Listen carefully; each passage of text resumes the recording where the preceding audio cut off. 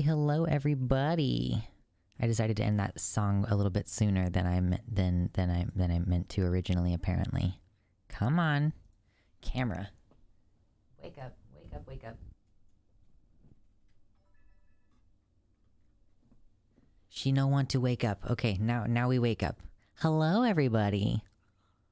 Hi. Normal emoji figured out how to sign into the website. Congratulations. Hello, Decoy Duck with all the ducks. And Baphomet, Razcal, Timerinia, Gayfesh, and Holokin.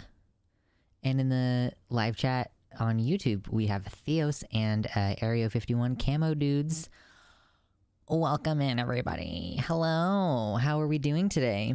I am pretty much like, as soon as I put the music on, I was like, oh shit, it's time. Like, let's go, you know? Let's do it. Puts me in a good mood when we're about to start a stream and I have like specific things that I know we're going to talk about. I'm excited today because we have several specific things we're going to talk about and get to. So it's going to be nice. I'm enthusiastic. When the camera's black, it's just hiding the fact that you're in dragon form. True. I have to shapeshift back in. So the camera, it just like automatically can't show my true form. You know how it is.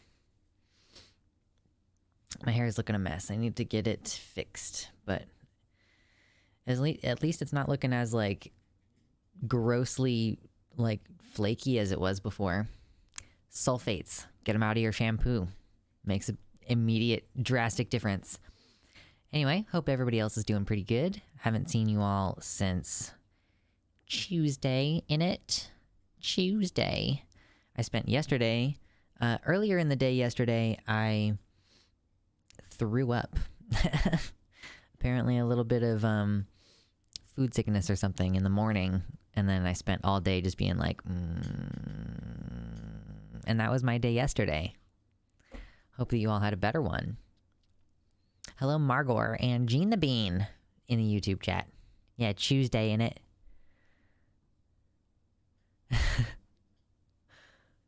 Hello, Analia. Welcome in. Hello, everybody. Remember to do your due diligence by liking the stream. It's much appreciated. Yeah, it wasn't like majorly food sick. I just, made some mistakes about the meat prep. It's all right.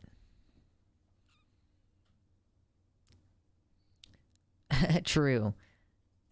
This meeting of Ass Eaters Anonymous is officially convened. Jack Coleman, are you secretly Ninja Brian from Ninja Sex Party who runs their Twitter and frequently posts stuff like that? Ooh, Razcal, pre-op appointment for top surgery. That's very exciting. Ooh, pre-op appointment. Does that mean that you're going to be going in for surgery like this week or next week maybe? Ooh. That's good stuff. Fingers crossed. Everything goes well. 22 days away. Okay. 3 weeks. Yeah, all these things are processes that take a while. Yeah, true. Get all your hypers out now before surgery. True. You will be T-Rex. See, that's how you make trans jokes that are in good taste. That's how you do it. T-Rex. I also, my neck is better, but still in some amount of pain since I couldn't move it on Tuesday. It's Deegan. White names in my chat. T-Rex. True. Oh my gosh. So far as I can tell I exist, so far as you can tell you exist, it generally seems courteous to give others the same assumption. Transmask Xenodog gender, call that a T-Rex. Oh my goodness, Gayfesh, the layers in that. I love it. Amazing. I'm relatively sure that you exist at least as much as I exist. Well, you know, an amount of exposure, I think, to someone is surely enough to give you an idea. While we're in chillax mode at the beginning of L stream with 12 concurrent viewers, wowee. I have been given a box that I am meant to open, and I'm going to open it on stream with you, apparently. We'll see. It might be dicks in a box. I have no idea what's in the box. But I am made to understand that it's been like a 2.5 years in the making. So there is some amount of build up. I only found out about it like within the past week. I bet it's dicks. I bet it's like 50 dicks. It would be so easy to produce 50 dicks because of the fact that you can print little ones for your 3D printer. But this was apparently shipped, so did not come off of the 3D printer. Yeah, Decoy Duck, what's in the box? Hopefully not that.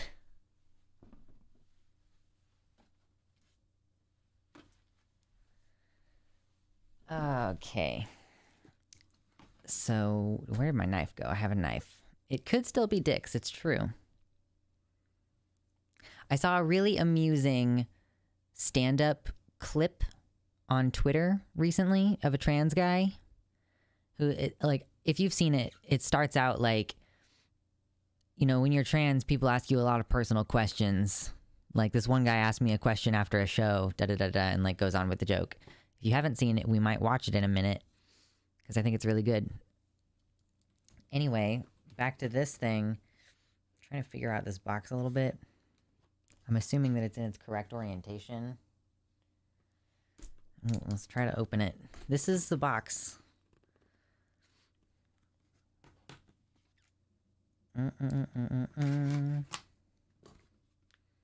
Yeah, it's definitely a nice, funny little clip. And I want that guy to have more followers on Twitter and stuff, so I will also encourage you to follow him on Twitter. We're shipping literal penises now? Shipping nonsense has gone too far. True.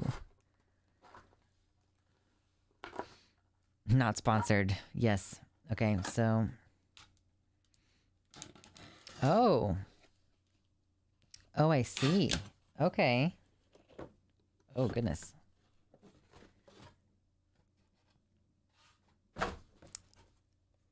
So, this is a puzzle. Majestic Wolf is what it says in the corner there. 700 pieces. Is it just a flat puzzle, or is this supposed to be like a 3D one?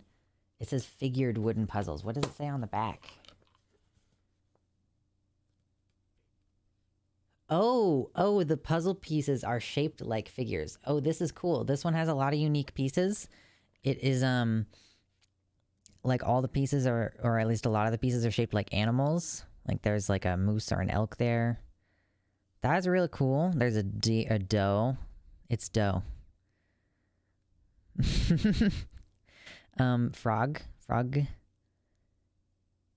wonder if there's probably some other ones in there. Oh, that's a wolf. Or a cat, maybe. It's kind of wolfy.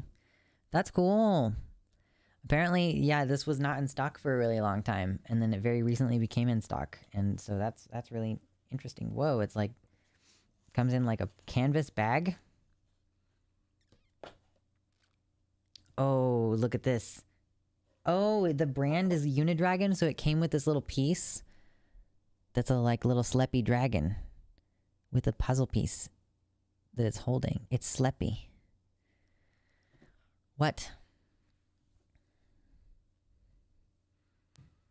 Doe, a deer, an NB deer. That's the version that I like to sing now. Yeah, Zephyr embracing those autism stereotypes. My mom did jigsaw puzzles with me a lot when I was younger, and I still like doing them quite a bit. Yeah. It looks sleppy. Is sleppy? See?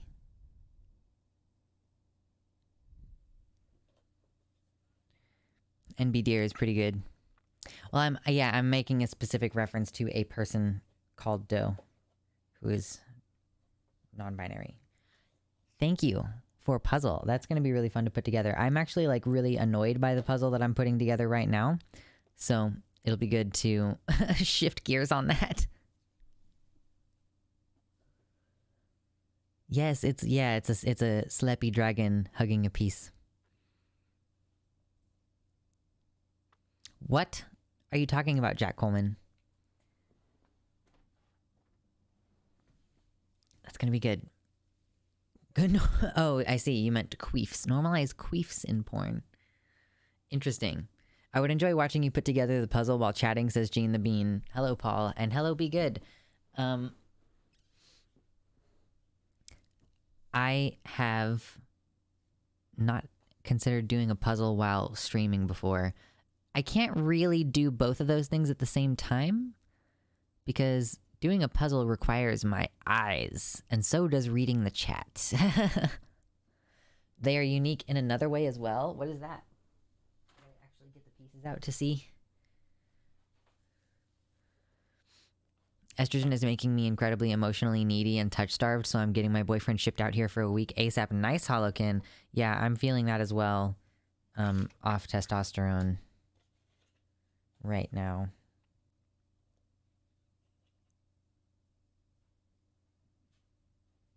Ah.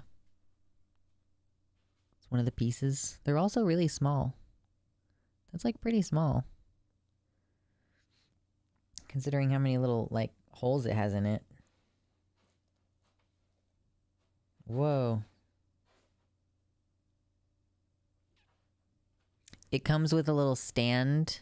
I think there's probably 2 of these, I would guess, where you can put the it's to mount, you can like put the cover in it, I think, and like prop it. Pretty cool. Quite convenient. Yeah, these pieces are really cool looking. Oh, they also have like... This one has like gills. Like, I don't... Like... Hold on.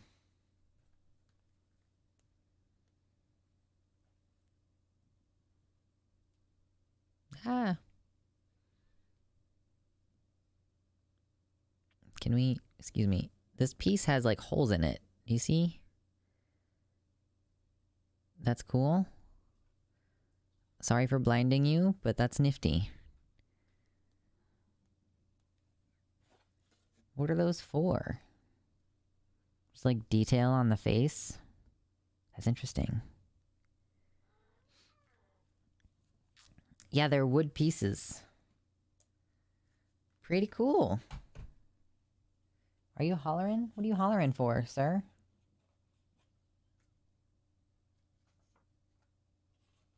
One of my cats is hollering. Mitternacht, what are you doing, weirdo? Hey. Hey, come here.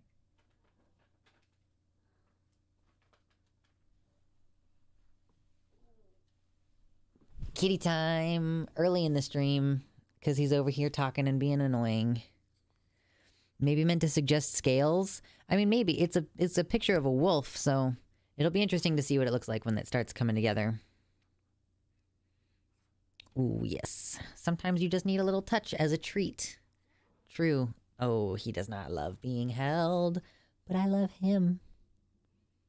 He's so good and very annoyed. They look, yeah, they were just in the shape of gills a little bit. Big boy. Yeah. He just does not love being held like that. I got some pretty excellent pictures of him earlier because he has one white whisker on each side right now, and they just kind of go like, meh, meh. Very cute looking. Yes, Mitternacht. It means midnight in German because he am black cat. Yes. It's leading to a cuddle orgy. True, Jack Coleman. That's how it is with queer people, right? Technically, yeah, Darkest Night is not too far off. I'm sure if you ran it through a translator a couple times... Whoa, excuse you. Hey. This is the box that he was just attempting to destroy. He was like, get me inside of it. Like a weirdo.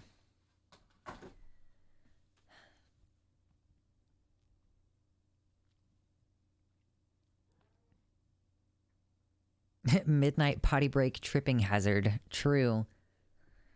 I like went to go to bed, like I think it was last night. I always give the cats like some affection before I go to bed. I'm like, I love you.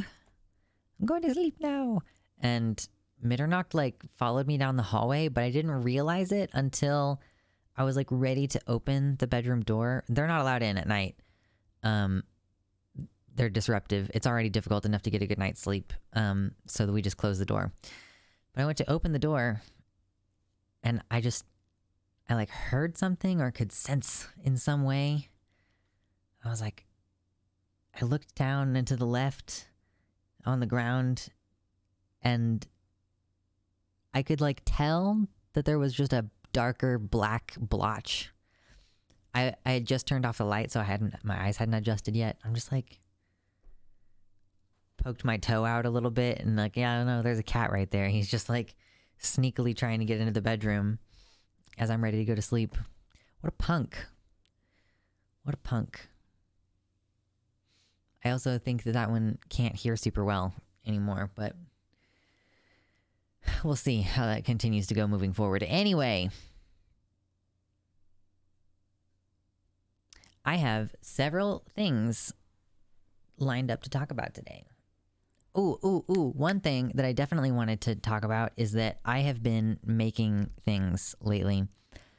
I've been watching the Great British Baking Show, and I've also enjoyed baking in general. I know that you all want baking streams. I will consider the logistics. I'm working through it mentally, Streaming from the kitchen. It's a pain in the ass. Anyway, so like, this is a remaining bite of a brownie of mine that I made that I didn't finish eating. But like, I made bread today.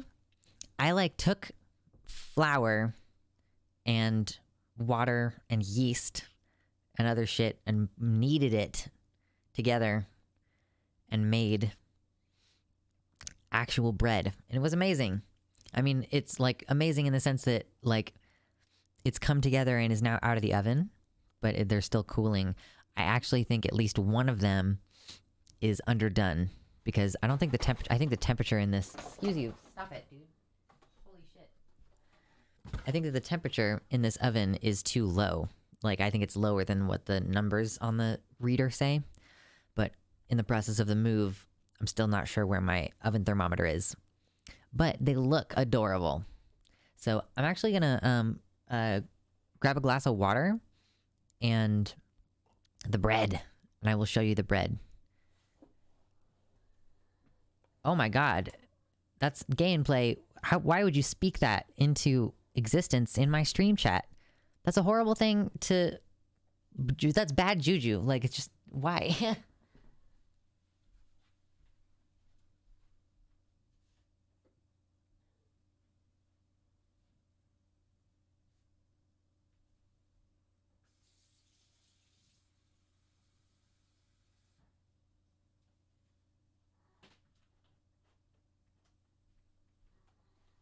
Dude, you are so fucking weird. Get out of here.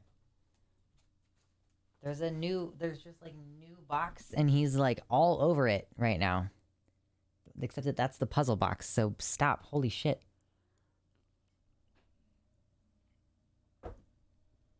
I made bread. Whoa.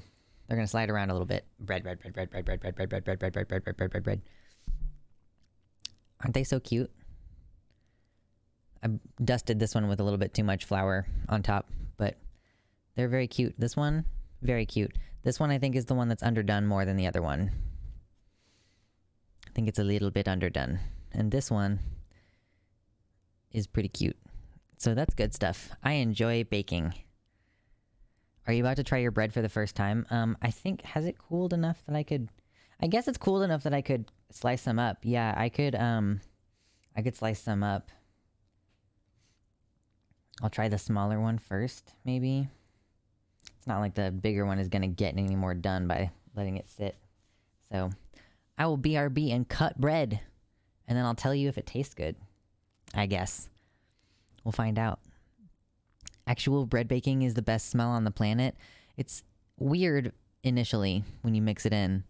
I love how naughty that show is. Me too, normal emoji. Like, it is both very wholesome, but also, like, there's a lot of dirty joke making.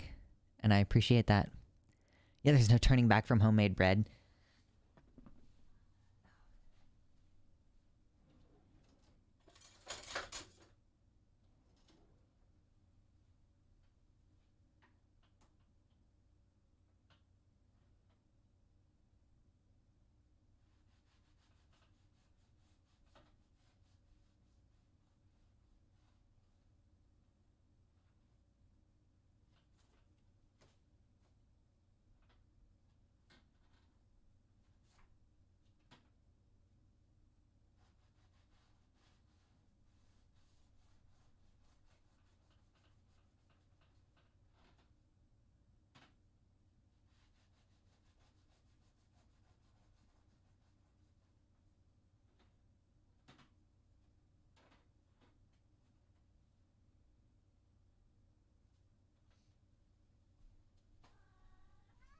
Hello.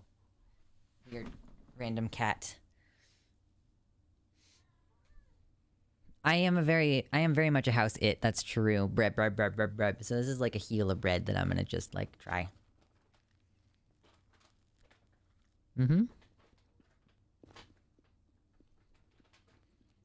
Yeah, this one is pretty good. I don't think it's underdone at all.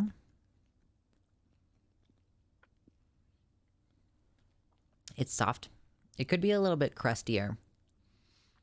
But it is also the very first time that I've made bread, so I'll figure out, like, how to actually do things correctly at some point. Hello, Mersh. Doing pretty good. I baked this bread earlier, and it's the first time that I've ever baked bread. And you know what? It's edible. So, that's something.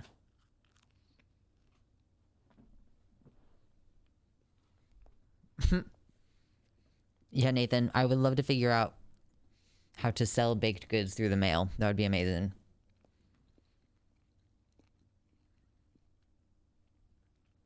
And I mean, I've baked before. Like, I've made pumpkin bread a couple times. I love making pumpkin bread. I mean, I mostly love having pumpkin bread to eat. And I just made brownies. And what else? I've baked chocolate chip cookies a couple times. Those are pretty good. Baking is easy. Oh, I baked sweet potato pie. And my sister-in-law complimented me a lot on, like, how good the pie crust was. And I'm like, you just follow instructions in the recipe and also the advice of people who've been baking for a really long time. Like, if someone who has baked a bunch says you need to put the flour in the refrigerator as well as all of your other ingredients to make sure that the pie crust dough is, like, as chilled as possible while you're working it, you just follow that advice.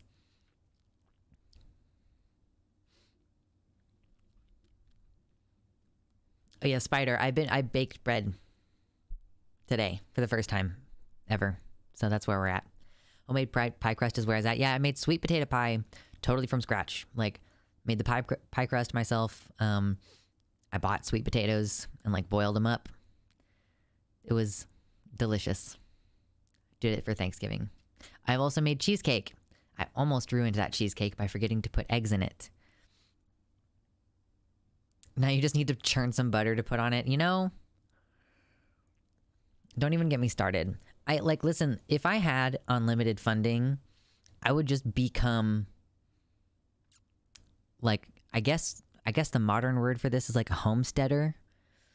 I would just have, like, a place where I, like, grew my own food and shit, you know? Like, this is the kind of life that I aspire toward. Did you use Crisco for the crust? No, I didn't I just like, it just said to dust it with flour, so I just dusted it with flour, and I put one of my cast iron pans in there and like put boiling water in there right when I put the bread in the oven to like create steam, and that's supposed to help make it crusty. So oh, sorry for the pie crust. I don't remember. Probably just butter. Crunch. True, true, true.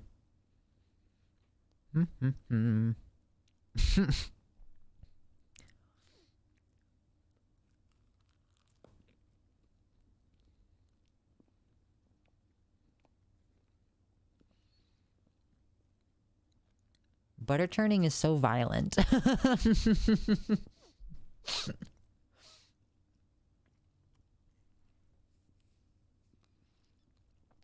That was an episode of Unis Honest. Does anybody remember Unis Honest? They had an episode where they churned butter. It's so time consuming. You can do it with like a I think you can churn butter with an immersion blender technically, like an immersion blender, you know, like the forbidden Hitachi.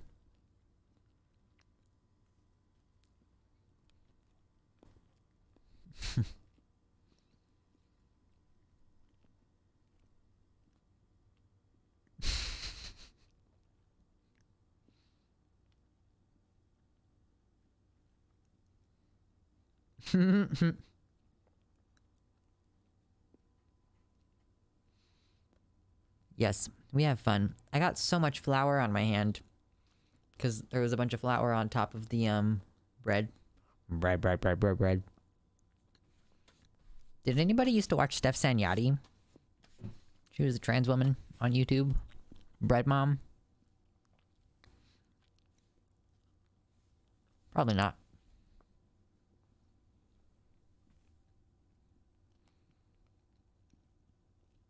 I was not really planning on eating a bunch of bread at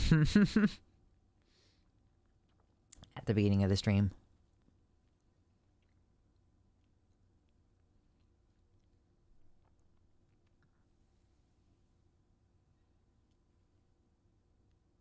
Cooked dishes, sorry, Nathan in the YouTube chat says, cooked dishes are good sometimes, but I'd be hard-pressed to think of a bad bakery item.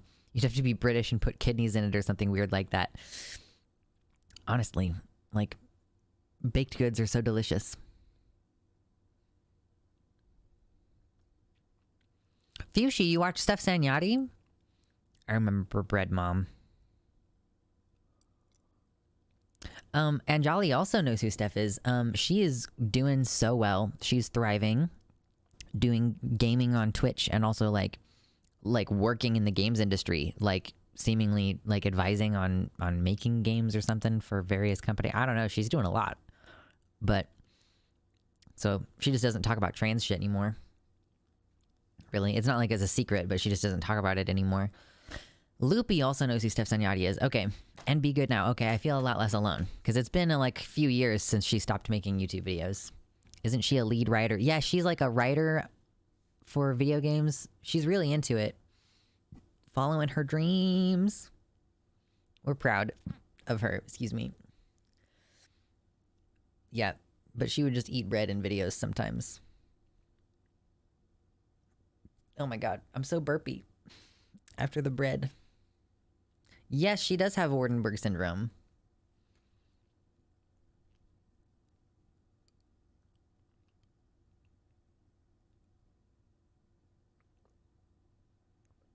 Okay. So I feel like we've had about a half an hour to boot up. I don't actually know how long I'm going to be willing to stream today. But I'm ready to start talking about some stuff, potentially. There's a couple, I mean, basically, like, some interesting conversation starters that I've been seeing on Twitter over the last couple days. Burpee, is it soda bread? Yeah, I carbonated the soda bread. Will it soda bread? No. Yeah, will it soda? Bread edition. We're just gonna steal Good Mythical Mornings thing real quick. Actually, like, I know a trans guy creator who was doing like Will It Waffle, I think was what Jackson Bird was doing before Good Mythical Morning started doing Will It. I'm changing the title of the stream. So the first thing that I wanted to talk about on my little listy, I think the first thing that I would like to talk about is this Snapchat conversation that's been going around, where these two people are dating each other, and there's a question raised about whether it's appropriate to ask people about their like physical characteristics when you're about to start dating them or whatever. Let's see.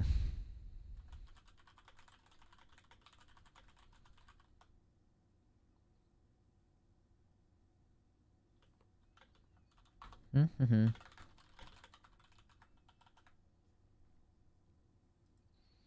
I'm not really great at like spontaneously doing titles in the middle of a stream. I'm not good at thinking very much when I'm streaming. Anyway, Ren in the YouTube chat, my last live stream about Ariel, they go on a separate channel. I'm just really slow about getting them up. That's my bad. You can expect it soon. Sorry. Check out the Luxander VODs channel. There's a link in the description. Ooh, gay and play. Sleep drugs. Ooh. You gotta obey the sleep drugs or they do weird stuff to you sometimes. My personal experience anyway. Okay. Let me get all set up here.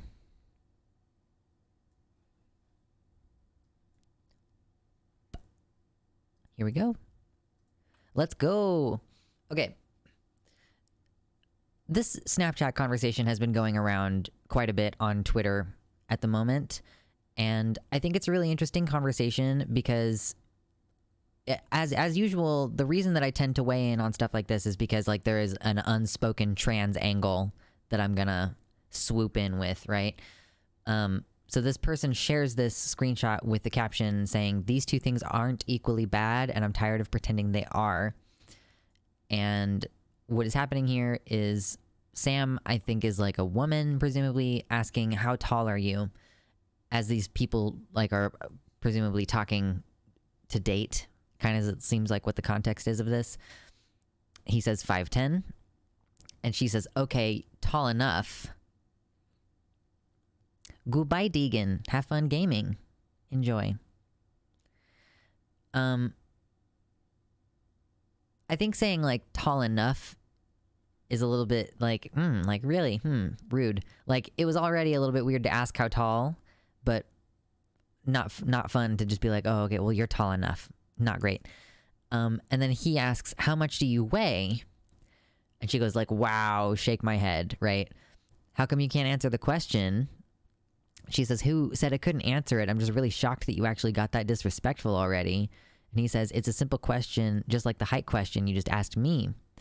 And then she says, "No, it's not. Did nobody teach you to never ask a woman her weight or age? That's just crazy to me. Sorry." And this has kind of spurred some conversation. I would say it's fair to say that there's 287 quote tweets of this. Oh goodness, DGG found it? Well, I don't want to know about that.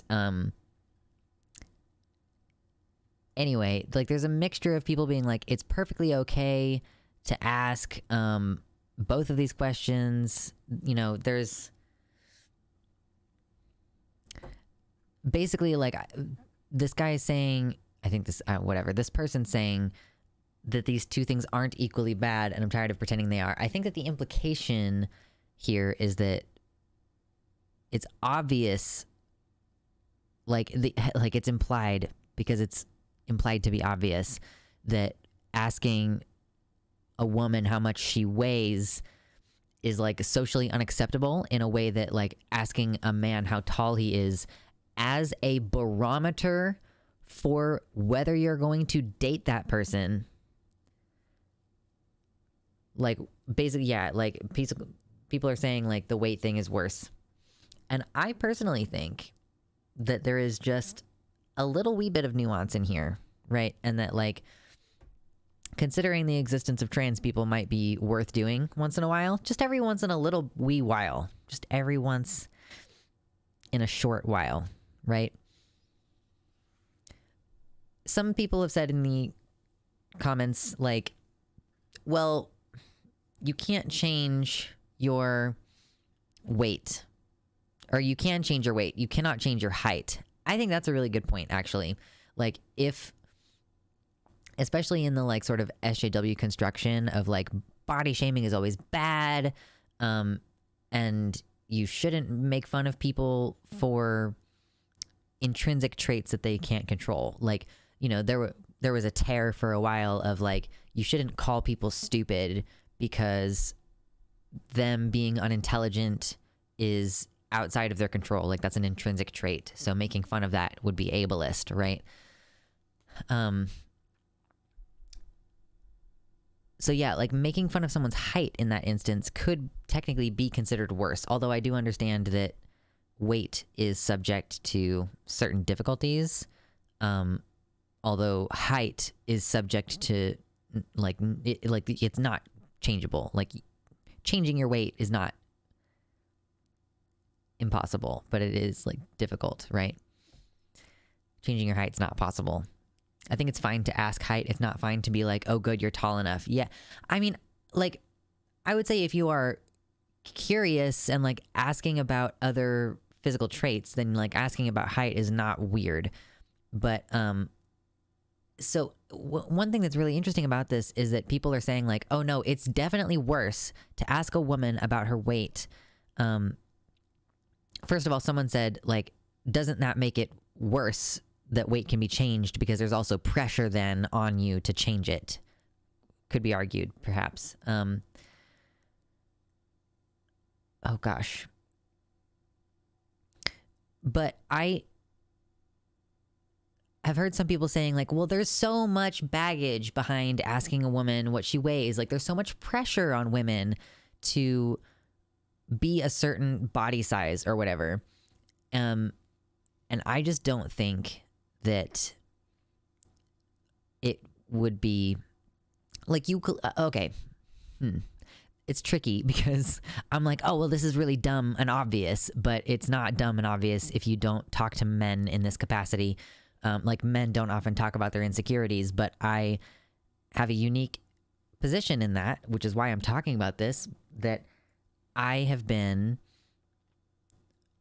someone who was, like, femme for most of my life and then transitioned to be more masculine. And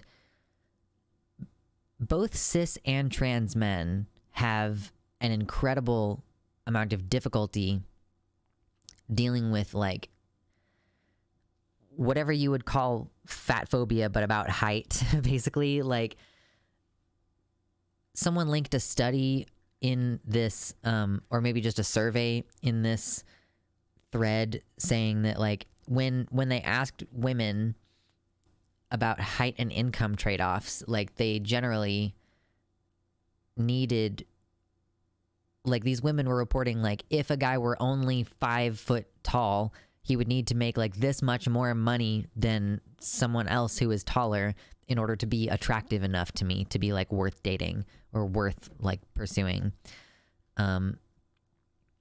I haven't, like, looked into that any much further. I'm looking at the table right now. It's from uchicago.edu, apparently. So it might be, like, an actual substantiated thing.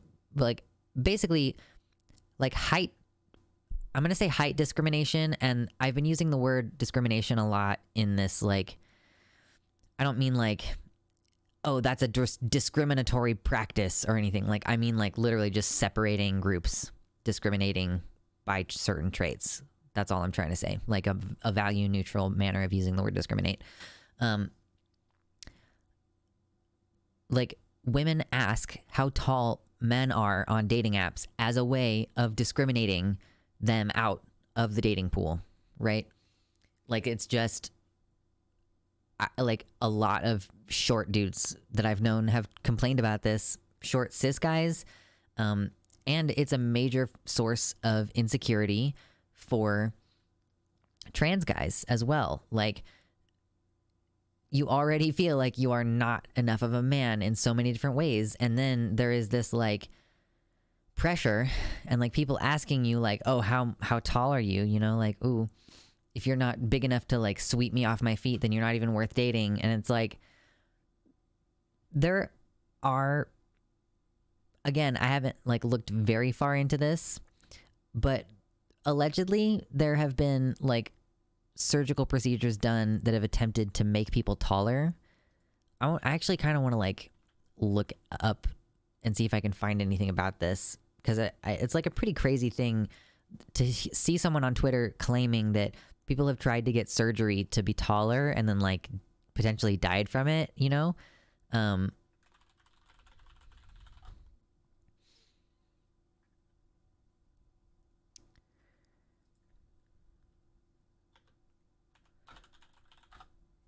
Let's see if I can find.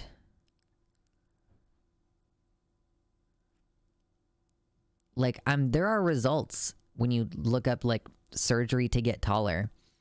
Is there a surgery to get taller? The taller limb lengthening procedure from Penn Medicine. Leg lengthening, the people having surgery to be a bit taller from BBC News. Each year, hundreds of people around the world. Let's see. Let's look at BBC News. Thank you. Each year, hundreds of people around the world are opting. Oh my God. This is just not, hold on. I'm trying to get this so that you can read it. There we go. Each year, hundreds of people around the world are opting for long, often painful surgery to extend their legs in a bid to make themselves a few inches taller. Whoa, shit. Not what I meant to do. Where am I? But the complex procedure isn't without risk, and health experts say some are being left with long-term problems. Sam Becker was the tallest kid at his middle school, but by the end of high school, his peers had left him behind. Quote, when I went to college, I noticed that I was shorter than a lot of the guys and even the girls. It does affect your life. Honestly, women generally don't date guys that are shorter than them. The hardest thing was sometimes feeling like I won't be able to find a wife. Sam, now 30 from New York, hoped that he might still grow, though in his heart he knew he had reached his full adult height. I always thought that being tall and being successful were linked. I had to come up with my own solution. Researched the options, unconvinced by temporary fixes. He decided that he needed to have surgery, and he did so in 2015, extending his height from 5 feet 4 inches to 5 feet 7 inches. The doctor made it clear that there was going to be a very difficult surgery. I was concerned if I would be able to walk and run after that surgery. After I had the operation, I did physical therapy 3 or 4 times a week, a few hours a day for 6 months. It was humbling, breaking both of your legs and learning to walk again, essentially. It was seen as a cosmetic surgery, but I did it more for my mental health. Oh, and here's some x-rays of Sam's legs before on the left and after on the right, showing the metal rods that he was fitted with. Disgusting! Anyway, I mean, I'm just freaked out by it conceptually, is all I'm saying. Don't love it. Leg lengthening surgery is available in more than a dozen countries. It's hard to say exactly how many people undergo it. It is gaining in popularity.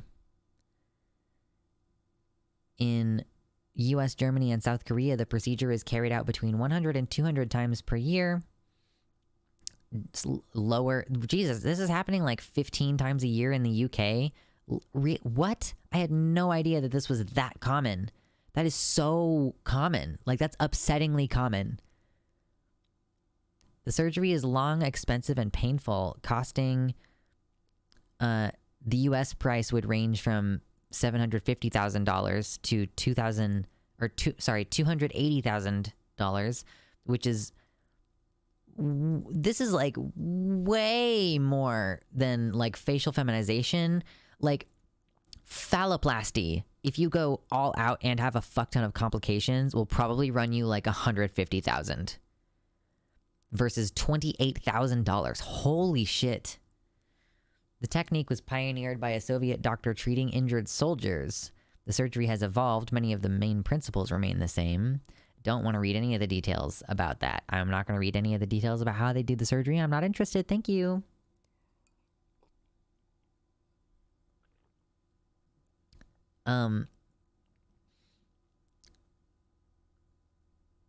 After being diagnosed with a condition that required his legs to be straightened, he opted to have leg lengthening at the same time.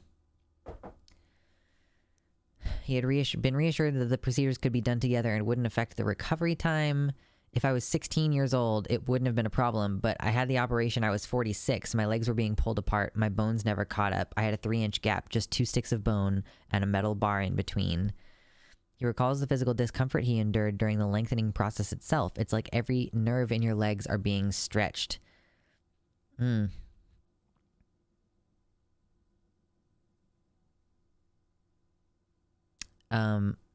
Yeah, so this is horrible.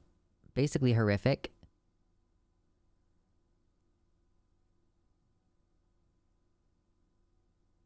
Hold on.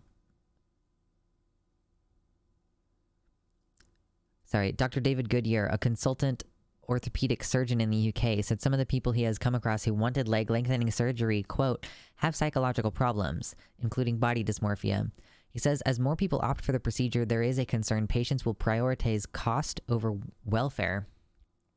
When faced with the choice of going somewhere with very experienced limb reconstruction surgical expertise versus getting it done on the cheap, I don't think people are necessarily made aware of all the things that can and often do go wrong. Barney was this guy. So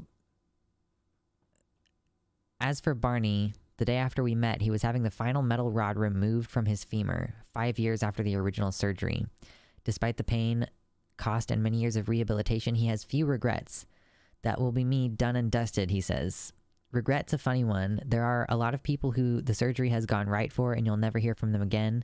They quietly get on with their lives. I still have a long way to go to recover, but for me the operation was worth it. It has given me the opportunity to recreate my life free from the prejudice that short people experience. So just to be clear, people spend hundreds of thousands of dollars to get this procedure done to make themselves taller. This does not comment on the gender split, but all patients mentioned in the article were men. So I think it would be safe to assume that that's probably the main target audience for this kind of procedure. Frankly, find it kind of horrifying. But yeah, like, you cannot say to me that, like, making fun of people for their height or whatever, or refusing to date people based on their height isn't, like, a problem. It doesn't sound like height dysphoria. It's to combat height prejudice. Yeah, honestly, Gayfesh, like, it's pretty similar to how a lot of trans women get facial feminization surgery. Like, it's not necessarily because they have severe dysphoria about it, but it's because they, it's much easier for them to pass if they address these facial features, you know? Excuse me.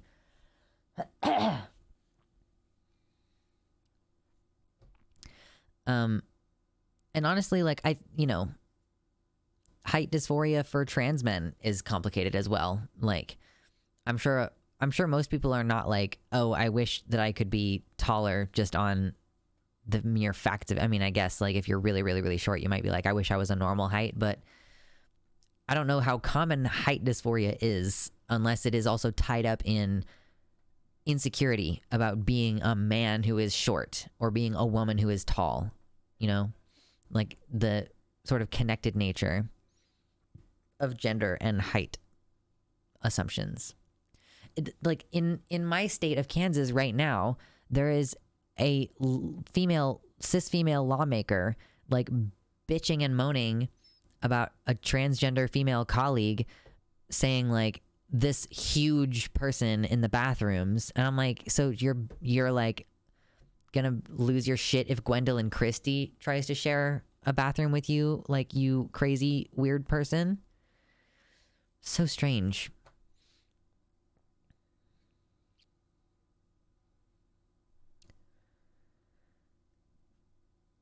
Yeah, I generally don't understand all of the complaints about height. I guarantee these people would throw the T-slur at Christy if they didn't know who she was. I feel like this is a perfect segue, everybody. Perfect segue, everybody. Speaking of throwing the T-slur at a tall woman and taking issue with people based on their mere physical characteristics, I would like to also talk about Keffals and some flack that she is catching from the SJWs on Twitter right now. Let me just get this pulled up really quick. We're just talking about Twitter drama today. Okay, we're just talking Twitter drama today. Keffals, who is, if anybody doesn't know, she is a streamer who is kind of like separate from a lot of these other leftist streamers. She was kind of like primarily a shit poster who very recently pivoted and started talking about all of the anti-trans legislation that's been popping up around the US. And I admire that. You know, she is the reason why I kind of started talking about it on my stream. So we appreciate Keffals. She is a shit poster, I will say. So one of the things that you need to know about her is that she might make a joke like this. Gender critical people will go around mocking trans people on social media and then look like this. So let's look at the original tweet. Keffals had tweeted, "Transphobes thinks it's an own to purposely misgender me or say that I'll never be a woman. No one in my day-to-day life thinks that I'm a man. No one has confused me for a man in several years. Purposely misgendering me just makes you look insane and out of touch with reality." Someone quote tweeted that and says, "And this is what happens when you don't tell them the truth." And then someone replied saying, "Soon he'll be asking me call him Napoleon." And I think it's this person, Linda, that we get a picture of in the next one. So Keffals is saying, I think that the implication here is that this woman is fairly clockable as trans. I think that it's fair to say that that's the joke. Like, cis women don't always pass is kind of what I'm getting from this, you know? I personally think I don't have like a lot to expand on about this, to be honest, because really what I think about this is that it's pretty funny, and the purpose of it is like, it's not to like say that being a woman who is not really passing as cis is a bad thing, but rather that if you have like characteristics that are not like, if you yourself are a cis woman who kind of like could be mistaken for a trans woman, like you don't really have room to make fun of it. Like you don't really have room to make fun of a trans woman who doesn't pass or whatever. I thought she was just calling her ugly. I guess you could say it's just calling her ugly. I think, yeah, even if you're just calling her ugly, like it's still ultimately like, you really like shouldn't try to say someone like, oh, you're unattractive trans person. Like, it's also true that there is some kind of level of correlation between passing and attractiveness. I know Natalie Wynn went into it pretty in depth in her video called Beauty, that her sense of like looking in the mirror and seeing a woman reflexively is also heavily tied to looking in the mirror and seeing a beautiful person, and that when she feels ugly, she feels less womanly, like she's failing at womanhood, basically, because these ideas are so entrenched together. So yeah, I would say generally that ugly women are stripped of their womanhood in a similar way to like fat women. I guess you could that's probably like the closest thing. Like ugly women and fat women are both like sort of stripped of their womanhood in this way. But I just don't think it's that big of a deal. Like, I really kind of don't love this this thing that's been built up for such a long time, that like we have to be morally perfect when dealing with our enemies. That's something that I don't really love. I don't really vibe with that at this time in my life, TBH. I really don't love this whole, you know, they go low, we go high. I have made fun of this phrase multiple times in my streams already. I think that it's pretty fucking stupid. So, yeah. don't really have a whole lot to add about that, I guess, now. That was pretty much it. Another thing that I wanted to kind of briefly talk about today. We're just flying through this stuff. That's fine, because the other thing that we were going to do at the very end was go over the Vosh and Deborah So thing. I say at the very end, like it's going to take a while to even get through the video, much less all my commentary on it. So, yeah, and women of color are seen as less valid than white women. Yeah. That's a thing too, yeah. These people will try to bully trans people off of the internet and then freak out when I call for some of them to be deplatformed. They're hypocritical in everything that they do. They're ugly, but they call us ugly. You know, they try to bully people off the platform, but then they act all affronted when you call them a name, or you say, like, you shouldn't be on this platform, or like, what if I tell your boss that you're saying this shit on the internet, you know?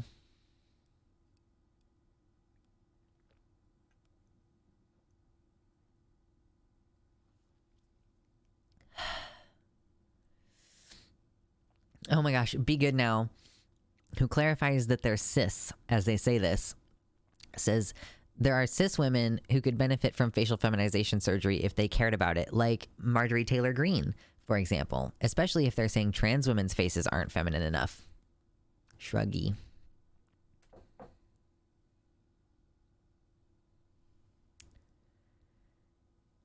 Yeah, true, Decoy Duck. Like, all the people getting mad at the, quote, doxing of libs of TikTok, but not mad at the doxing that libs of TikTok actually did.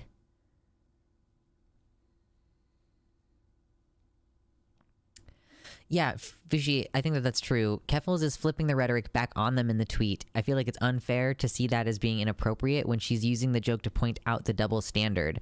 The whole point is that she disagrees with this rhetoric. Yeah, like, Keffels isn't saying it because she actually thinks that you should make fun of someone for being ugly or whatever. But, like, if you're going to make some fun of someone for being ugly, then you should probably not be ugly yourself. That is just... like, it's so easy to just be like, what?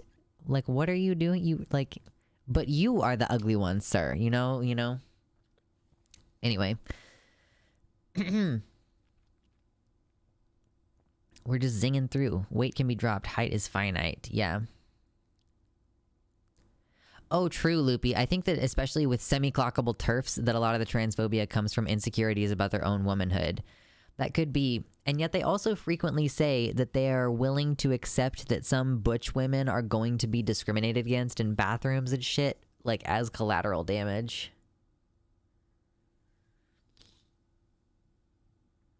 Posting face is a perfect response to anyone who mocks someone else's appearance. Yeah! That's a fun one. It really is a fun one.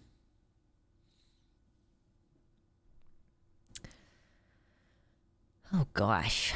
Oh, goodness gracious. Gosh. I think that I'm ready to change the title of the stream. Strem.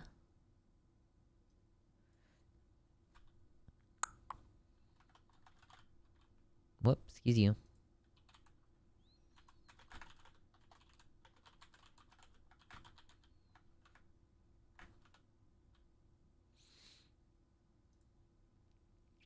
Okay, we have new stream title.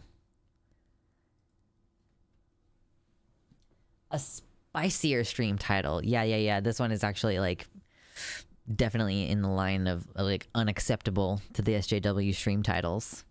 Careful out there, kids. Gosh, my hair is just being really fucking stupid. I wish I could do anything about that. My good acquaintance, my dear friend, Goddammit Malcolm, currently on Twitter, Brother Malcolm is his display name. Fellow trans masculine guy creator on stream Twitch person who is, he invited me to do a stream panel on his channel. God, a little while ago. And we also were on a panel together more recently about masculinity, like, as, like, trans guys versus, like, some cis guys, not like versus, but, like, discussing together our differing experiences. He posted some ding dang all screenshots from Facebook, like invaded some of the, here's the thing, all of the trans men groups are on Facebook, like where you get the surgery information, where you vet surgeons and stuff, it's all on Facebook.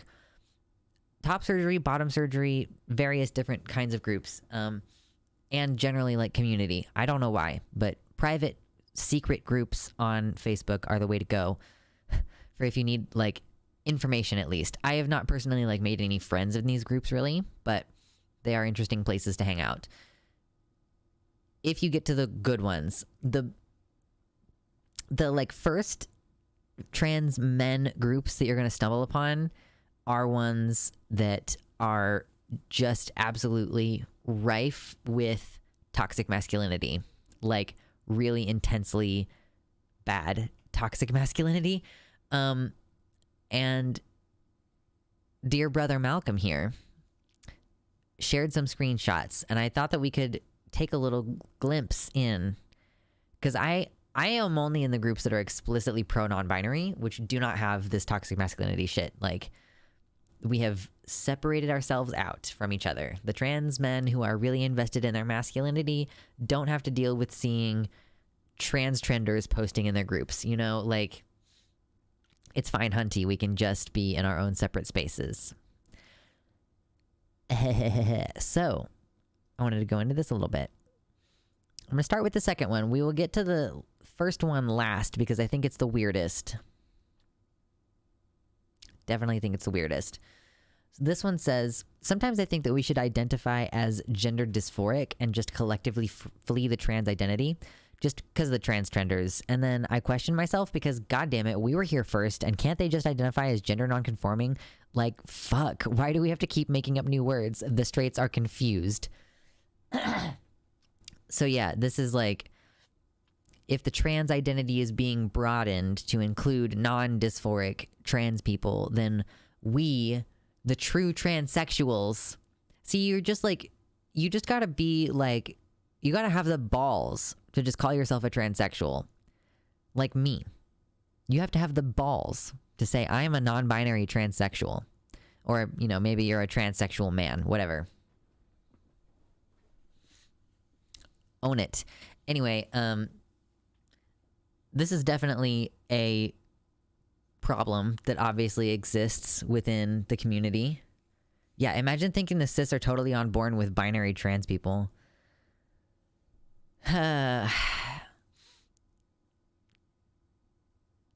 Transsexuals rise up. True.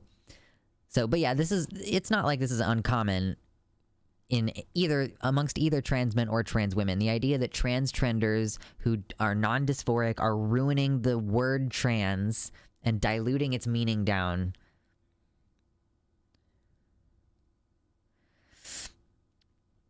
The next one says, non-binary people are not transgender. Yes, non-binary falls underneath the trans umbrella term, but you are non-binary, not transgender. You didn't transition from one to the other. It makes me mad when people who use they, them call themselves transgender. It feels invalidating, and it's why people don't like us. Also, he, him lesbians do not exist. That shit is also hella invalidating, and trans men can also not be lesbians. Wow, there's so much in this one. Yikes. Non-binary people are not transgender. Non-binary falling underneath the trans umbrella term. So this person is drawing a distinction between like trans and transgender, even though trans is just short for transgender. Like, they're not two different concepts. And transgender just being like, you have a different gender to the one that you were assigned at birth. This is a misconception that both like some binary trans people have and many cis people have. The idea that like you're not transitioning from one to the other, which means that you're not trans. But people don't understand, like, in the one thing that like we all have in common is that we're transitioning away from our assigned gender in some capacity. Like, even if you're just socially stating I am non-binary, that is transgressive, and like that's enough to kick you out effectively of like respectable cis het society. Like that is enough for people to say, oh, you are completely like in the other group now, you know? There's just no good way to handle this that doesn't end up with treating non-binary people like they are some nebulous other thing who don't get to have community anywhere, you know, when the reality is that our experiences are like very similar to like regular binary trans people. I'm not conflating myself with binary trans folk or transsexuals. It's okay to be different, but under a similar umbrella definition. Yeah, I mean, nobody is trying to say that it's exactly the same. Like, in fact, like I'm generally the one who will say like being non-binary is worse than being binary trans. Like whether you transition or not, and many non-binary people do. In fact, I would wager that most non-binary people medically transition in some way, because most non-binary, like I think most non-binary people pretend to be binary. They either pretend to be cis and never come out, or they just binary transition and only tell their closest friends that they actually identify as non-binary. That's super common. So I would wager, and we're holding out hope for the 2022 trans survey to see, we might see answers to questions like that. Like how many percentage of non-binary people medically transition? We can see that kind of info by collecting information like that. So that's all pretty, you know, ridiculous. Most of us, like I would say, like, you know, me personally at least, having medically transitioned, yeah, I present myself as binary trans in most scenarios where it feels like being openly NB will screw me over. Yeah, I am way more likely to pretend, like if I'm out as trans, then I'm saying I'm a trans man. I'm saying call me he, you know? I'm usually not like defaulting to, yes, call me non-binary. There are very few spaces in which I feel safe to do that.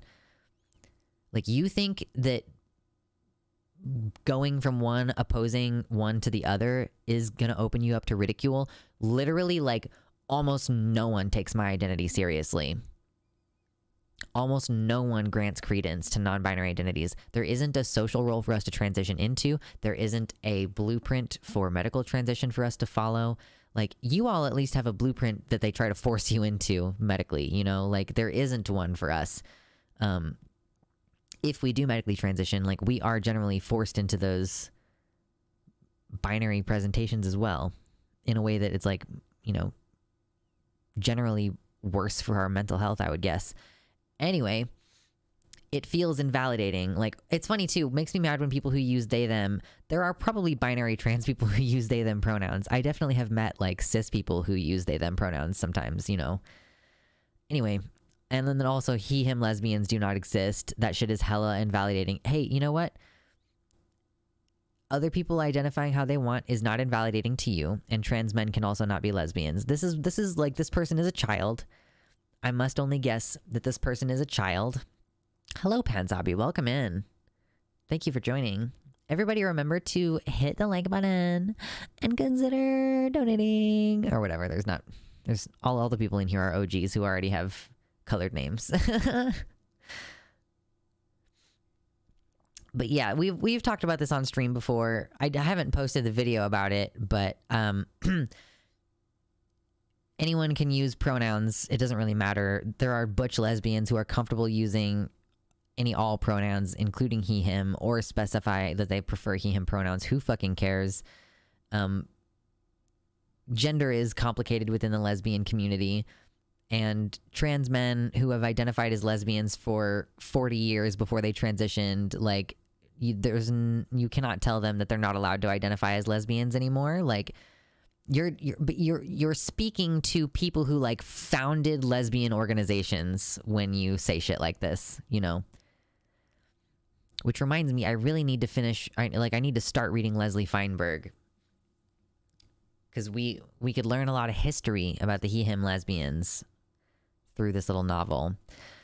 But yeah, some silliness from the trans men in the Facebook groups. Let's go to the next one. It's dehumanizing and embarrassing to see trans men do drag as men. The entire point of drag is to play pretend as the opposite gender. I have seen a trans man do drag as a man. I've seen trans men do drag as women. I've seen men do drag as... Wait, the entire point of drag is to play pretend as the opposite gender. Does this person not realize how many trans women do drag? Like, there are so many trans women who do drag. So they are definitely not pretending as the opposite gender, because if they were doing that, then they would be doing drag as men. But I would say, like, probably, like, I would kind of guess that trans people are the, like, overwhelming majority of people who do drag, and that they do drag as women, as, like, female performers. Of course, a lot of men do it too, but I'm just assuming that most of them are on like some flavor of, like, not totally cis, I guess, although there probably are some that are totally cis.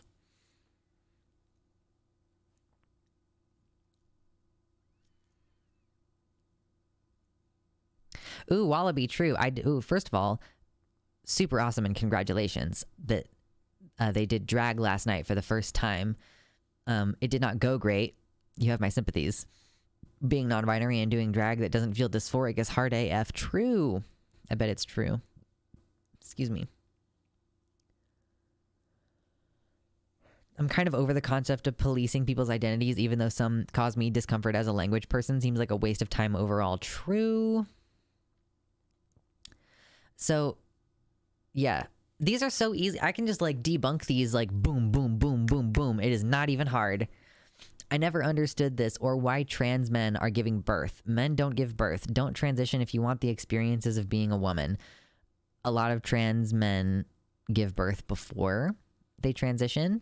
Although, like, I don't, it's great for you if you have absolutely no desire to reproduce, like to have your own kids through your body.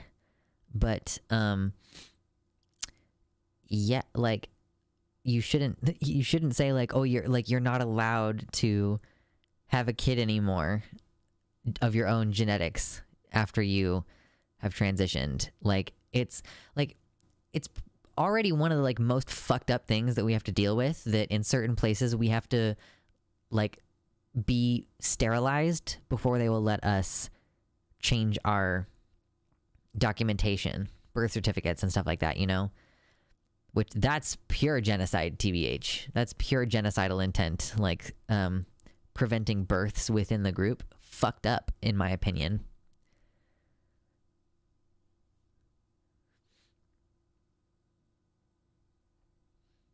Yeah, I don't understand why anyone would care if a trans man had a child. What difference does it make to anyone?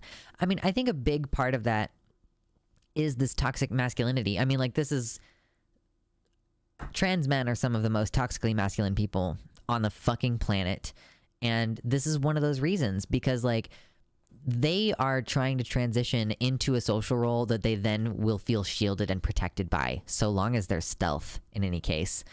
And they really need to protect this image. So you being a trans man who's, like, openly carrying a baby and being pregnant, like, assuming that it happened on purpose too, like, it can happen by accident. You can be a trans man who gets pregnant by accident and then you just don't get an abortion. Like, these people are also suggesting that those people should just, like, be obligated to get an abortion regardless of their beliefs on this subject, I guess.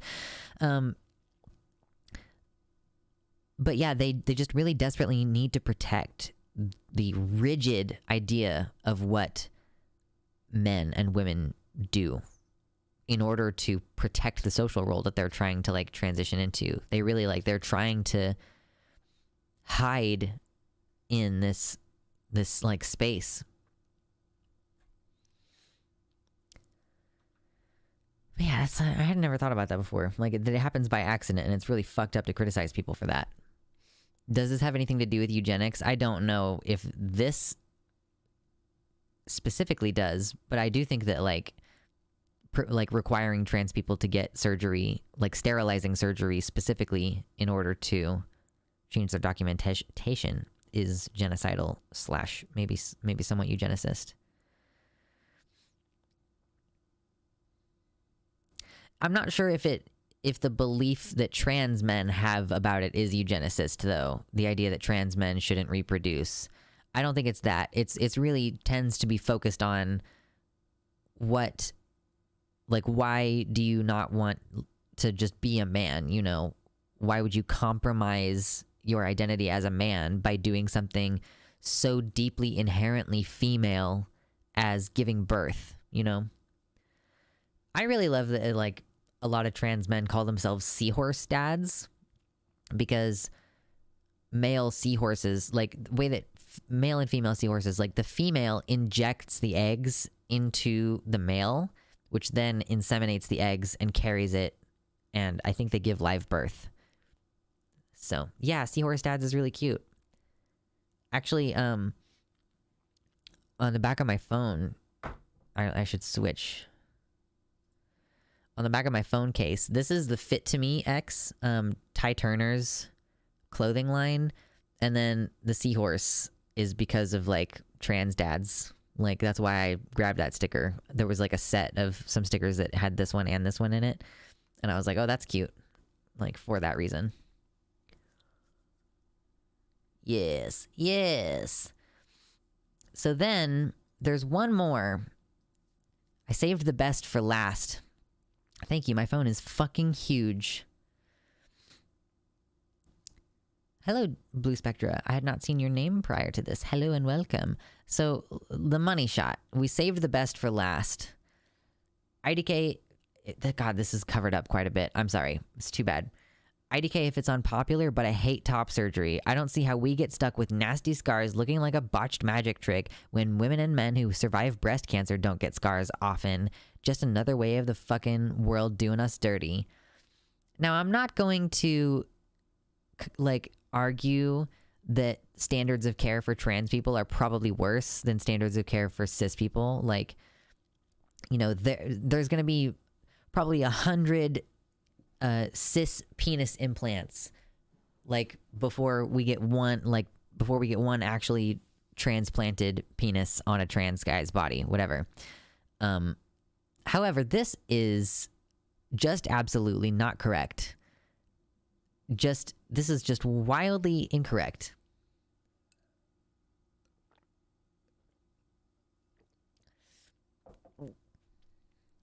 It really, and the thing is that it would take a pretty easy Google search, I think. I feel like it would take a pretty easy Google search. Yeah. So the thing is, for example, I know someone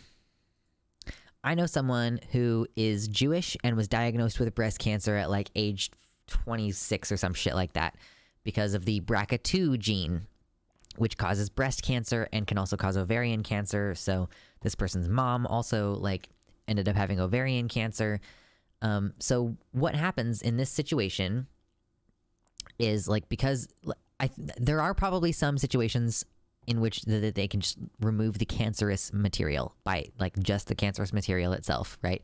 But what has to happen for the BRCA2 gene is that they remove all of the tissue, right? This is not the same as getting masculinizing top surgery. When you get top surgery, they leave some of the material there. Like, they leave some of the breast tissue. Like, you can't, like, lactate or anything, but, like, they just leave some of the, like, meaty tissue there, fatty tissue, to sculpt a shape. You know, when you get a mastectomy to prevent cancer, your chest is concave. Like, if your chest is convex when you have boobs, it's coming out. It could be, like, flatter, but still, like, have some substance to it as, like, you've just gotten top surgery. Or it can be concave, like, coming in, like this. That's what happens when you have a mastectomy, because they're removing all of the tissue that could become cancerous. So it needs to be a thorough removal. If you have the gene for BRCA2, if you have the BRCA2 gene problem, whatever, that gives you the propensity for breast cancer, and you get top surgery for masculinizing top surgery, you have to then get like a different type of scan annually, like a more intense scan than a mammogram, in order to check if your masculinized flat chest is going to develop breast cancer. So it's just like, so that's the first surgery. The first surgery when you have a mastectomy to like get rid of fucking breast cancer, like you get that surgery and then you heal from it. Like you like heal fully from that surgery with a concave chest. And what I've seen was like a scar directly across what would be like the center of the chest, not a pectoral scar like trans men have. Like underneath their pecs is where the scar goes, right? Mostly. You can put it other places, but for the most part, that's what we see, right? Mastectomy scars are here, across the chest. So you heal from that, and then you get silicone implants, which usually go under the muscle, and that like stretches the skin back out. And you could like potentially get nipple tattoos, but your nipples are gone. To be totally clear, your nipples are gone. Like, all you would have to do is do a Google search for like post-cancer mastectomy scars or healing or whatever, and it would be obvious. Like, women feel mutilated by this. Like, women feel really upset by this when they get, like, when they have to have breast cancer, like, to save their life type surgery, you know? It is just really, really dumb to think that, oh, healthcare is worse for trans people. We don't get the state-of-the-art no scars procedures, unlike those cancer patients.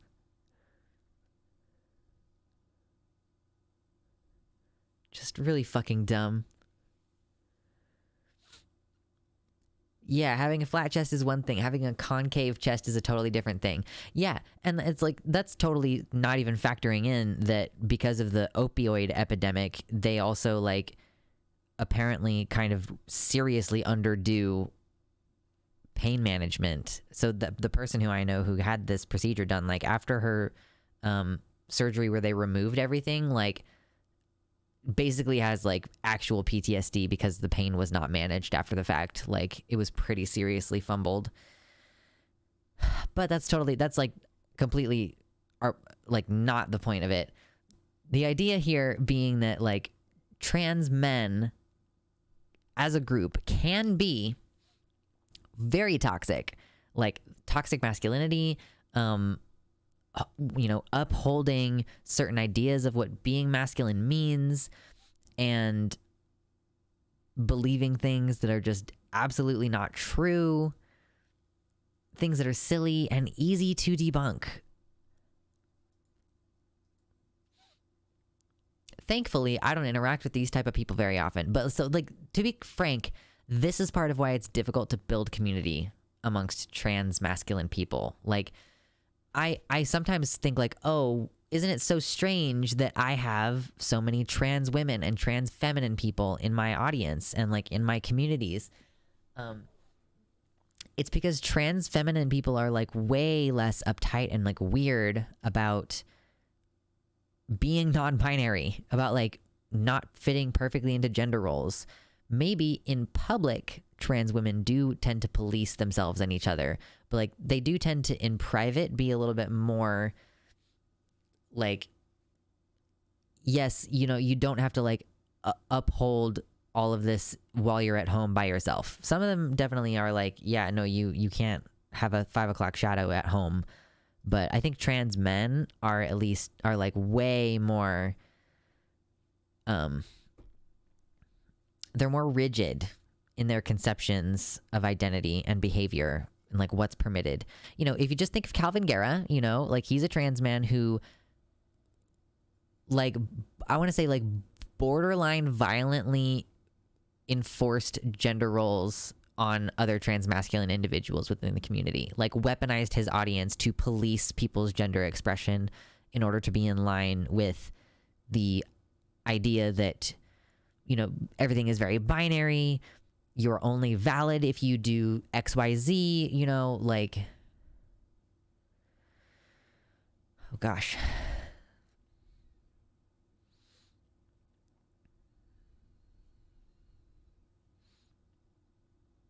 There's much more of a culture of critiquing femininity as a concept to begin with, even among cis people.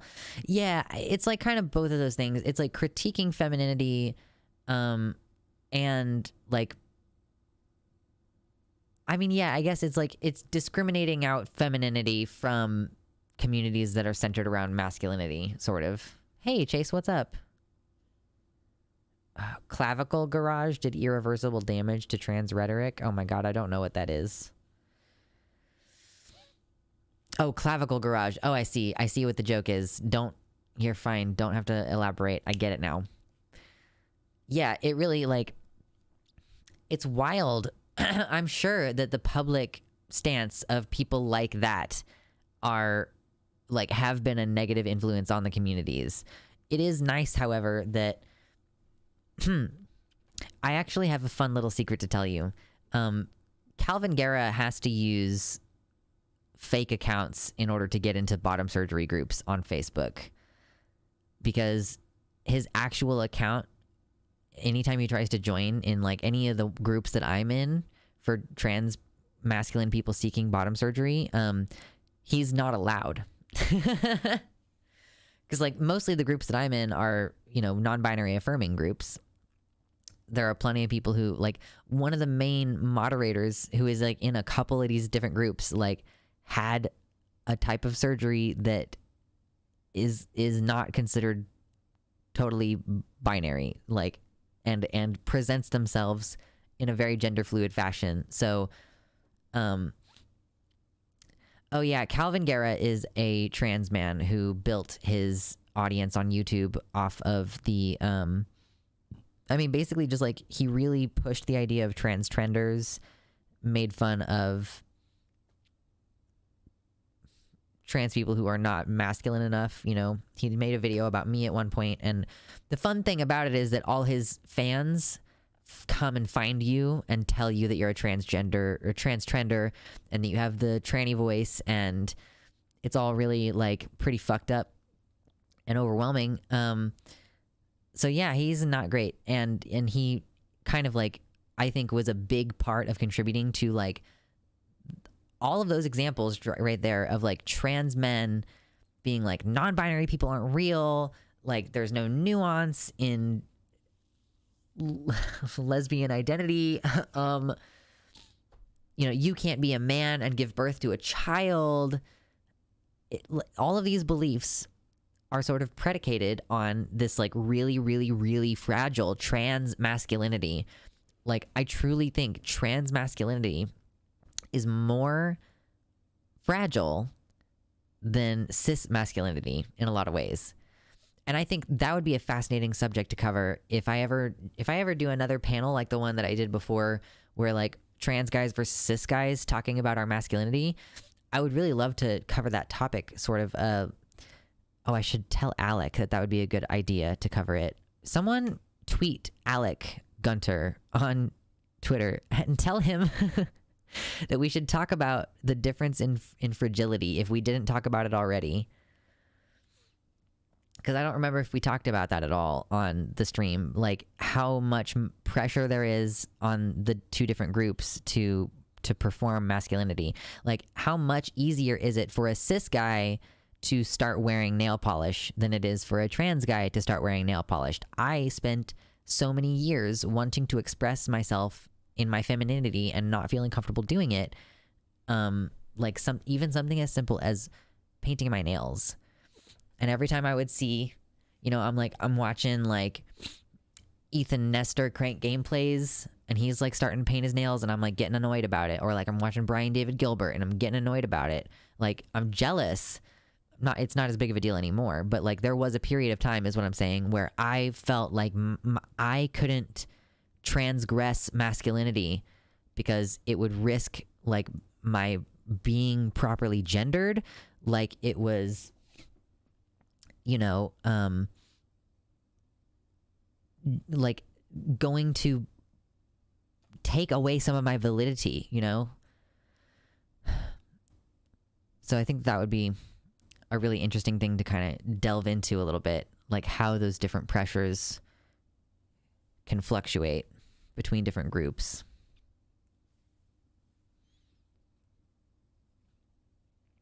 Yeah, if overcompensating was a general issue, it sure is. Yeah, trans men also can be like really, really, really fucking misogynistic.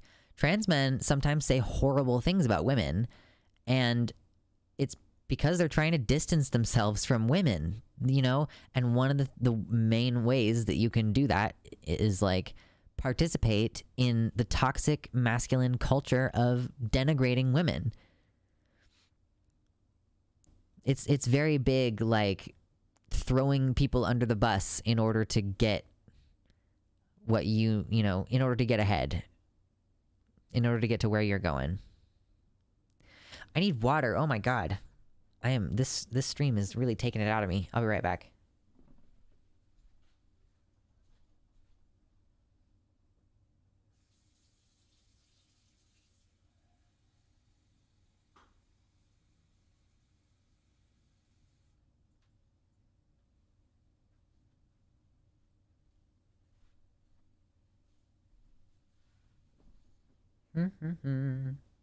Hello, 44 viewers. Is that the correct number right now? Really? No. Yeah, 45. Wow. If you haven't hit like on the stream, consider hitting like on the stream. I so appreciate you all hanging out with me right now.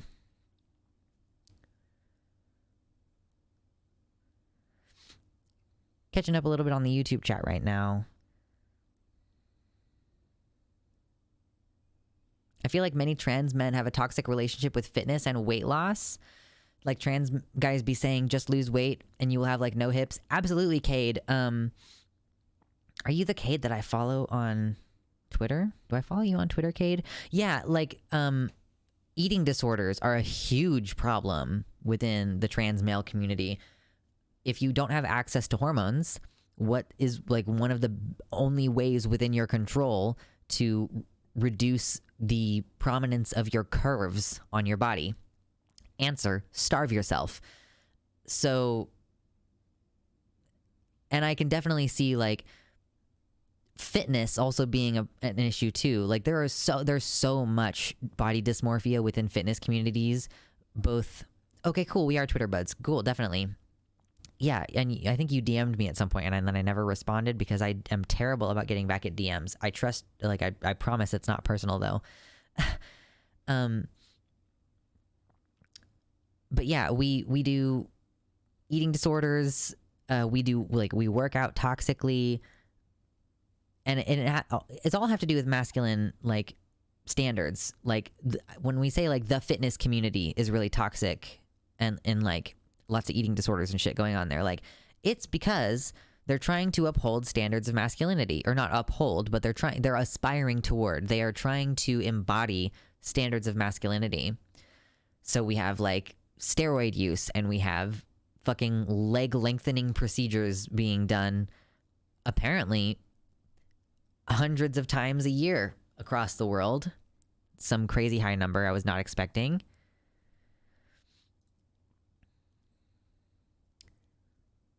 Yeah, my Foxloved says my trans masculine ex and I both had disordered stuff that bounced off of each other in a really toxic way. Yeah, no, it's definitely not good.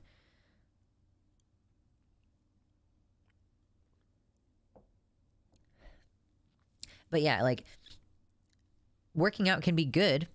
It'll help your muscles develop in the right ways, like the right places, but you just got to balance it, you know? There are some guys like Ty Turner who he has not had top surgery. He just has a really small chest and then works out. So he just like, he gets all of his muscle like in the top part of his chest from working out. and then it just kind of looks like he maybe did too many steroids at some point in the past. You know, like, he doesn't need top surgery.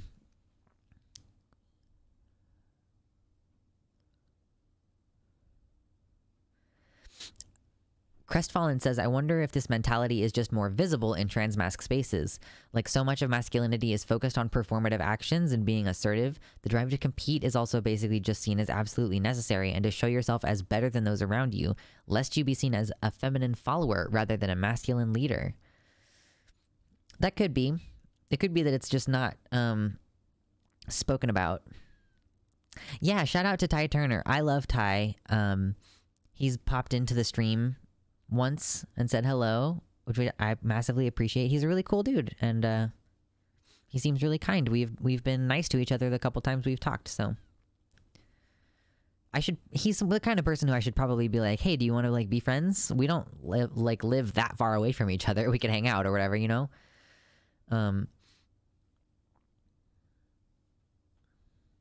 Ty seems like a really chill dude. Yes. He seems like it would be really fun to like, I'm not really like drinking nowadays, but he'd be a fun person to like have a beer with. You know what I'm trying to say? Ooh.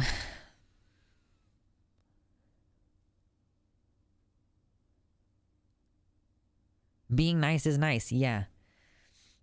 Welcome, Yolkio. Yolkio. Yeah. Speaking of being nice, someone was nice to me earlier today. I'm like trying to reach out to people and make friends more, so I'm like trying to DM some people and be like, hey, you seem cool, can we like talk or whatever?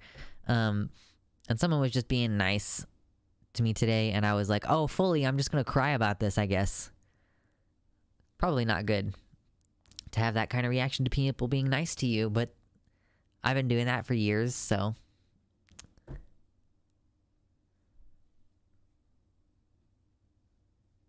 Emotion, I know. Emotions. They're painful sometimes. Quite irritating. I was a binary trans before I was an NB. Same, Pansabi. And they say being an NB is a phase. Well, guess what? Me being a trans man was a phase. Up yours. Trans trender making up bullshit people. See you later, Cade. Thank you for dropping in. I really appreciate that.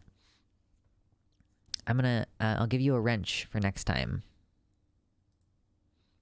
There you go. Just so your name stands out, since you're a fellow creator. Appreciate you.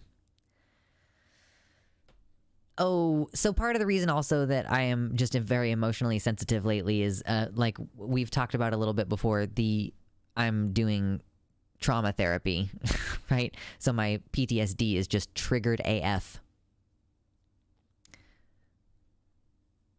But yeah. Hey, be proud of me though. I'm like DMing people even though I'm uncomfortable, and reaching out and trying to make friends even though I am terrified. So be proud. Be proud of you, boy.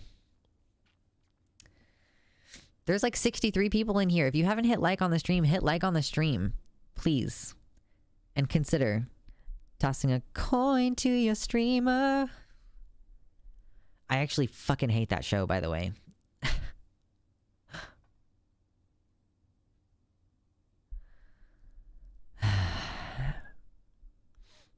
It was trying to be Game of Thrones. Too bad. Or at least everybody was saying it was going to be like, oh, this is going to replace Game of Thrones. Guess what? It sucked.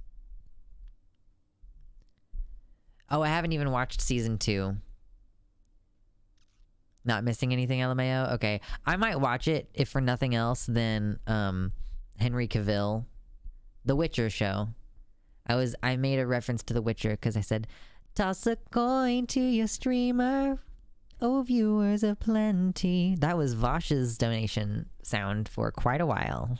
I think it's changed now. Yeah, I did not enjoy it. I did not enjoy. Don't get me started on Netflix Witcher. Yeah. We don't need to do media analysis shit today, all right? If we want to do, like, the thing is that anyone can, okay, here, I'm going to change the stream title because we're about to shift gears. Anyone can come in here and watch me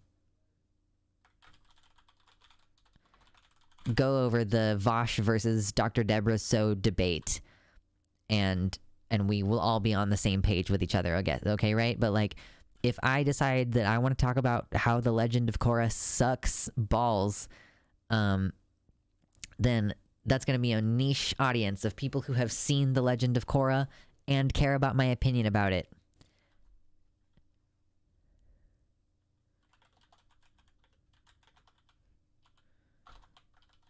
Oh, God.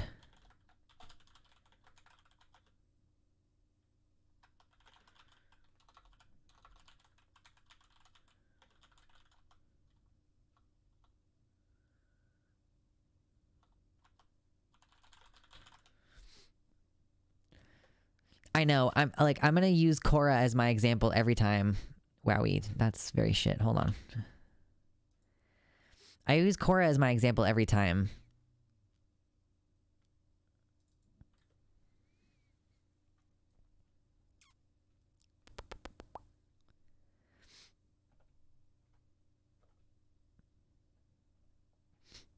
Sorry, I'm getting things set up. Like, I like use my example of Korra every time I go on the radio. I'm like, in this episode of Legend of Korra, our titular hero throws someone off the fucking side of the thing in the bending match because she doesn't know the goddamn rules. Anyway, I enjoy my little setup over there. It's so very cute. Korra doesn't suck balls. She's gay. The one thing that I will say, God damn it, I shouldn't be on this.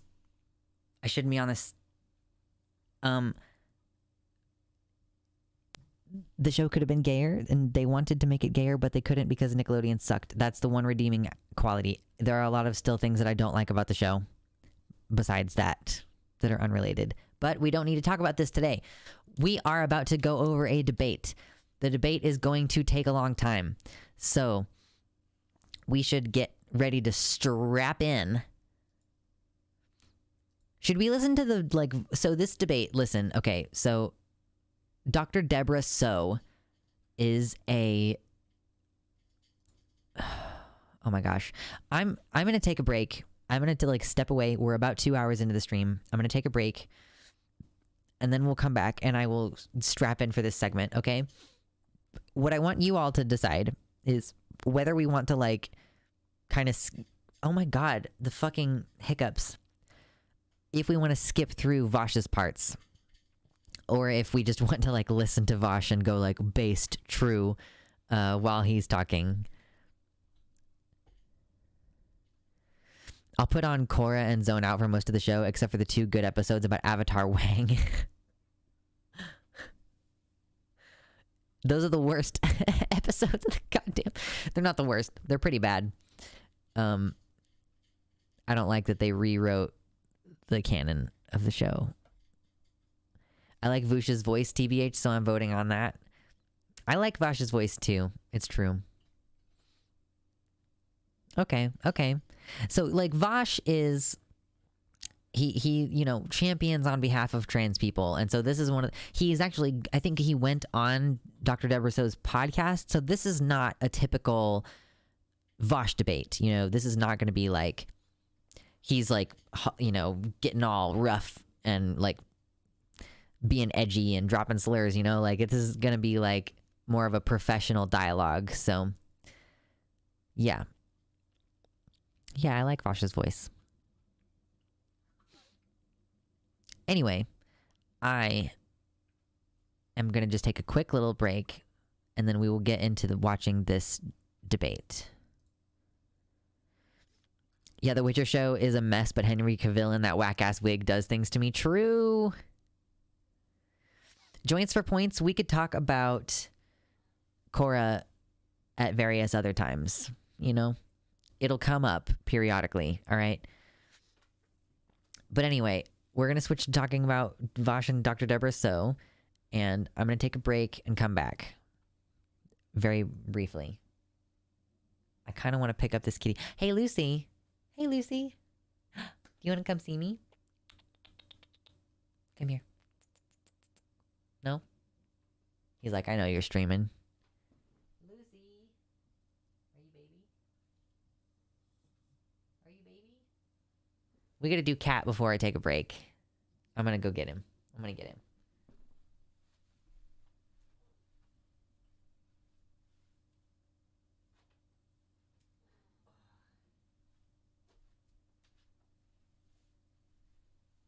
Baby.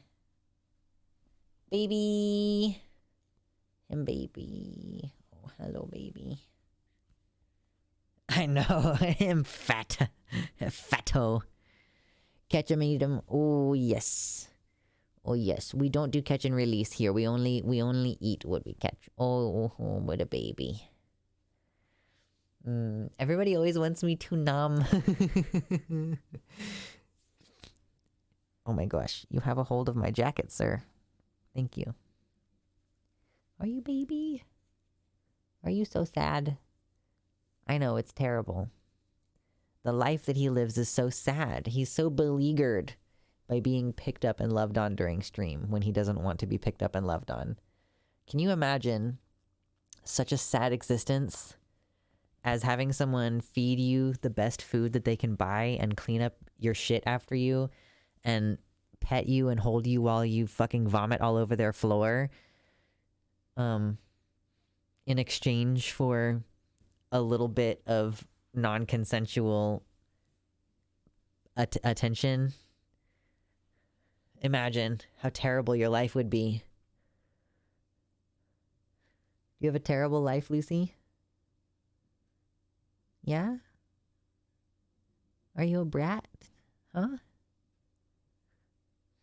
All he has to do is simply be cute. I know! That's his whole job. Is to, yeah, he's not happy. He has like resting bitch face anyway, but he's also just like really not super pleased. But he's also a bottle-raised baby, so he is not going to retaliate in any form. He's just going to be angry until I put him down.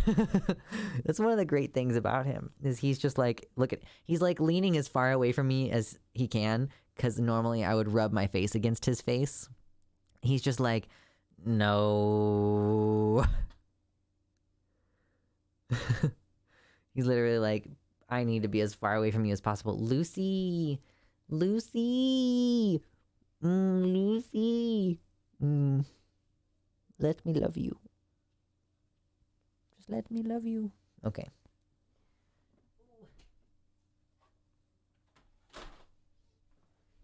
Anyway, help me pay for his vet bills if you would. That would be quite nice.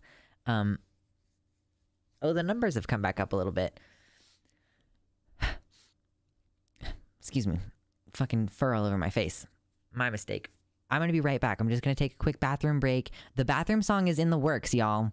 I'm starting to write the bathroom song. So it's just unfortunate. Mine is gonna have like way more thought put into it than Gay Fesh's, which means that mine is gonna be infinitely worse than Gay Fesh's. I am furry, it's true. And occasionally horny. I know. It's sad. Mine's gonna be like so planned out and everything. What a fucking drag. What an absolute drag. I am a horny furry, it's true. Okay. Burb.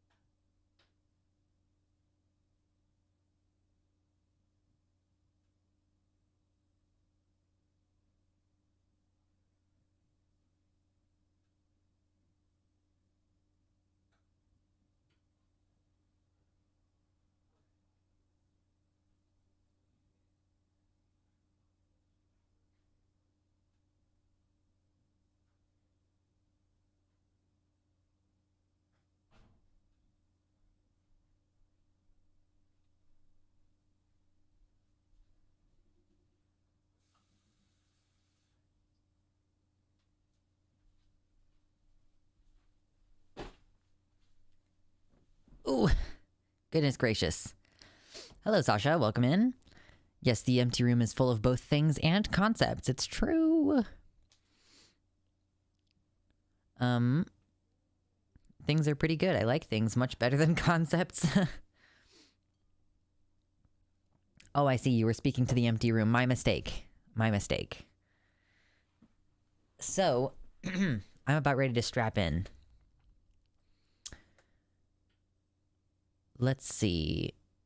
I want to be able to do a little bit of an introduction on who Deborah So is. She's a Canadian columnist.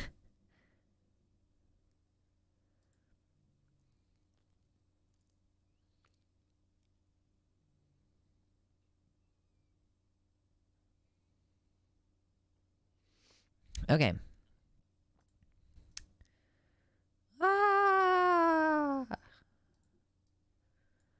Just gotta get my stuff together. Gotta get my stuff together. Gotta get my stuff together.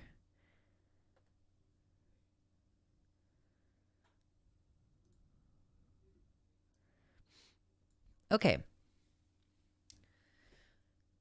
Welcome in, everybody. Today I'm going to be talking about Vosh having a conversation with Dr. Deborah So, a debate about trans issues, gender, and more, according to the title of the video. I have not yet watched it. We're probably going to put it on like at least 1.5 speed to get through it because it's damn near 2 hours long. It's going to be a lot of fun. Most people know who Vosh is, leftist streamer, very widely discussed figure. Dr. Deborah So, she is someone who apparently used to, Jesus Christ, she used to be a, oh God, what does this Wikipedia say? Dr. Deborah So is currently a science columnist and an author, and she was formerly an academic sex researcher. So like her PhD is on something in sex research. Like her dissertation was titled Functional and Structural Neuroimaging of Paraphilic Hypersexuality in Men. So it had to do with like looking at the brains of men who masturbated a lot, I think is more or less what paraphilic hypersexuality means. I'm just glancing at the Wikipedia, so that is the extent of what I know about Dr. Deborah So, is that she is kind of like Jordan Peterson in this, like, formerly an academic, like, now maybe kind of, like, speaks out against the academic, like the thought control bullshit, you know, so, like, kinky, horny dudes. Paraphilia, doesn't paraphilia mean, like, attraction to oneself, like or maybe or is paraphilic a more general concept? I'm not totally sure. Regardless, she looked at like the neuroscience of sexuality and stuff. Oh, that would be autophilia. Okay, no, my bad, I forgot what paraphilia meant. Oh, it's just any abnormal sexual attraction. Okay, my bad. Thank you all for correcting me. I appreciate that. So anyway, like basically like, yeah, she hypersexuality and related to paraphilias in men, the neuroimaging thereof. You all understood what it meant more than I did. Like teratophilia for the monster fuckers out there. True. Gotta get in on that hentai. So this is who Deborah So is. And given that I don't know very much about her actual opinions or anything, I'm going to be going into this a little bit blind because I haven't watched this debate yet. We're going to be watching it for the first time together today. Obviously, I know Vosh's opinions about a lot of this stuff. I've watched a decent amount of his content. He's been very kind when we've spoken in the past. But yeah, again, this is a very long video, so we're going to put on captions and we're going to turn up the speed a little bit and get ready to enjoy some. Hopefully it'll be entertaining, you know, like hopefully we're here to be a little bit entertained. I think it would be fair to say. So let me get my headphones. Personally, I do usually find it pretty entertaining when Vosh is arguing with a transphobe, although, like, I don't know if I will find it quite as entertaining when we're just doing these, like, we're doing a, like, conversation on a podcast. We have to be nice to each other. How dare you even suggest such a thing? Oh, by the way, I'm going to be making a pizza here soon, so the oven is going to beep, and I'm going to go put the pizza in the oven. And then the pizza will be done out of the oven, and I will have to go get it out of the oven. The FYI. Let's see. Doink. Doink.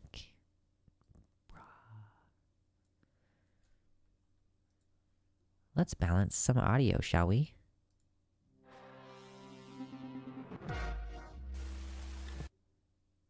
So I want to start by thanking you for coming on my podcast. Whenever I see someone who disagrees with me publicly, I usually will reach out to them and invite them on, but very few people ever take me up on that. So very happy to get the chance to speak with you. So for people listening, I put out a tweet saying, if someone is critical of my work, I invite them to come on my podcast to debate and discuss. And Vosh tweeted, I would be absolutely delighted to come on and discuss your work. So here we are. I know you are a big fan of mine. You posted a video on your YouTube channel titled Transphobe Debunks Herself on the Joe Rogan Experience in response to one of my appearances on Joe's podcast. So my goal in having you on is to hopefully build some bridges. I do think the culture war is especially polarized right now. And I think, especially on the issue of gender, and I think sometimes a face-to-face conversation can really help to build some understanding. So I thought we'd go through a list of topics that we potentially disagree on. And if you feel I've missed anything, I'll leave some time at the end so you can bring those. Let's do a quick little overview, just since we're here at the beginning, and there are thankfully chapters on this video if we feel the need to skip around. We will start with the subject, is gender a social construct? That's a pretty brief section, it looks like. And then we will move on to, is race a social construct? Then non-binary people, really briefly. Is color a social construct? This is going to be an interesting progression here at the beginning. The gender spectrum. We have the gender spectrum. A very short segment called What is a Woman? Trans sports. Prisons. Research going against activism, ? Transitioning children, I'm sure that's going to be delightful. Detransitioning. Is turf a slur? Jesus Christ, they really tread all the ground. This is why I think that having discussions with people is worth doing, even if you're, like, technically platforming their ideas. Because, like, I don't think if I was making a single video, like, I don't think if I was planning to make a 1 hour, 47-minute video that I would be able to touch on the broad range of subjects that have been presented here. To be fair, that does mean that you're going into each subject perhaps a little bit more shallowly than you should otherwise, but you're literally dealing with the arguments as they are being presented to you. And I also don't know how heavily edited this is, so that's a separate issue. But then finally, a section on James Lindsay, who I don't really know who that is. Like, I've heard the name a bunch, but I don't actually know who it is. So let me go ahead and pull chat back up, and then we will continue here. What's up? Absolutely, and thank you very much for having me on. I really appreciate it. I have a bit of a hay fever at the moment, unfortunately, because of the spring. I'll try to keep my audio clear, muting if I ever have to clear my throat, just letting you know. Okay, no worries. I have the same thing. I'm a little bit flushed right now, so if anyone watching is wondering why, that's why. I feel your pain. So first thing, is gender a social construct? First of all, I just gotta say, I like little moments like that. I like when, it's like we're about to disagree, but fundamentally, like, we're kind of like touching base on like something that's human, like we both have like allergies because fundamentally we're both still like human. So like we're both kind of struggling with this thing a little bit. I feel you, not a problem, no worries. For as much as we might disagree with one another, I do appreciate having those little moments. Yes, absolutely. And what is your evidence for that? Well, if we acknowledge that sex... Oh yeah, she's presented the idea, is gender a social construct? And he just said, yeah. That's why. I feel your pain. So first thing, is gender a social construct? Yes, absolutely. And what is your evidence for that? Well, if we acknowledge that sex and gender are distinct categories, which of course, we invent the words, we can decide their meanings if we choose to, with sex being a biological distinction. Rip, I have to go put the pizza in the oven. It didn't take my oven very long to heat up after having cooked bread earlier. BRB.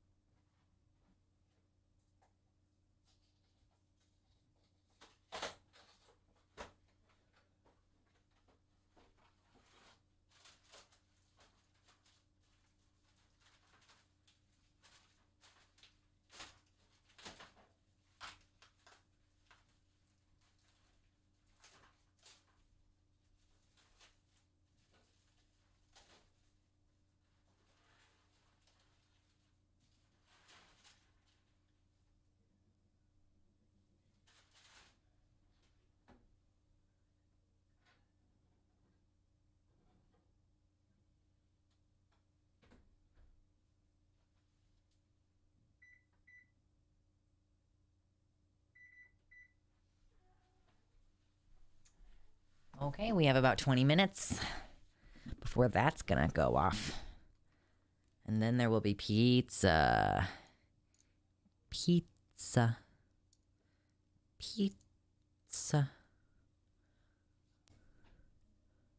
Okay. Oh my god, my friend who is short got her license misprinted as 3'6". Lol. Wow. Oh, James Lindsay is the guy who made up CRT bogeyman word, far right asshole who hates marginalized people. I see. Correct. To avoid knowing anything about that person. Good stuff. Highly bimodal, of course, with distributions ranging strongly towards male or female with some intersex people, and gender as a collection of social rules and expectations associated with sex. I think that the social construction becomes clear when we attempt to discretely categorize these distinctions. Very much like race, which is broadly accepted to be a social construct. No one denies that there are biological elements to race. White people have, of course, lighter skin on average than black people. It's been known to happen. But where we draw those lines, well, do we separate North and South Africans? Is the Mediterranean a distinct racial category? That's a social thing. Likewise, for the longest time, we've decided there are two genders here in the West, social categories distinguished exclusively by sex. But of course, there are other cultures where that's simply not the case. There have been cultures where there are third genders or, broader paradigms. India has a legally recognized third gender with more than 1 billion people in that country. I'd say their perspective is worth something. It's not to say it's not informed by biology, only that it's not solely determined by it. There is a social construction there. Based and red-pilled, I have nothing to add. Right. So I agree with you in that I don't think gender is entirely biological, but I would say biology plays a larger role than or the socially constructed aspect of it. And I think those of us who argue in favor of biological explanation, sometimes people will take that to mean that we don't think society plays any role at all. And in my case, I definitely say that's not true. My perspective in saying that biology plays a role is it does go back to the prenatal environment. Actually, let me start by saying I do agree with you that sex and gender. Oh, interesting. I wonder if she's going to put forth the opinion that I've heard, like I've heard like Jammy Dodger say this before, and he's doing a PhD or finished. Did he finally finish his PhD? Is he a doctor now? I think he might be a doctor now, or he's very close. Doing a PhD about trans issues. But he has pointed out the theory is that when you are in utero as a fetus, that like your brain develops later than your genitals do. So if the hormones in your brain are at if the hormone levels are different when your brain is developing to when your genitals are developing, that could be the fundamental reason why people are trans. Like that's a theory that you develop a sense of sex based on that like your brain body map version of like your sexed body ends up mismatched to the way that your body actually developed or whatever. So she just kind of alluded to that. She said it's about the prenatal environment. So that's kind of what I think she's alluding to, in which case I wouldn't have a strong disagreement with her. But the thing is that there's no known way to like discover that or fix it or measure the effect that it actually has on the brain. As far as we know, there is nothing that we can really derive from that. So it remains a very plausible explanation, like a very plausible hypothesis, and that's all. Gender are different things. I don't think they're necessarily the same. I do think they're linked for most people, but they're not necessarily the same. So obviously with transgender people, their sex and their gender are not the same. But for the vast majority of us, over 99% of us, that is the case. So I want to clarify that. But in terms of the biological aspect, in terms of what is considered masculine or feminine in society may be socially constructed or socially imposed. But whether someone gravitates to what's considered masculine or feminine is dictated by biology in terms of the prenatal environment and in terms of testosterone exposure. I definitely think there's a truth to that. Agree with that? Okay. Certainly. Though what is masculine and feminine, of course, can vary massively culture to culture. Like in imperial China, there was a practice of women binding their feet to make them all small. And, I can understand from a biological perspective how a fetishization of petiteness in women could be a kind of recurring theme throughout different cultures. But suffice to say, I don't think that's a recurring trend we see nowadays, say, for example, in modern LA, the practice of feet binding, making people look different. I hope not. It was pretty unhealthy back then. I'm kidding. Yeah, maybe it is. God knows these days. But so, maybe there are the hormone washes that you undergo. Does anyone feel like this is going a little bit too fast to understand? Because I know that when Vosh already kind of speaks quickly, and this I have it sped up a little bit, so I can bring it down to 1.25 if anyone's having any difficulty. Maybe the words at the bottom help a little bit too, but that requires you to be able to read pretty quick as well. In vitro, I think affects significantly what your preferences in life are going to be on later. But a lot of that feeds into a sort of cultural preconception of what it means to be a woman or a man, both in a social and in a biological sense. And I think that people feed into that. It turns into a kind of feedback loop where, you go back 1,000 years and people were doing wild stuff to demonstrate their masculinity or their femininity. Like they wanted to. It felt like it was like a drive. But nowadays we have no such desire. And I think it's we construct the categories that we're sort of driven to walk within to an extent. And that's in a sense I think it recurs a little bit. So when you say that, do you mean maybe society pushes people to veer off to in one direction or the other? Yeah, I think so. What a masculine man is today, I mean, I don't know, think Vin Diesel. I think many kinds of masculine men, but just think Vin Diesel, right? Vin Diesel as an archetype wasn't around in ancient Greece, but men were, and testosterone was.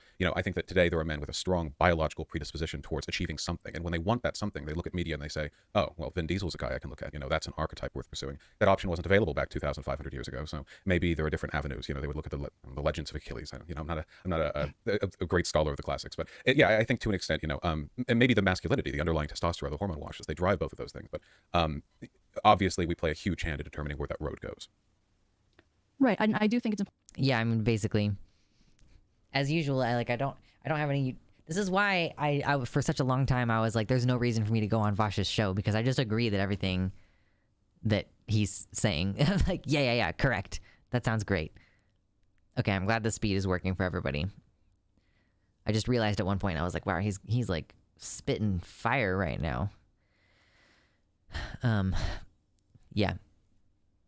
Gender changes over time. It's different from country to country. I don't disagree with Deborah So very much at this point, though, like that that there is some kind of biological like propensity toward certain roles or actions or behaviors that tend to fall along sort of gendered lines in a lot of people. Yeah, he's zooming. True. important that people have that ability to choose. I definitely, by arguing for or talking about biological explanations for gender, I'm definitely not saying that men and women should be held to stereotypical roles. So I think you mentioned in your video about how I have a PhD. That's good. That's good. That she at least is going to say, like, I mean, it could be, that's the kind of thing that, like, people have to say for visuals, though. They have to say that they don't think that you should have to conform to stereotypes. Like, the TERFs say that. The TERFs say, oh, you transes are just reinforcing gender stereotypes, but then TERFs are some of the most, like, heavily policing internally. It's, like, one of the most heavily internally policed communities as far as your gender goes. Funny that. PhD in neuroscience, and that is a male typical discipline. I'm definitely not saying I think women should be in the kitchen having babies and not being allowed to have a vocation at all. I just think it's important for us to be able to talk about the reasons why there are these sex differences. On average, again, it doesn't say anything about any individual person, because my goal with anything I do in my work as a journalist is to just try to provide people with information and let people decide what they want to do with it. But my concern is when I feel that information is being hidden from people, because I think that can sometimes work against people in terms of their ability to. I'm curious where she's gonna go with, like, I think some information is being hidden from people. Yeah, we talked about that on stream the other day, the guy who could. I need to get quicker at uploading streams. If anyone is willing to help timestamp the VODs, that would be super helpful to me. Because none of my VODs have timestamps.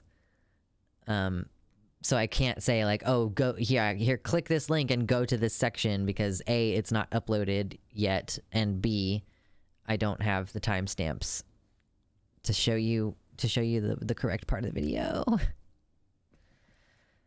And it's gonna take fucking forever to go through. It's probably easier to just do it, like, as we stream. Just be like, oh, we've been streaming for this long and we've switched to this topic. Then it would be easier. But anyway.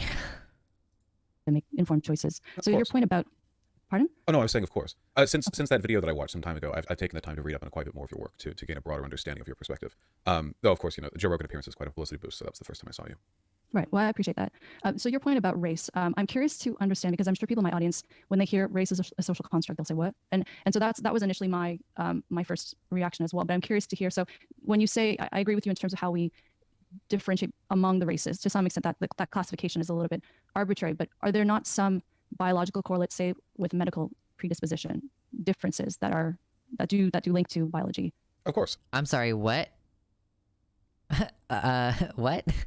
I think a good example would be sickle cell anemia, or oh, okay, yeah, sickle cell anemia or keloid being more common among Black people. Yeah, maybe, yeah. or West Africans, I believe, there are definitely some dispositions, though a lot of them are more cultural than people might think. For example, the lactose intolerance difference between Western Europeans versus like Southeast Asians, I think, can be attributed, at least in large part, to the availability of and cultural predisposition to lactose products over the centuries and the gut bacteria we build up. When biologists study what we call colloquially race, they talk about clines, hundreds of discrete genealogical spectrums that range geographically across the globe, and what we talk about when we say race, in a broader sense, really is just determined by skin color and maybe a couple of facial features that people's eyes tend to draw to, because that's what we can see, we can identify. But those are actually really bad markers for genetic differentiation. So if you were really studying in depth how humans are constructed, it's mostly geographic. You take somebody from one part of the world, move them to the other, in a couple hundred years, their children are going to be much more genetically similar to the people of that environment, just as a product of a ton of factors, related to culture and environment, temperature and what have you. And it's so infinitely complicated. We see so little of it. I feel in a way gender is kind of similar. We have these social constructions, but there are many different types of men, right? I grew up in right next to West Hollywood, which is a thriving gay community. And right.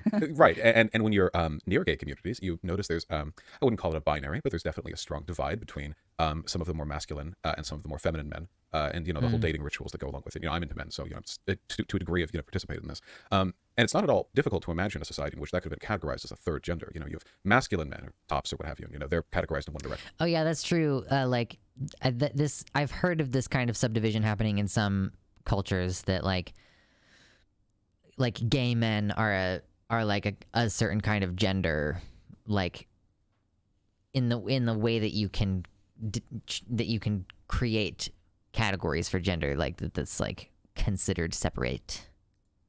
Then you have the other, more bottomy feminine men, and people would have been a gender trinary. People would have found ways to get angry about that. But we construct a lot of this stuff. I encourage people to be, I suppose, open-minded to the idea that things could have been different. Right. And so your point about third gender cultures, like in India, the Hijra, in my book, The End of Gender, I talk about the Fa'afafine, which are third gender culture in Samoa. So in terms of, I'm trying to follow how this leads to gender being socially constructed, just basically where we differentiate between what's a man versus someone who's in between male and female versus what's female. Is that what you mean by it's socially, like, the third genders lead to that conclusion to you? Because you could decide to draw these lines anywhere, even if you were to presume that gender has to be something associated with roles constructed by sex, to an extent, or like how people relate socially to their sex. If people relate to their sex in different ways, a la, bottoms and tops in the gay community, you can make a strong argument that these are fundamentally different gender roles. A strong one, socially, the line between gay bottoms and gay tops, I think, is actually a pretty strong recurring one culturally in a lot of places. In the pre-colonial, I think, Philippines, there was a social role, I think it was accepted as a kind of third gender, where more feminine men or born as males, whatever term you want to use, were sort of socially integrated into the role of women. That's actually, I think, a third gender in a good number of cultures, where you have men who take on the role of women. And it's a very broad, thing there, but sort of generally speaking. And we could do that. And to do that, to make that third construction, would not in any way invalidate our broader understanding of gender. We would just decide to cut the lines a little differently, much as we have with race. The biological clines, the continuum, has been present in human history, forever. It's our biological diversity. But where we draw those lines, very different in the Roman days than today. And that ultimately is just up to what we care about, what preferences we decide to act on. Yeah, because I guess I see it as the most simple or the most straightforward way to look at it is just to simply say they're men and they're women. And there can be deviation within that, but at the end of the day, you're still a man or woman. And if you... Yeah, okay, great. Oh no, I have become upset very quickly. It's just easy to just categorize them as man or woman. Like, you are just completely failing to acknowledge the lived reality of what's going on within the culture. Like, to me, a person who grew up in a culture where there's broadly just been men and women as a result of fucking brainwashing, it's just easier for me to just say you're a man or a woman, and there's subcategories within that. But it's not it's interesting because that functionally kind of is like creating more and more genders. But it's just there's a capital A and a capital B, and here capital A is man, right? Like capital A, and then underneath A, you have 1, 2, 3, and underneath 1, you have lowercase a, B, C. You're creating more genders under the broad umbrella term of here's men and here's women, and then here's a bunch of different genders underneath the category of men and women respectively. Yeah, I get it, but it's easier for me to do the thing I've been doing my whole life, so shrug. True, Loopy. Ever just respond to an entire laundry list of evidence of the gender binary being a social construction with, yeah, but there's still two genders, though. True. Oh my god. Rain Raven says, society is quick to differentiate gender based off of who we sleep with, arguably because of homophobia, though. We hear it in our culture today with hypermasculine men saying gay men aren't, quote, real men, regardless of whether they're feminine. I mean, like, I've heard that this is, like, a normal thing. Like, this is one of the examples that comes up when you're talking about two-spirit people amongst various Native American nations, that, like, it wasn't because of homophobia or misogyny that these, like, generally, like, the one example that I've actually, like, read a little bit about is, like, born male but gay / non-binary / identifying with women, whatever, like, not as a thing to be made fun of, but, like, considered a separate gender and also venerated as a separate gender, you know? I'm sure that there are some ways in which it is, like, homophobic, but I think that it's really common to consider, like, deviation sexually to be, like, deviation from accepted gender behaviors, and that can be done in good ways and bad ways. But, like, I think there's a reason that, for example, whenever you say, like, I'm a homosexual, like, you're inherently implying your own sex or gender in that statement.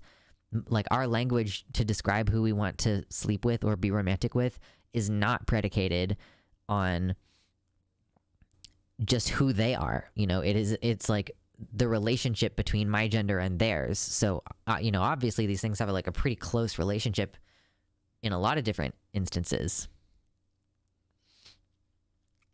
So let me just take that back a minute. Act on. Yeah, because I guess I see it as the most simple or the most straightforward way to look at it is just to simply say they're men and they're women. And, you know, there can be deviation within that, but at the end of the day, you're still a man or woman. And if you feel that you identify more so as the opposite, then you are transgender and then transition if that's what you choose as an adult. So I guess my issue is when people are not she's definitely going to be anti-kid trans. Oh no. Do this, but when I sense that people are trying to reconceptualize things just for the sake of it. But with regard to third gender cultures, as you're saying with regard to gay men, in say with the hijab or say the Fafafine, they would be considered gay men if we look at them from, say, a North American perspective. So that's why when people talk about gender being a spectrum, I think, well, you know, I don't think we have to go through and reconceptualize everything in our society just to facilitate acceptance. I think we can say, you know, there are people who are different. There are gay people, there are transgender people, there are intersex people, but for the vast majority of us, 99% of us plus, we are men or women. We identify as our birth sex. So I see that as the most simple, straightforward way to do it. Sure, but we shouldn't limit the... I mean, yeah, like, that's true, like, for most people. It doesn't mean that you're not just literally wrong when you say sex is binary or gender is binary. Like, you can say that if you want to, and it's just false. It's common, but it's false to say that it's true for everyone. I think that's just really, it's silly and it's false.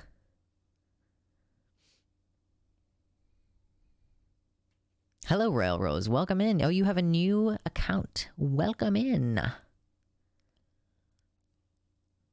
Yeah. Labeling third genders in other cultures as simply one of the two binary genders. It's true. Yeah, 99% of us don't have red hair, so therefore it's more simple to not adjust our entire world to accept that redheaded people exist. There are only two hair colors.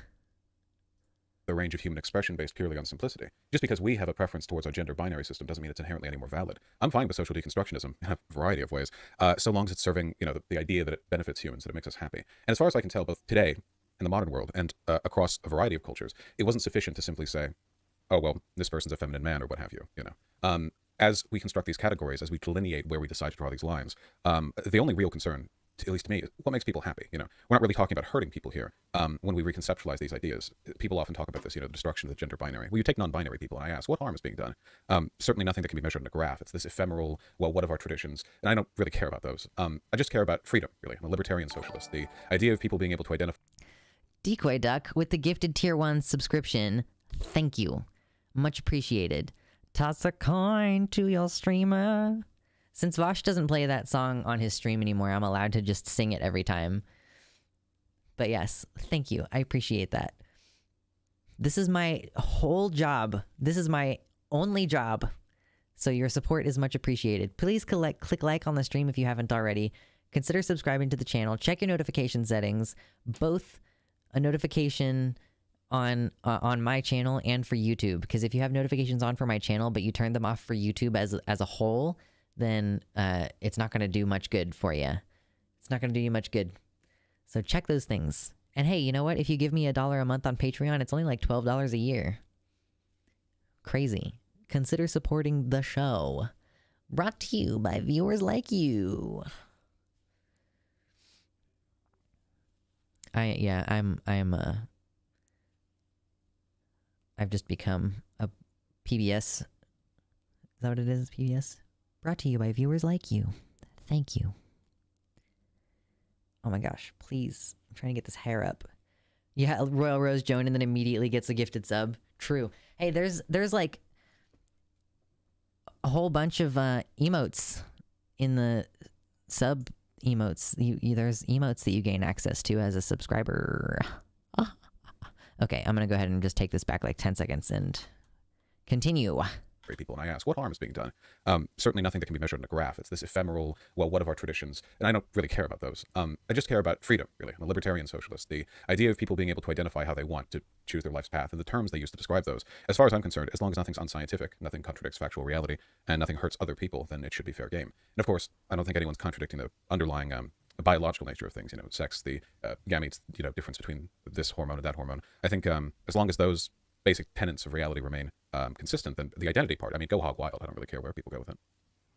Right. And I agree with you in that I think people should be free to express themselves however they like and be happy and live their life and not be bothered by other people or not be judged. The pizza. Hold on. Give me a quick second.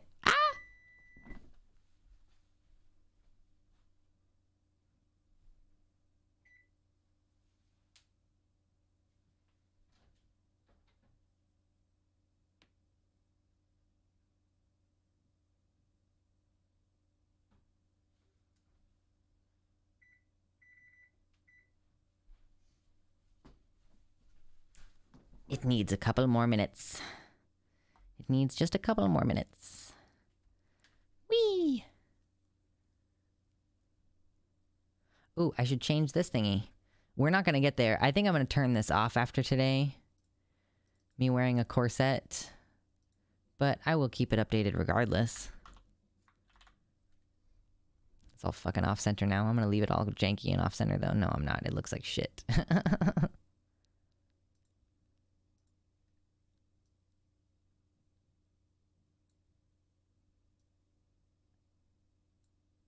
There. Now it doesn't look as bad. Great.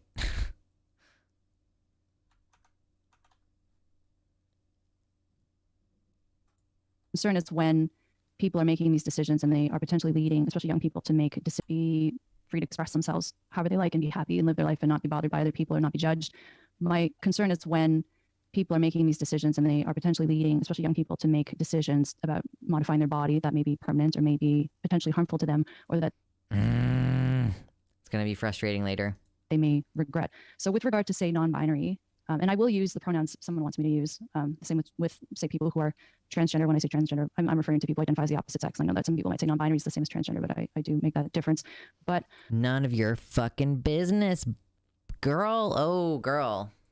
With regard to non-binary, what is the evidence for this? Also, with regard to non-binary, not like with regard to non-binary people, or like with people who identify as non-binary even, you know, that's like this shitty objectifying way to say it. What about people who identify as non-binary?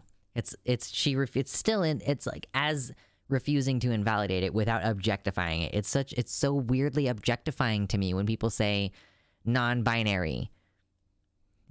This idea that there's a third gender. Are you referring to third gender cultures, or is there additional evidence that you're thinking of? Well, the evidence for it is simply that there's no greater argument for the system that we have than any culture which has a third gender or had one in the pre-colonial days, which of course was much more common in the pre-colonial days before our values became homogenized a bit. And this isn't really a scientific or evidentiary thing. Really, it's social construction. It's theory, really, gender theory, which people mock, of course. People roll their eyes at it, but there's some really fascinating and complicated stuff behind the wheel there. And I like to use allegories to race because the discourse around racial abolition and the social construction of race hasn't been as politicized as that with regards to gender. If you go back 100 years, the Irish were considered the N-words of Europe, I believe, was a common derogatory term. Now, of course, they didn't think that Irish people were biologically identical to Northern African people, but there was an understanding that they were somehow lesser within the category of white. The same with Italians, though, to I believe a lesser extent. And really, the arguments back then, they attempted to post hoc justify it scientifically, but the arguments back then were fundamentally Pizza. Okay, now the pizza will be ready, so I'm gonna take like an extra minute to like chop the pizza up.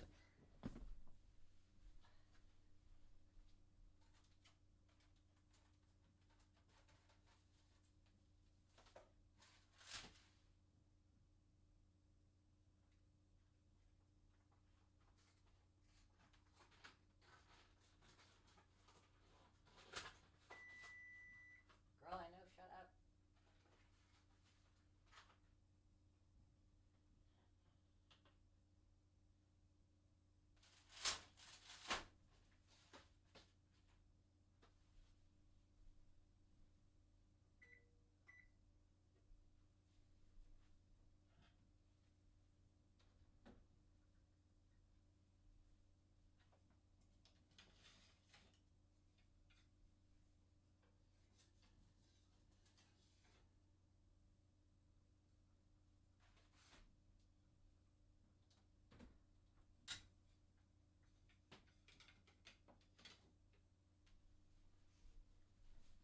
I always forget that pizza's supposed to cool for like 5 minutes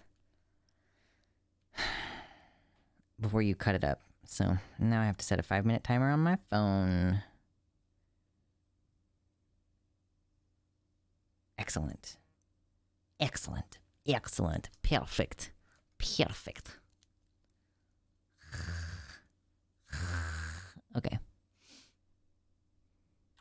an understanding that they were somehow lesser within the category of white. The same with Italians, though, to I believe a lesser extent. And really, the arguments back then, they attempted to post hoc justify it scientifically, but the arguments back then were fundamentally a social one. What is or is not whiteness? And if you include Irish people, do you include, say, Mediterraneans, Greek people? What about Turkish people? How far south along the Mediterranean? How far clockwise can you go before that becomes a problem? There's no real answer.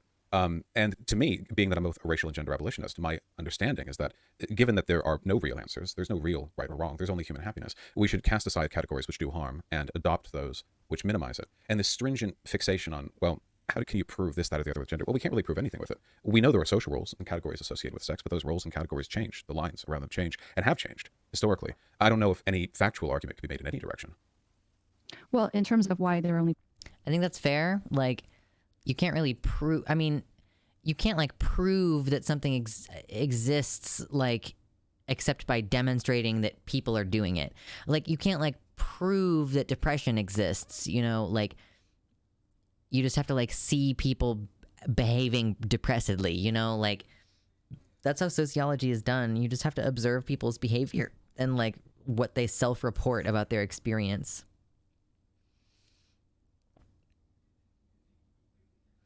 Vash is talking so quickly, he sounds shady, but he's making good points. I sped up the video because it's 2 hours long and we need to be able to get through it. A lot of the time, gender criticals call intersex people men with disorders of sex development or women with disorders of sex development, which sounds a lot like when ableists call autistic people people with autism, and it just feels icky. True. Yeah, that was me, Tabaxi Bay. Don't worry about it. There are social roles and categories associated with sex, but those roles and categories change. The lines around them change and have changed historically. I don't know if any factual argument can be made in any direction. Well, in terms of why there are only two genders, as you mentioned, if sex is determined by gametes and gender identity is determined by biological sex for over 99% of us, then where is the third gamete that would suggest there is a gender in between men and women? Because it's only determined for 99% of us. Well, first of all, even if it was just the 99%, the existence of 1% constitutes millions of people. But even with... True, that's millions of people still.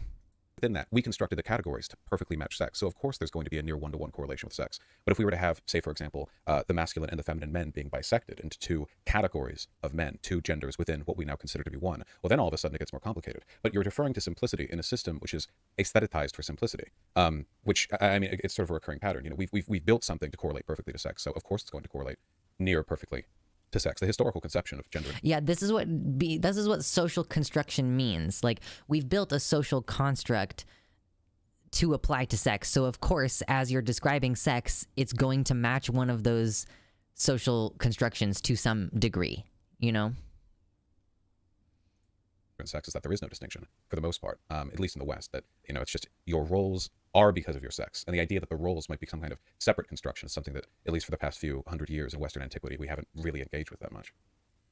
Well, what do you mean by your roles would be different from your sex if the vast majority of men behave in one way and the vast majority of women behave in another way, and this is driven by biological underpinnings? How is that? Oh, girl, she just assumes that it's all driven by biological underpinnings. Like, what example do you mean? The example that that women tend to tend to like stay home with the children and take care of them, like, oh, that's biological, completely ignoring the just cascading number of forces in a woman's life pushing her to set aside her career in order to become a mother. Are you for real, Deborah? So are you for real? Did you not grow up in the same country? Oh, she's Canadian, so maybe it's not as bad there. I don't know. Socially constructed. There's a piece I'm missing here. Are you of the opinion that color is socially constructed? Do you mean visual color? Visual color, the optical perception, yes. Socially constructed, as far as I know, it's a biological process. I agree. It's the wavelengths that we see. Of course, you have people with vision abnormalities which see different colors, but Right. you know, we have an understanding of what a properly working eyeball can see, and we have a good understanding of what wavelengths correspond to which, you know, subjective experiences of color. But of course, if you take a look at the history of color and language across the world, different cultures have different conceptions of what is or isn't green or blue. There's no hard line, of course, between what a green or a blue is. It's totally arbitrary. It's literally a spectrum. So the line is drawn differently depending on the linguistic preconceptions of the culture that you're looking at. For the most part, we've sort of nailed out the ideas here. But if you take a look historically, like, I don't know if Vash is going to bring this up, but something that I read about at one point was that, I don't know if Vash is going to bring this up, but something that he could bring up here is that I have heard that there are some languages that, for example, like maybe don't have a color for pink. Like, pink is just light red, but they might have a different color for baby blue. So like what I call baby blue, they would have an equivalent word called pink that is just like to describe this lighter color blue. I've heard that was maybe Russian or something. I don't remember exactly. But so the idea of like what colors are is sort of socially constructed. And having now said this, I'm going to go cut up the pizza and deliver some to my partner and hope that he's appreciative.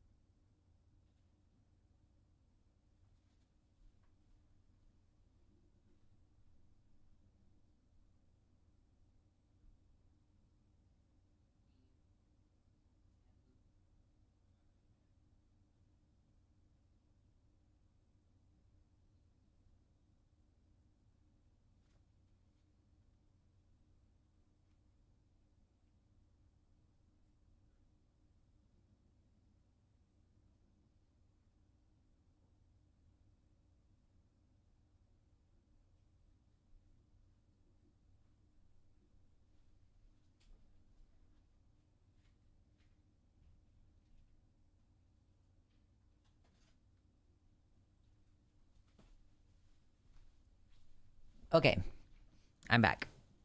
And I'm going to eat. And we're going to talk about this some more. And keep going and going and going and going. Like the Energizer Bunny. Like, totally arbitrary. It's literally a spectrum. So the line is drawn differently depending on the linguistic preconceptions of the culture that you're looking at. For the most part, we've sort of nailed out the ideas here, but if you take a look historically, like which ideas of color developed first, where are these lines drawn, you get really interesting and very diverse ideas. And of course, this is factual, this is biological. The color wavelength is something that we can measure out and parse mathematically. So it's not like we're exclusively dealing with subjective human experience. And yet, the categories we draw, how many colors are there in the wheel? Are there 5, 8, 10? We say they're functionally infinite, but we only have so many words. And most people separate it into a discrete range of colors associated with the rainbow. At least that's the historical archetype that people draw towards most easily. But that doesn't include all the colors. It doesn't include purple, for example. I guess the point that I'm getting at here is that there's not a contradiction between a biological underpinning and a complete arbitrariety of the overlying concept. You know, it's like the biology is the foundation, but the house you build atop it is very much of your own design. I can see that to some extent, but with vision, it's still, I mean, perception is still to some extent, it's not as subjective to me as how you feel about your gender. So say with gender fluidity for people, my understanding, people who shift between male and female or are both or neither, and this can change throughout the day, that is purely subjective in terms of their self-report of that, right? It's not marked in anything objective. And that's where I have an issue with it, because to me, it just always comes back to what is evidence-based, what's in the data. What is objective about naming colors? She's not responding to the point that he's actually making. Like, he's trying to say, like, the way that we conceptualize color is different from place to place. And she's just like, she just didn't react to it. Like, she just completely went off on totally something different. That's how it seemed to me, at least. When people start straying from that, it makes me wonder, well, why, and what is the purpose of that? And it's fine if people just want to say that's how they feel, but when they start to say that this is what science shows, when it doesn't, that's my concern. Well, I don't think people speak to science there. People who talk about gender expression are talking about subjective experience, because the social roles are what they're talking about. You know, if people were fussing about with the biology of sex, that's your one thing. But, you know, I mean, you can ask people, take 5 people with different shades of blue on their shirts, and you put them in a room, how many color shirts are being worn today? Will you get an answer of 5 distinct for subtle color shades, 1, 2, or will people say that all the same shirt color fundamentally? It can even change depending on the time of day. You know, some people say their eyes are blue when they wake up and green when they fall asleep. A lot of that's a trick of the light, but that's a perceptive thing. And of course, gender, being a construction of social expectation, is itself, to an extent, a perceptive thing. I guess at the end of the day, I think that the fixation with scientific categorization with something as arbitrary as gender will be seen in the long run as obsolete as what we've done with race. Nowadays, biologists speak of clines, the actual underlying genealogical threads, not the overlying categories. I think that for the most part, biologists are doing the same now with sex, where they're recognizing sex itself, even as a bimodal biological construct determined by a variety of underlying threads. And the gender stuff, I think, we should just leave to the purview of social identity. I have as much interest, I think, in the scientific legitimacy of a person being a woman in a gender sense as them being a gamer, you know, or a pothead. You know, you could measure perhaps some genealogical association, but I think it's an identity first and foremost, and should be treated as such. I think we just have very different ways of wanting to understand phenomena in the world. And so your point about you just made a point there about sex being bimodal. So the thing with sex and gender, I don't consider them to be spectra or to be continua, because most people fall predominantly as one or the other, right? If it were a spectrum, just like appealing to the concept of like, oh, because the majority tends to fall in these lines, which we don't actually know that the 99% number is correct at this point. We so violently suppress gender exploration that the number is probably frankly closer to like 10%. But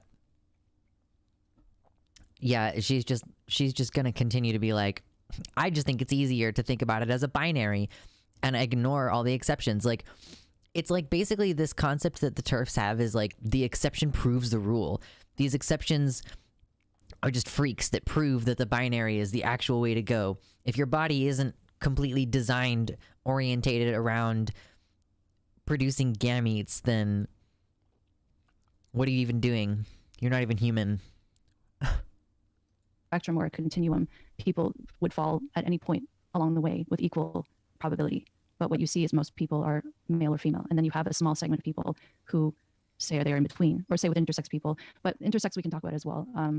But in that case, I don't think we should be reconceptualizing society for the sake of a small minority. I think we can advocate for them and equal rights for them without having to reconceptualize everything. Well, something doesn't have to be equal distribution for it to be a spectrum. But it's really just a spectrum of different characteristics. There are sexual characteristics, of course, which vary to the extent that you'll have, males and females overtake each other. Height, for example, being one of those characteristics where the majority of men are taller than the majority of women. There is, of course, overlap, quite a bit of it with regards to that. You have more concrete categories like chromosomes, gametes and what have you. But even then, you have variances sometimes. The intersex category includes a variety of conditions which might lead a person to have anormal representation in those fields. But a binary has two options, not two with a range in between. And I don't really think that this is of much interest to people outside of, biological experts. I don't think any social reengineering is being done around the idea that sex is complicated. Of course it is. We're biological machines. We're unimaginably complicated. We couldn't build one of us if in a lab, if we wanted to. We need the help of our own genes. One day, God willing. So given all that complexity, the idea that sex would be this very complicated and extremely not spectral, like on a spectrum concept, isn't that alien to me? But I don't think that gets talked about that much. Even with the trans stuff, it's really just a gender thing. Trans women don't go around arguing that they're biologically the same as cis women. If they did, then they wouldn't want to transition. Of course, there's an acknowledgement of an underlying biological distinction. The first person I ever saw make that argument was Cat Black. Like, oh, of course, trans people are not delusional about their sex. That's why we want to transition. Like, we know. Mm-hmm. But I see, so again, I don't think that the most vocal trans activists necessarily speak for everyday transgender people or the average trans woman, but I have seen some activists saying that they are biologically female or they are biologically male because they identify as that sex. And I think that has implications for society more broadly, because especially in the way that this is being taught to kids, I think for some people, they don't realize that sex is real. It's not. I mean, some people say that sex is socially constructed. Please, Vosh, please point out that taking hormones fucks your body up. Please. And I think if people want to have a conversation about these ideas and tease them apart as we're doing here, that's great. But when it's actually being taught and spoken about like it's true, there are going to be negative implications of that because it's not true. I can't speak to every trans activist out there, but having been a radical lefty for some time, the only time I can ever remember a person sincerely arguing there's no real such thing as a sex difference, no difference between men and women, trans, cis women, whatever. There's some Reddit thread where they were getting dogpiled by the comments. I don't know if it's something held seriously, a position held by many. I can't argue anecdotes with you, of course, but the idea that the trans community or even the trans activists are of that position, I think, is highly overstated, or conflation often held and enforced by conservatives, because trans women will go, well, trans women are women, and conservatives will go, well, how can you be a woman if you have no womb? Which is itself a conflation of the gender-sex divide right there. Trans women aren't saying they have a womb. They don't, to my knowledge. Maybe somehow some of them do. But I've seen some, but I won't hold you to that. Yeah. Right. The vast majority don't. I imagine the conservatives play that game whereby performatively denying the distinction between gender and sex, they can pretend that trans people are just woefully unaware, delusional. That they somehow seem to believe they're biologically the same as. Yeah. When people are like, trans women have periods, they're like, oh, you don't bleed out your dick hole. If you're bleeding out your dick hole, then you need to go to the hospital. It's like nobody like the. It's like, I think it's gaslighting. I'm not really sure if that's the right word for it. When you say something totally reasonable, when you say when you just try to advocate for a basic position, you say like, I would like to have one of the cakes that you made. You made like 6 cakes. I would like one of the cakes that you made. And the person's like, oh, you're just going to eat all of my cakes? Like, are you okay? Have you lost touch with reality? Because that is not what I said. I'm getting vibes right now. The cis counterpart. But I just don't think that's the case. I think that for the most part, especially these days, trans people are increasingly comfortable with the biological reality of things, the fact that they're not the same as a cis man or a cis woman in terms of where they'll be even after a medical transition, and I think that's a wonderful thing. Of course, I don't think that a woman just has to have a womb or what have you. Whatever range of biological accoutrement people decide they're happy with, I think is a wonderful thing. I think that's great if that's the case, but I wonder then why is it we don't see more of those voices more prominently? I think we do.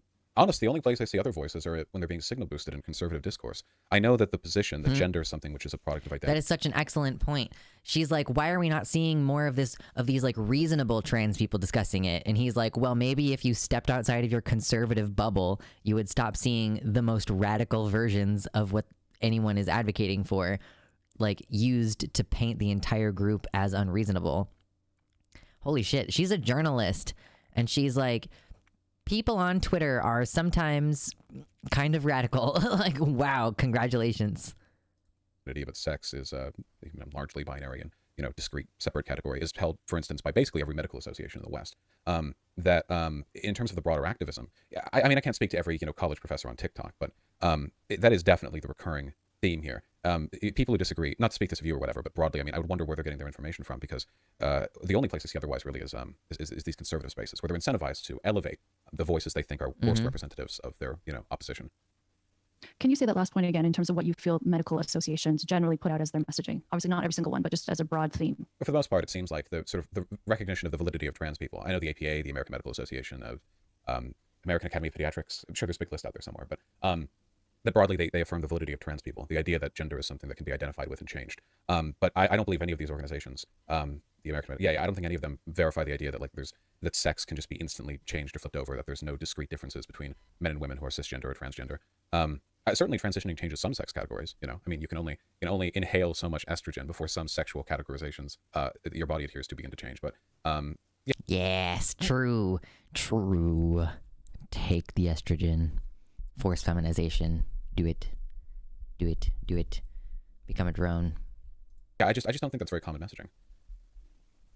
So how would you define, what is a woman?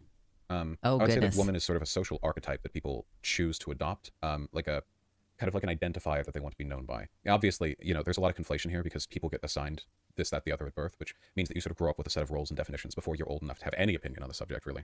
But at least when we're talking about, gender as an identity, what people care about when they're older, that's what I think of. It's like being a woman. What does it mean to be a woman? It's how you think of yourself and how you want the world to think of you. It's a sandwich board slung around your neck with a set of identifiers that you want to be considered by. I think people do this with a lot of things, not just gender, but I think gender is sort of the big one. So when self-identification, are there any areas in which you think biology should play more of a role than self-identification? Well, if you're talking with your doctor about your propensity for given conditions, obviously I think trans people should be upfront with their doctors about the fact that they're trans. Outside of that, I just, in terms of people's decision-making, I don't think biology plays that much of a role insofar as it supersedes people's right to choose for themselves. Obviously biology plays a huge role in a ton of stuff that we do day to day, but if you make the choice to act against the sort of stereotypical categorization down that role, then I think that's fine. I don't really think it hurts anyone to do that. So what about, where should we start? Maybe sports. Do you think with sports there should be any importance placed on biology or biological differences? Sure. Well, there already has been, of course. We separate men and women. Women in the Olympics have that testosterone cap they're not allowed to exceed, which is interesting can of worms right there. The trans sports thing is complicated. There's varying evidence here. Obviously, if you take estrogen for long enough, it destroys your muscles. I mean, God, if you've ever seen a trans woman or arm wrestle with one, you destroy them and tear them apart. They're taking... It's like, has Vosh ever arm wrestled a trans woman? Is that what we're to understand right now? He's like, I have actually arm wrestled a trans woman, and let me tell you from firsthand experience, they are weak AF. Bone weakening juice. It's incredible. So, take a few years of that, nobody's going to be performing as well. There are some products of higher androgen sensitivity prior to transition, which carry over post-transition. I think bone density is a big one. Wingspan and height are averages that don't cleanly, recede back to the average for females, stuff like that. It's a complicated question. In terms of what harm is done, right? Right now, the available existing harm of trans women participating in women's sports is effectively nil. We've heard a couple of headlines over the past 5 or 6 years, but it's usually like some college athlete does slightly better than expected. Sometimes the trans athlete doesn't even do that well, but people get angry anyway. A couple of times things have, they've done better than expected, but it's a very minor problem. It's something that I would really rather have depoliticized and focused on by sports scientists, sports medicinal practitioners, because I think they're best qualified to make decisions on the subject. People talk about it like it's some kind of human rights issue, but it was like Utah passed that law. I think it was Utah, but there was like one trans athlete in all of Utah or something like that. Yeah, one in Utah they passed a trans sports ban. It's like only females can be in female sports, and there was only one trans girl in high school sports in the entire state. It was wild. So they passed a whole statewide bill. To curtail a problem which essentially doesn't exist. People just get hysterical over this stuff, I think. I agree that I think I'm probably more concerned about this issue than you, as I've been quite vocal about it. I'm trying to think of the best place to start. Well, okay, with your point about arm wrestling and muscle mass, I don't doubt that there's an effect of taking estrogen, but there has been research to show that even after a year, 2 years of being on estrogen, that it doesn't change muscle mass or muscle strength. So this is probably... Girl, that is false. Okay, people's doses could be fucked up. I think the only situation in which someone could be on 1 or 2 years, like, listen to the claim that she just made. Listen to the claim that she just made. Pay close attention to the claim that she just made. Mass. I don't doubt that there's an effect of taking estrogen, but She just said, I don't doubt that there's an effect of taking estrogen on the muscle mass. And then she said, has been research to show that even after a year, 2 years of being on estrogen, that it doesn't change muscle mass or muscle strength. It doesn't change muscle mass or muscle strength. She's making a claim that after 1 to 2 years on estrogen, that there are some studies that indicate it does not change muscle mass or strength at all. I really do not think that that's true. And if it is, those are people who are being dramatically underserved by their doctors. Those are people who should sue their doctors for how low their estrogen doses are. If there's no change after 1 to 2 years, there's some other problem. So this is probably not the case for every single trans woman, but I think that's a really important consideration to make, especially if they are going to be competing against women who are born women. And to your point about how this is a very rare phenomenon, I see it growing. I mean, yeah, I do think that there is a lot of attention placed on when we do see this happening, when there are cases, the media really gets on it. But I also worry about the future of women's sports because even in some sports, elite female athletes do not stand a chance against a non-elite male athlete. Please bring up the Olympics, Vosh. Please tell her that it's been legal. I hope that that's what he's Googling right now. I hope that he's Googling right now. How long has it been like that trans women have been able to compete against cis women in the Olympics versus how many times have they actually won at the competitive level? Please, Vosh, please. Athlete. And there are these differences that are not overridden by taking estrogen or suppressing testosterone in terms of, it goes beyond muscle, it's in terms of foundation, like bone length, in terms of the angles at which bones connect in the body. Women have a What the fuck are you talking about? The angles? higher propensity for injury as a result of having wider hips. I don't think that's actually true. Women having a higher propensity for injury as a result of having wider hips, I don't think that it's actually having to do with them having wider hips. I think it probably has more to do with them having like looser connective tissue. Like estrogen makes your connective tissue softer because of pregnancy. Like you have way more estrogen in your body when you're pregnant, and your connective tissue gets all wobbly so that you can expand in order to have a baby inside of you.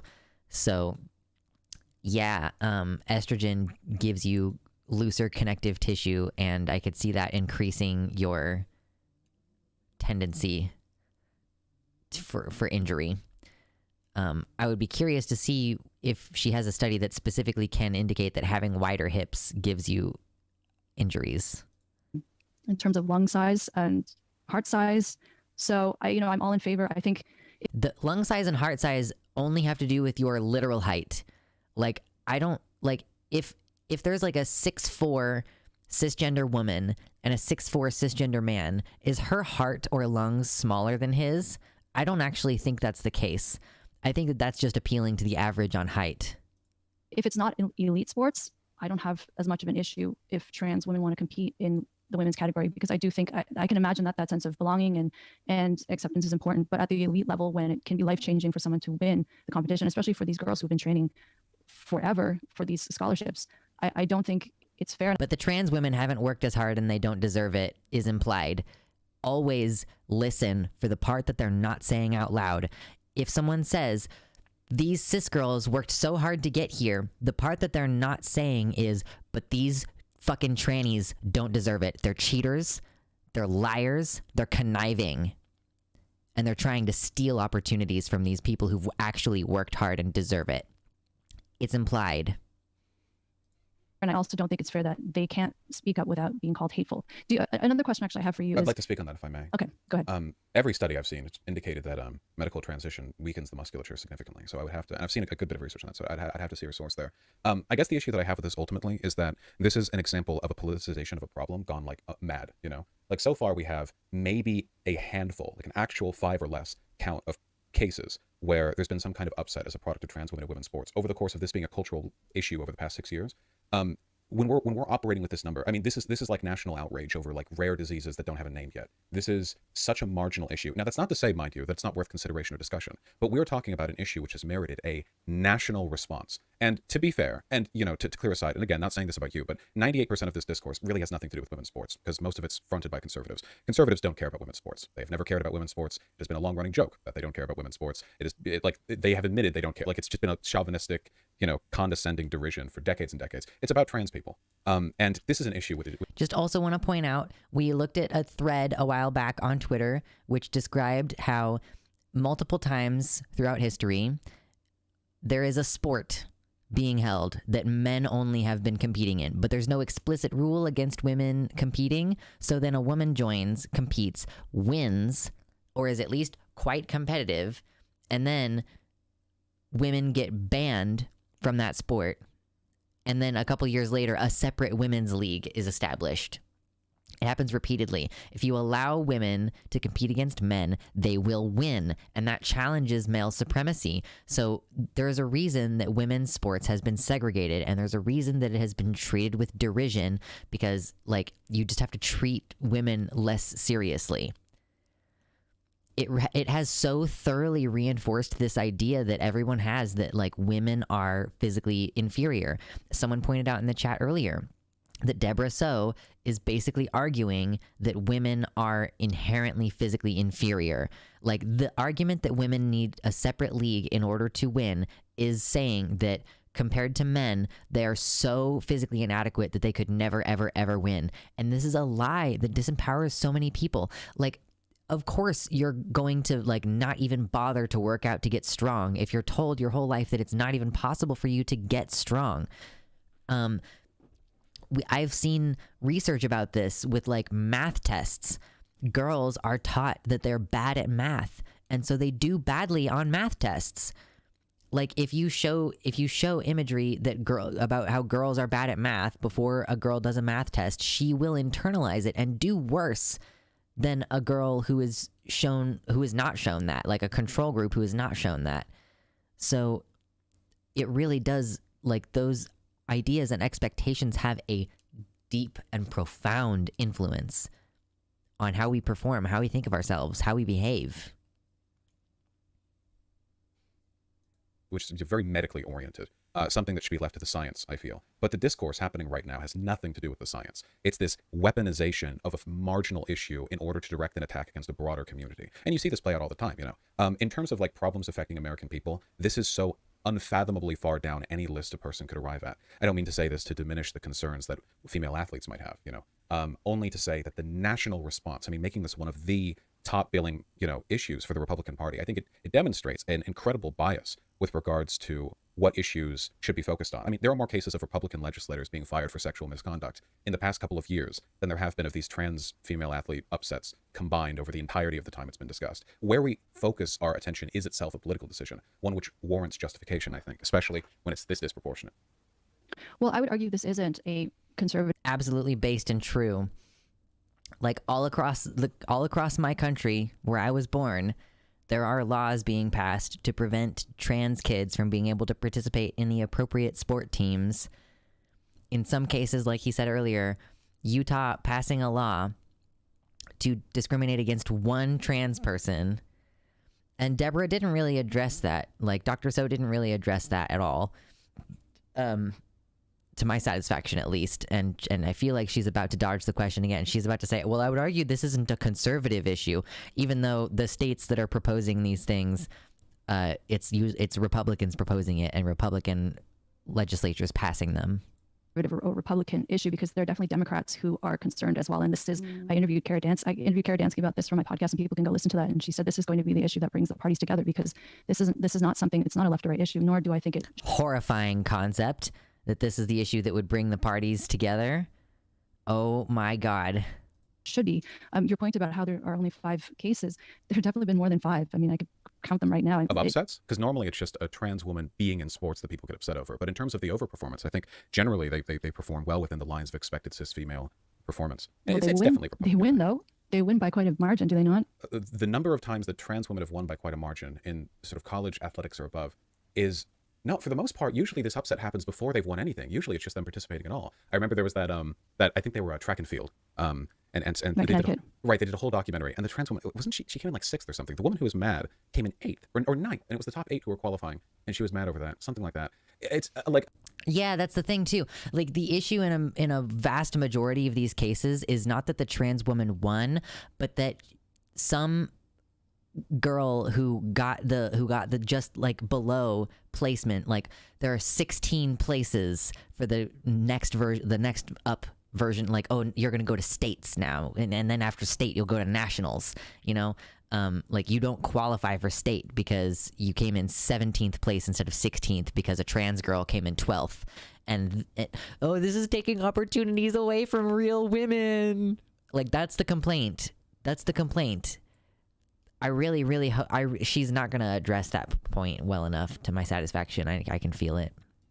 Again, if you were to take a look at any other issue, if this is what unites the parties, then America deserves to burn. We have infrastructural issues. You know, we can't feed or clothe our people. Our healthcare system is broken. If our parties are united, not over any real issue that affects like the American people, but issues so marginal that you can count on one hand the number of trans athletes per state, I think that's really indicative of how much of a divide there is between like the cynical political messaging that's used in Washington and what Americans actually need to get by day to day.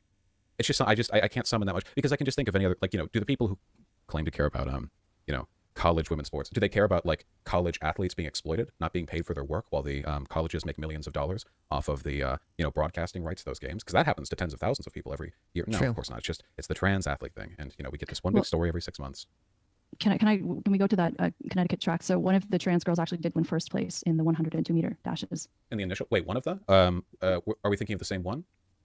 Yeah, I don't want to say her name just because I don't want people to bully this person. I don't want people to go after the individual athlete. To me, this is more about the larger trend of what we see happening, right? Well, in terms of, there were 2. Okay, we might talk about different ones. I mean, a trend on a national scale would just require more data points. Again, like the harm we're talking about here is like maybe a couple of systems. They're winning though. They are winning. I'm sorry.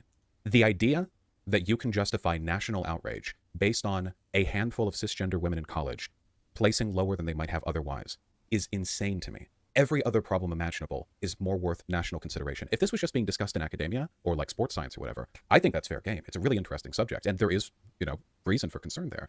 But this like people act like this is some kind of defining issue. Like the phrase there, this will unite the parties. Why? If infrastructure couldn't, I mean, our bridges are crumbling. If healthcare couldn't, tens of thousands die. If the fentanyl epidemic. I don't want to cut you off, but I would argue that this is just the beginning of some larger. This is a huge problem because it's going to be the end of women's sports, and I also see look at what's happening in prison. Oh my God, this is going to be the end of women's sports. Please, Vosh, point out the fucking Olympics. It's been since like 2003 that trans women have been permitted to compete against cisgender women at the Olympic level. This is like, please, Vosh, please. I hope that he eventually points it out. Thank you, Spider, for alleviating. This is one of the only times that spoilers are okay. You've alleviated some of my distress, because I want him to say that she's wrong about the problem. Yeah, 2 trans girls won in regionals once, so it's the end of women's sports. Avery, yeah, you notice how she shifts the goalposts repeatedly. Oh, it wouldn't bother me if this was happening at the local level. You know, that's fine. I'm sure that sense of belonging is really important to people. And then the fucking examples that she brings are 2 girls in high school. Is that who you're talking about? Terry and Andrea, Avery? 2 black trans girls. Wasn't that 2 high schoolers? 2 high schoolers. And you know the reason why? Like, if you want to bitch about them out competing, neither of them were on hormones.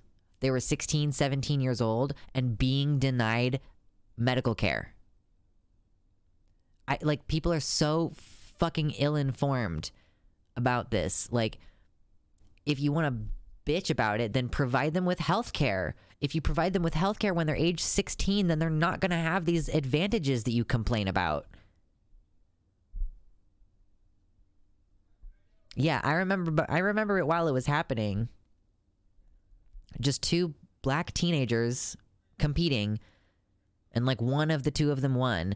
Like, she literally said that she doesn't think that it's a big deal if it happens locally. She doesn't want like elite sports, like what this is like literally two different categories of things, and she's moving the goalposts and just like just directly contradicting herself. I find that shit so frustrating. Yeah, they don't want solutions, they want to complain. They're going to bitch about it no matter what. Like it needs to be a subject of debate. It has to be constantly debated. It is never going to stop being debated as long as we give these people the opportunity to talk about it. Like, that's the frustrating thing, is like eventually you do want to deplatform them. Like, as much as you're like, we should be counteracting the ideas, because they're still gonna be like saying it to their own audience, even if I don't discredit it. But like the urge to just be like, this person doesn't matter. Like, is there any way that we can just absolutely discredit them? Like, no, we can't. Because it's not discrediting. Like, pointing out that she directly contradicted herself is not going to be a discrediting factor to someone who believes her or to someone who thinks that she has credibility. It's so frustrating to me. Look at what's happening in terms prisons. of where people are being Oh, we're on housed in, say, prisons now. hospitals, and women are now vulnerable to sexual assault as a result of this, because people are self-identifying. Where's the as evidence women. of that happening? Of the hospital in the UK, there was a case of a woman who was on a women's ward, and she reported a rape, and they said, oh, that didn't happen because there are only women on this ward. And then they went back and they actually found through security footage that there was actually a trans woman staying on the ward during that time. And so this woman had indeed been allegedly raped. Oh yeah, and of course that is like, the existence of a trans woman on the ward means that there's no possibility that a cis woman could have assaulted her. Like, and so I'm not saying that trans women are predators. Well, but this is something that Also, we're seeing is much more is going to be much more common. Well, with respect, absolutely not. Not of trans women, but of men abusing the ability to identify as women to get access to fear-mongering. And this is one of the issues that I take with you. You talk about science. I ask you, where's the evidence? You give me an anecdote. Where's the evidence of this? Well, what was the anecdote, though? That one instance this was reported in the news. This was reported in the news. Rapes happen everywhere. One instant. oh, this is not an anecdote. This is reported in the news. This woman has a PhD, and she does not understand, like, that an anecdote, like, yes, just because the story has been verified to have occurred doesn't mean it's fucking data. There is a difference. Like, an anecdote, fine, you can say, yes, it happened, but that's not a trend. You can't say, like, oh, this is happening broadly. This is happening everywhere. We need to be careful about this happening broadly. Oh, my God. Anecdotal evidence is not always credible. Like, it is not evidence of a trend.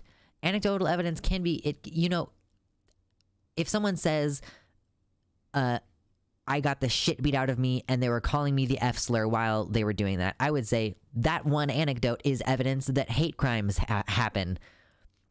But you can't say that is evidence that hate crimes are on the rise. You'd have to look at a trend of different information to see.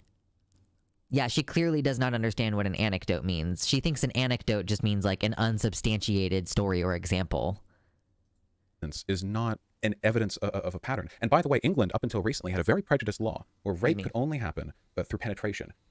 Nothing else was counted rape. So if you're a man, you rape a woman, that can be counted. But there are cis women who have raped cis women in England, and it wasn't counted as rape because none of the available equipment was present. The idea that I believe I don't want to interrupt you, but I see we're coming so close on time, and if there's so many things for us to talk about, so can I just say that I think, say with prisons especially, this is happening. It happened in England. It's happening in Scotland. It's happening in California. I'll tell you this much: we don't have evidence that letting trans women into cis women's prisons will increase sexual assault. To my knowledge, there's no evidence of that upticking in an actual, like, here's a percentage, then here's a change percentage sense. We do know that trans women who go to men's prison are like 9 times as likely to be raped. So purely from a harm reduction perspective, and this goes the same with the bathrooms and the hospitals and what have you.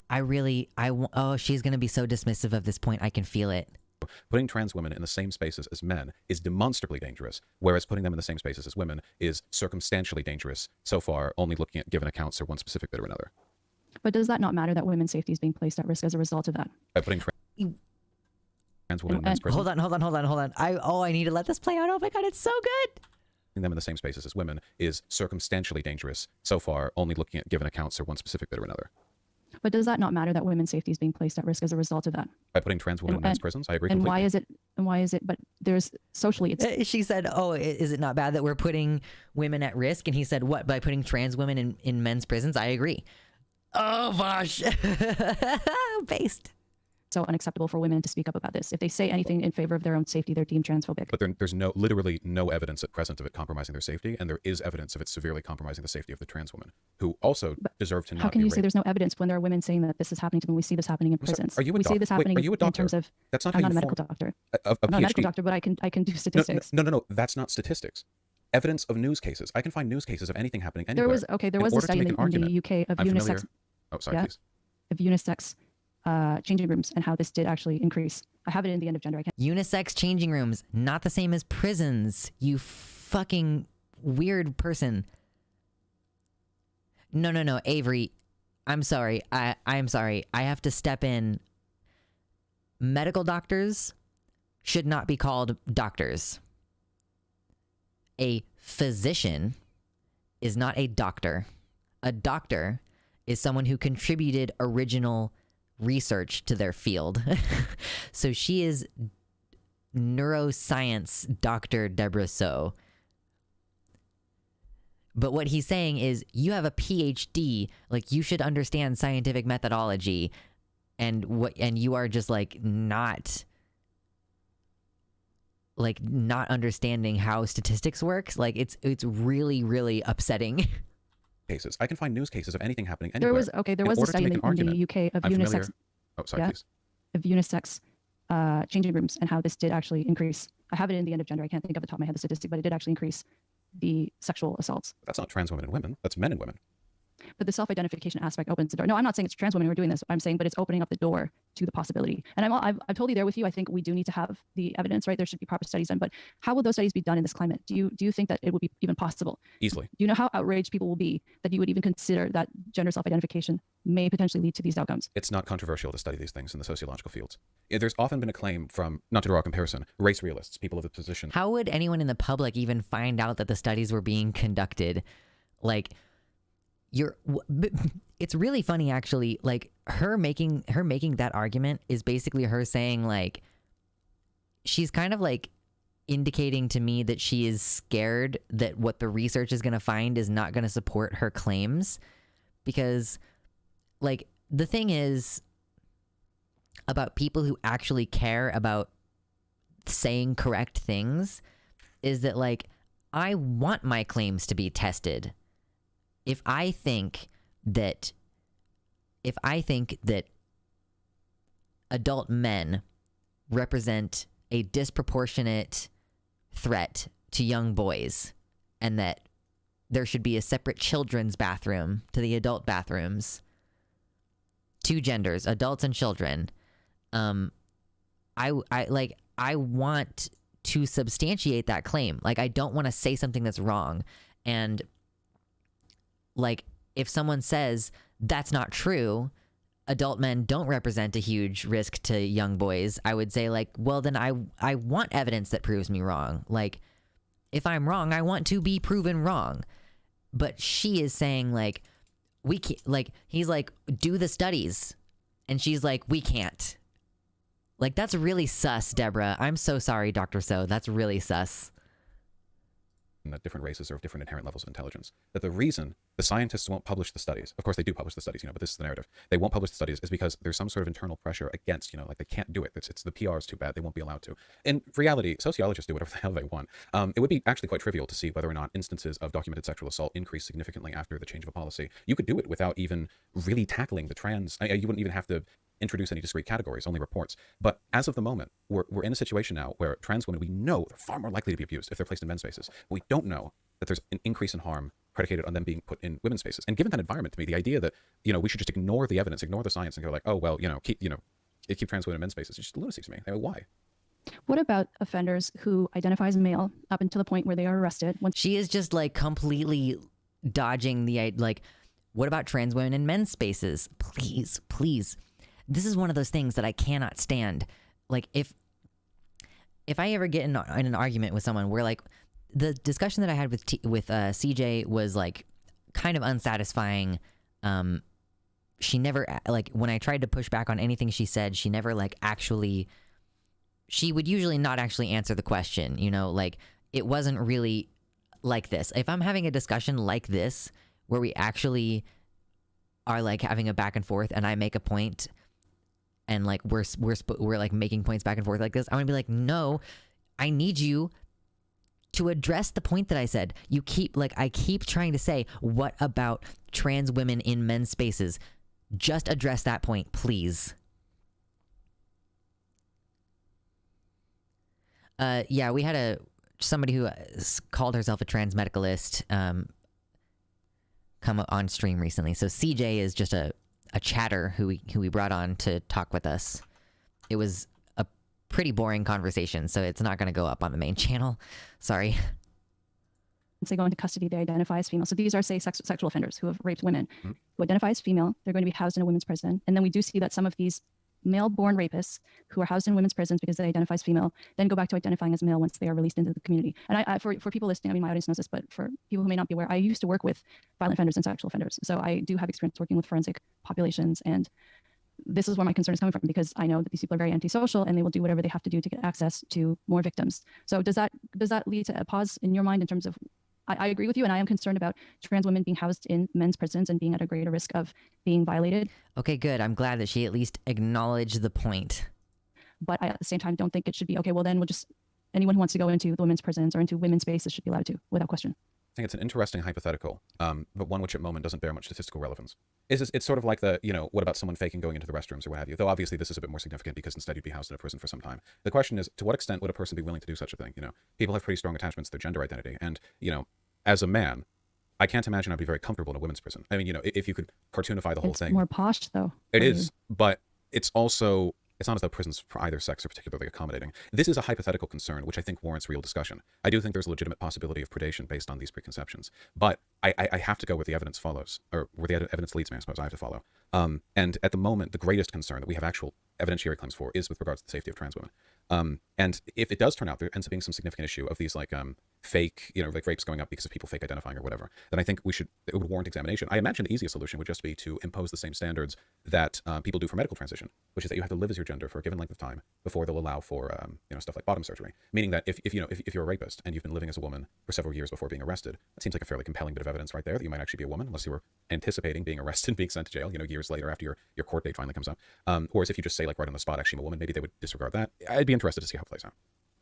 And your point about how sociological research could be done on this, I would say, okay, maybe in some disciplines in which there's an expectation as to what they will find with their findings, because I know this was another point that you brought up in the video you did. I do not think in this climate, there may be exceptions, but it is extremely difficult for objective researchers and scientists to even pursue questions that go against activism. It's next to impossible. I don't think that. What is that based on? Well, I have a decent number of academic friends, and I'm only a bachelor's myself, which is hardly an academic, so I can't speak from personal experience. But oftentimes there's this weird conflation where it's like the researchers are beholden to the activists, but then somehow the activists are in agreement with almost every major medical institution in the United States. So it's actually the researchers who are the activists, in which case you think they wouldn't be beholden to anyone because they're acting ideologically in line with the group you'd expect. I don't want to cut you off.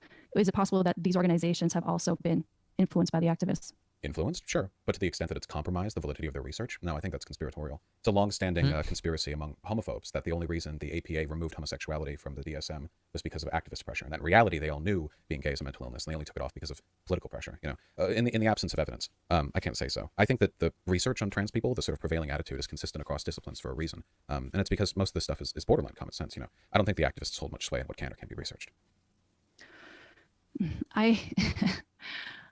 What would you say to someone who's lost their job as a result of activists harassing them and putting pressure on their institution to fire the person? Well, I know Libs of TikTok is doing plenty of that work right now. So if it was a victim of their thing, I'd say I'm sorry for the harassment you've gotten. Well, okay. Oh, zing! You got him. Got him. Got him. Oh, that was solid. But let's not make it an even across the board thing, right? Their institution to fire the person. Well, I know Libs of TikTok is doing plenty of that work right now. So if it was a victim of their thing, I'd say I'm sorry for the harassment you've gotten. Well, okay, but let's not make it an even across the board thing, right? It's serious. If someone loses their job because they're pursuing research that they are genuine, it's not hateful. They're just genuinely interested in wanting to know what the truth is, and they lose their job because they ask the question. Is that fair? As a socialist, there are plenty of people in my ideological tradition who have legitimately lost their jobs due to the questions they felt worth asking. In my experience, and again, I understand this sounds... And I agree with you across the board politically. I don't think it matters if someone's on the left or right. That shouldn't be happening. I think it matters what they're being fired for. Then lives of TikTok people. That's getting people fired just for being gay or trans or whatever, oftentimes. But I disagree, but okay. Well, I know. But with regards to the activism thing, 99% of the time when I see something being fired for, then lives of TikTok people. That's getting people fired just for being gay or trans or whatever, oftentimes. But I disagree, but okay. Well, I know. But with regards... Oh, she said, I disagree that the people that libs of TikTok have doxed are being fired just for being gay.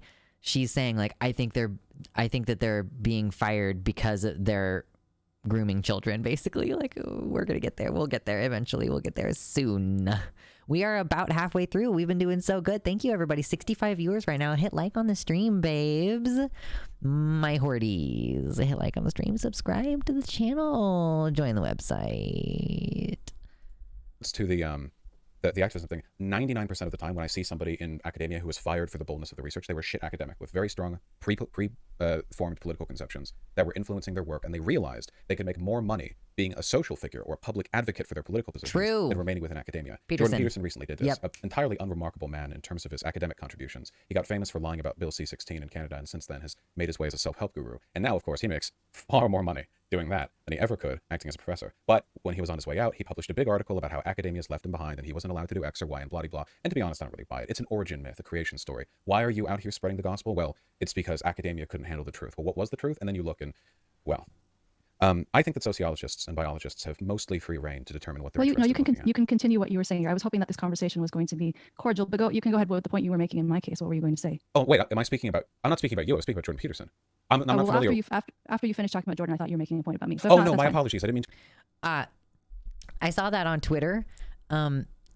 He was just saying like, he was saying like Jordan Peterson left academia, and then you say, it was when he shifted, he said, and then you say, I couldn't do da da da da, and she thought that he pivoted from making a point about Jordan Peterson to making a point about her, which is funny because it's a little bit of a protest too much kind of moment there.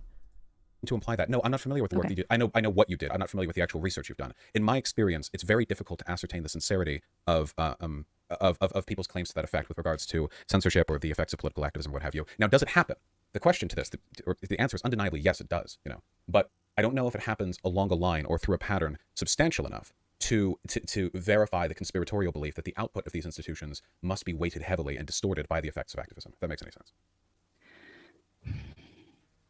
I mean, I disagree with you. I'm thinking of some of the points that you made in your video in terms of, I think there's this perception that for those of us who do go against the orthodoxy, and we talk about this, and people will say, well, look at the opportunities you're getting. How can you say you've been canceled or silenced because you're still getting these opportunities? In my case, getting to talk on the largest podcast in the world. But what goes on behind the scenes, people don't always see that. And I think people don't necessarily see how much harder some of us have to work in order to get those opportunities. Whereas if you were saying the right thing, you wouldn't be losing opportunities, or you would be getting more invitations to do things, or people wouldn't. But the point is that you may be like closing a couple of doors, but way more doors are opening for you. It is so much more popular for you to be anti-trans in this environment than it is for you to be trans. Like, listen, I'm going to tell you something that the moment that I just thought it kind of broke my heart a little bit, okay?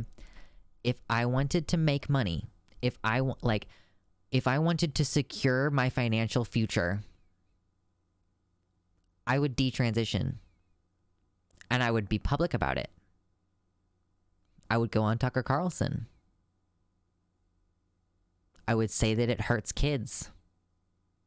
I would say how lucky I was that even though I found out that I was trans when I was 15, I waited until I was 21 to start hormones. If I wanted to secure my financial future, that is what I would do. What's going to happen is that I'm going to remain who I am and probably also remain impoverished for most of my life. Great.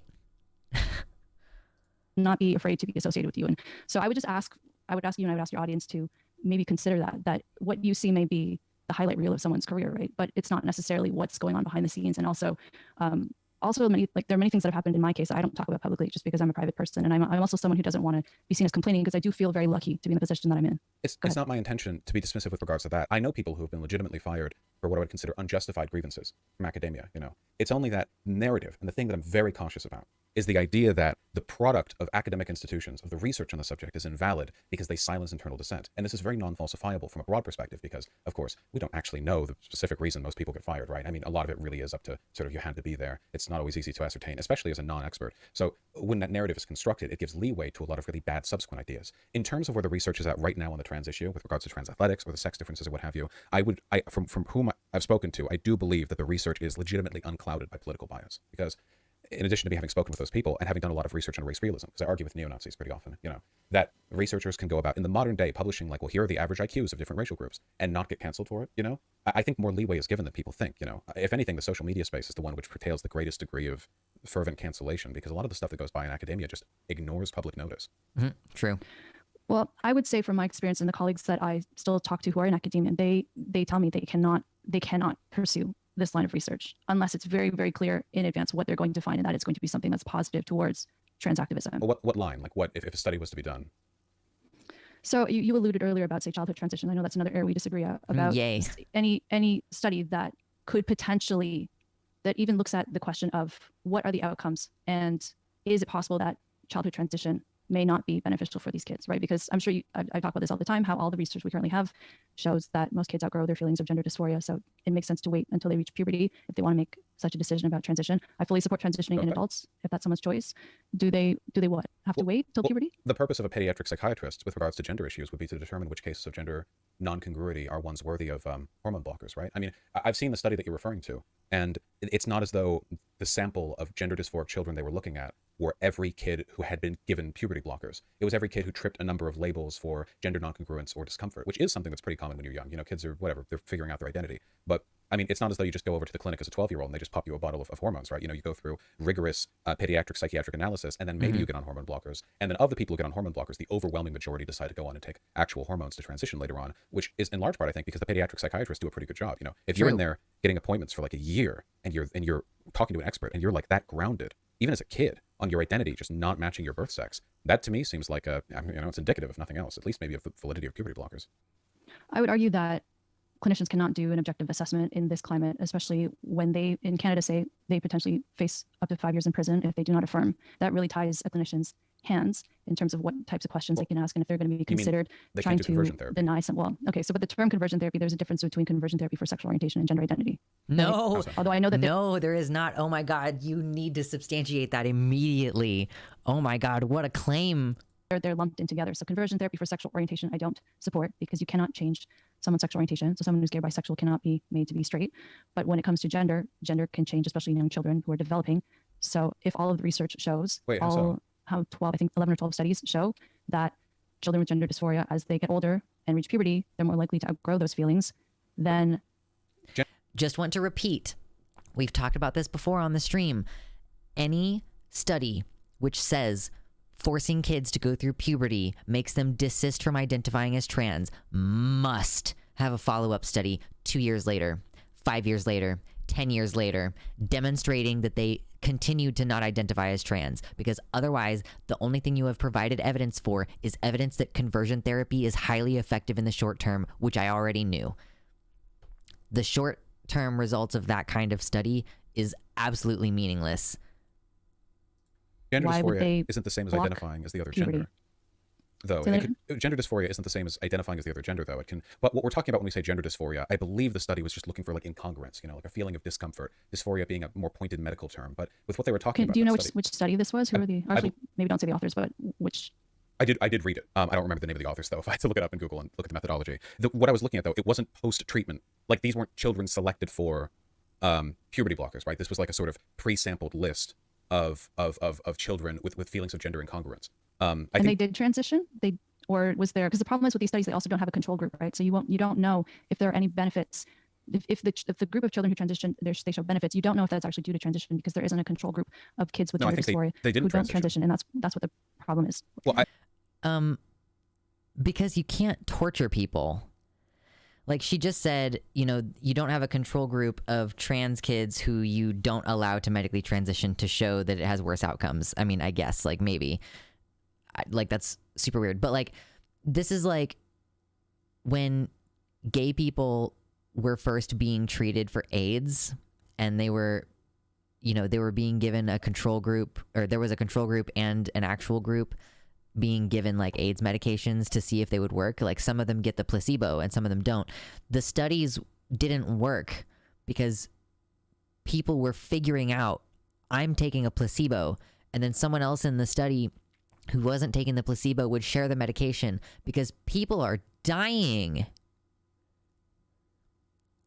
Like having a control group for AIDS medication research means that half of those people, you're just letting them continue to suffer and think that they're getting treated.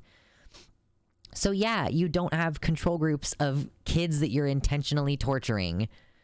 That is such an unethical proposition. Like, that is such an unethical proposition to make. I'm like really, really upset by it.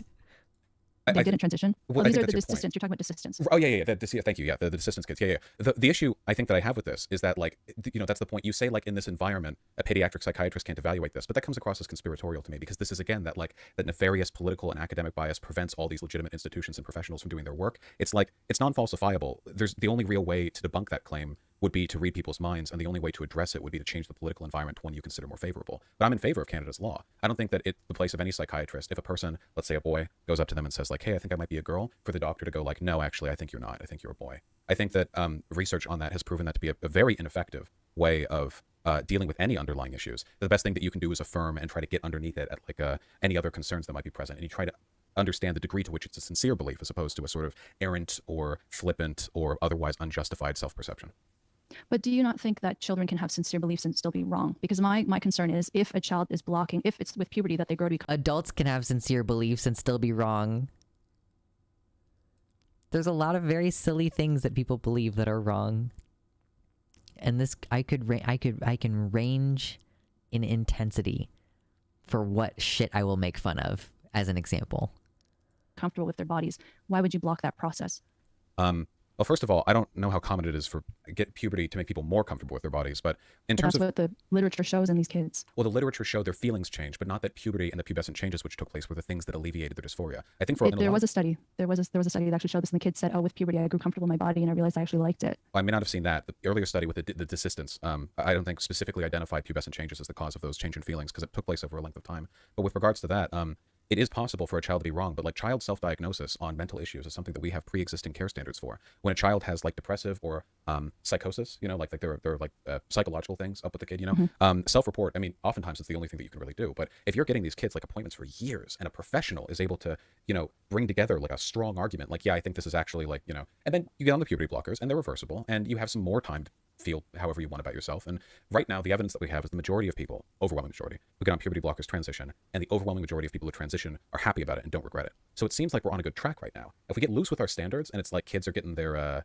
hormone blocker Skittles like 2 weeks in or something, you know, and they're just firing it left and right, then that's, yeah, I agree there should be a sort of strenuous vetting process, especially for children. But at the moment, it seems like the track is running quite well, and that people are benefiting from it, from the data that we have. But you would claim that they're not allowed to publish data that would make the results look bad. So see, it comes across kind of non-falsifiable. It's like, well, then how could I ever prove the validity of the process, right?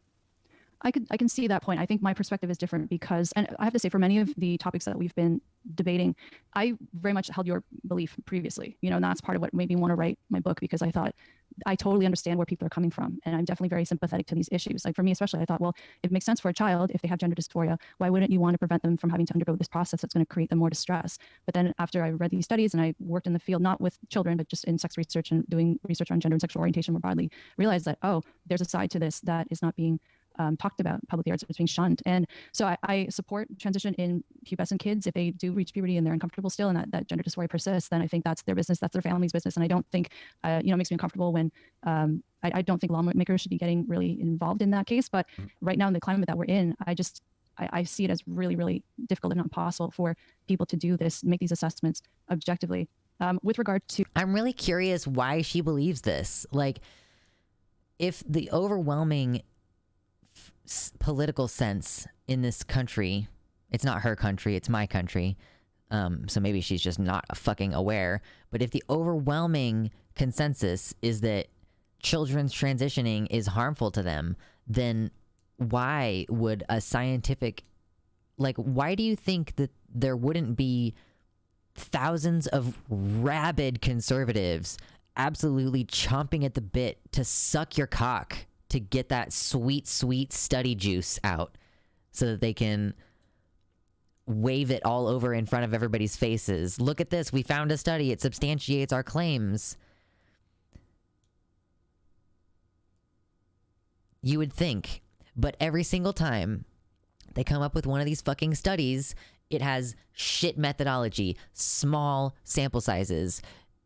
People are working on them who are later discredited and shit like that. Like, unsubstantiated, not peer-reviewed, garbage.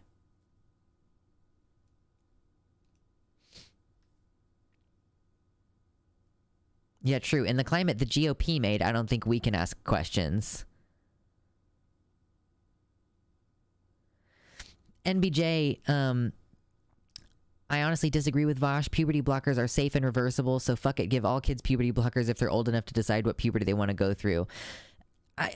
That's the logical argument to make if consent is the issue. Like, I don't, like, when people say, oh, you can't consent to the effects of puberty blockers because, or you can't consent to the effects of cross-sex hormones because you're too young, da-da-da-da-da, whatever. Then it would be like, oh, well, if you can't consent to cross-sex puberty blockers and the permanent effects that they will have, then why do you think that, like, any teenager can consent to the effects of hormones wherever they're coming from, you know? Like, wouldn't the logical argument then follow that all kids should be on puberty blockers? But I don't necessarily think that that's actually, like, something that we should do. Like, you know, I just think it's a rhetorical tool to use. I don't think that we should necessarily, like, advocate for it. Although I will say the one thing I do sort of disagree with about, I guess, and maybe it's probably not a disagreement. If Vash and I were to talk about this, we would probably end up finding that we agree. Puberty blockers should only be used up to the point at which the child is the same age as other puberty children. Like if you start puberty at age 10, so you get on puberty blockers, and you're a teenage girl, and like all of the other girls usually like start their period at age 13 or 14. That means that you as a young girl should be put on estrogen at age 13 or 14 and not like at age 16, 3 years after all the girls in your class are going through puberty. You know, that's my personal opinion. But I don't think that Vosh would disagree. I think that he would just say like, yeah, the process is still rigorously going, it's still happening for several years, but that there shouldn't be unnecessary gatekeeping, you know. I'm sure that Vosh would agree about that. I don't want to stay on this topic. We're already over time, so My apologies. no, that's okay. But I with regard to you saying that blockers are, I think you said they're reversible. There With has been research. two caveats to my knowledge. Okay. Do you want to say what the caveats are? Oh, sure. One is valid, one isn't. Bone density. I know that there can be a variance in bone density after puberty blockers, that starting on them later. Apparently getting on the puberty blockers earlier actually lowers the reduction of bone density, which is counterintuitive, but there's a whole graph that I remember seeing on it. There could be some degree of variance. The other is of IQ, but that I think is a research error, because the IQ variances that we have for the effects of puberty blockers were done on children who had prepubescent puberty, or what do they call it? Early onset puberty, which was research done. Precocious puberty. Precocious. By the way, this like flashing that's happening, if you're able to see it, like that's not something I'm doing. That's something about the video. Thank you. Yeah. 80s and 90s, right? And what they found was that because they were going through precocious puberty, they were experiencing a sudden jump in brain development earlier than a lot of kids of their age, which led to them doing better on IQ scores for their age. When they got on the treatments that mitigated the early, puberty development, because that process slowed, their IQ leveled out as the IQ tests grew more difficult as they grew older, and they returned to the mean before eventually resuming. So it's not that their IQ dropped; it's that their abnormally fast increase abated as a product of the. But those are the two that I'm aware of. It's bone density and IQ, but the IQ thing I don't think is a concern. It's also not possible for us to say it's causation because, like I said, with these studies, they aren't randomly assigning the kids into treatment versus non-treatment, and there isn't a control group of kids with gender dysphoria who don't undergo the treatment. So any of these studies with kids with gender dysphoria, they're always going to be given the treatment because it's seen unethical to withhold treatment from them. So my point in saying that is that we can't say any of this is causal. But there was another study that showed in an animal model that spatial memory is affected. My concern with all this is just, I think, on the same page as you, I think research needs to be objective. There should not be any intimidation involved, any coercion. Research should not feel scared for their careers as a result. I know that you're skeptical as to whether that's the case, but from my perspective, that's where I'm coming from with this. And then the other point I wanted to make was with regard to detransition. So one of the, when I interviewed for my book, she said that she was able to access cross-sex hormones with one hour appointment. And I do think the number of detransitioners is growing. My sense is you would agree with that. Well, I think the number is going to grow because the number of trans people is going to grow for sure. That had to be an adult, right? There's no way 1 hour appointment for like a kid. That would have had to be an adult, correct? I can't remember her age. I think it's in my book. I think she was, I don't know if I want to say. Let me. You don't have to specify. I'm just curious because I know at least here in the U.S. the protocol is very strict in a lot of respects for like the referring of this to the. I know they can do it in 16 in the UK because that's their age majority. 16-year-olds are babies, but I believe in your country because I'm Canadian. It can be 15 in some states. I didn't know that. Oh, I didn't know you're Canadian. I mean, I'd have to look into the it could be the medical age of consent. I know the medical age of consent is different from the age majority. Whatever the case may be, with regards to detransition, detransitioning is relatively rare. The data we have on the effects of cross-sex hormones and surgery is quite positive from everything that I've seen. Doesn't mean detransitioning. Oh my God, who edited this? Your computer just like really got very upset while this video was encoding. Oh my God. Tempest, was it you, Tempest? Is not something to be looked at. It's worth noting that from the studies I've seen, the majority of people who are detransitioning are doing so not because they're not the identity they transitioned into, but because of social or medical barriers preventing them. I believe there's like down, I think this one's actually on Wikipedia, where one of the, a study was done and it was something like 80 to 90% of the people detransitioning who listed why. It was because lack of support, medical barriers, not enough money, which is heartbreaking. That being said, there are going to be people who I guess we would call it like a proper detransition, like, they're like, oh wait, no, never mind, fully back. And I think those people should be afforded the exact same degree of medical and social care and support as I would for trans people, or as anyone else should for trans people. Because that's got to be incredibly difficult too. It is a very strenuous process, at least for young people at the moment, to transition. I think that it's a decision that should not be made lightly, but invariably with anything like this, there are going to be people calling takesies backsies. And I think that, there's going to be people calling takesies backsies. That's unfortunate. It's also inevitable, and we should do everything we can to make those people's lives good, the detransitioners. True.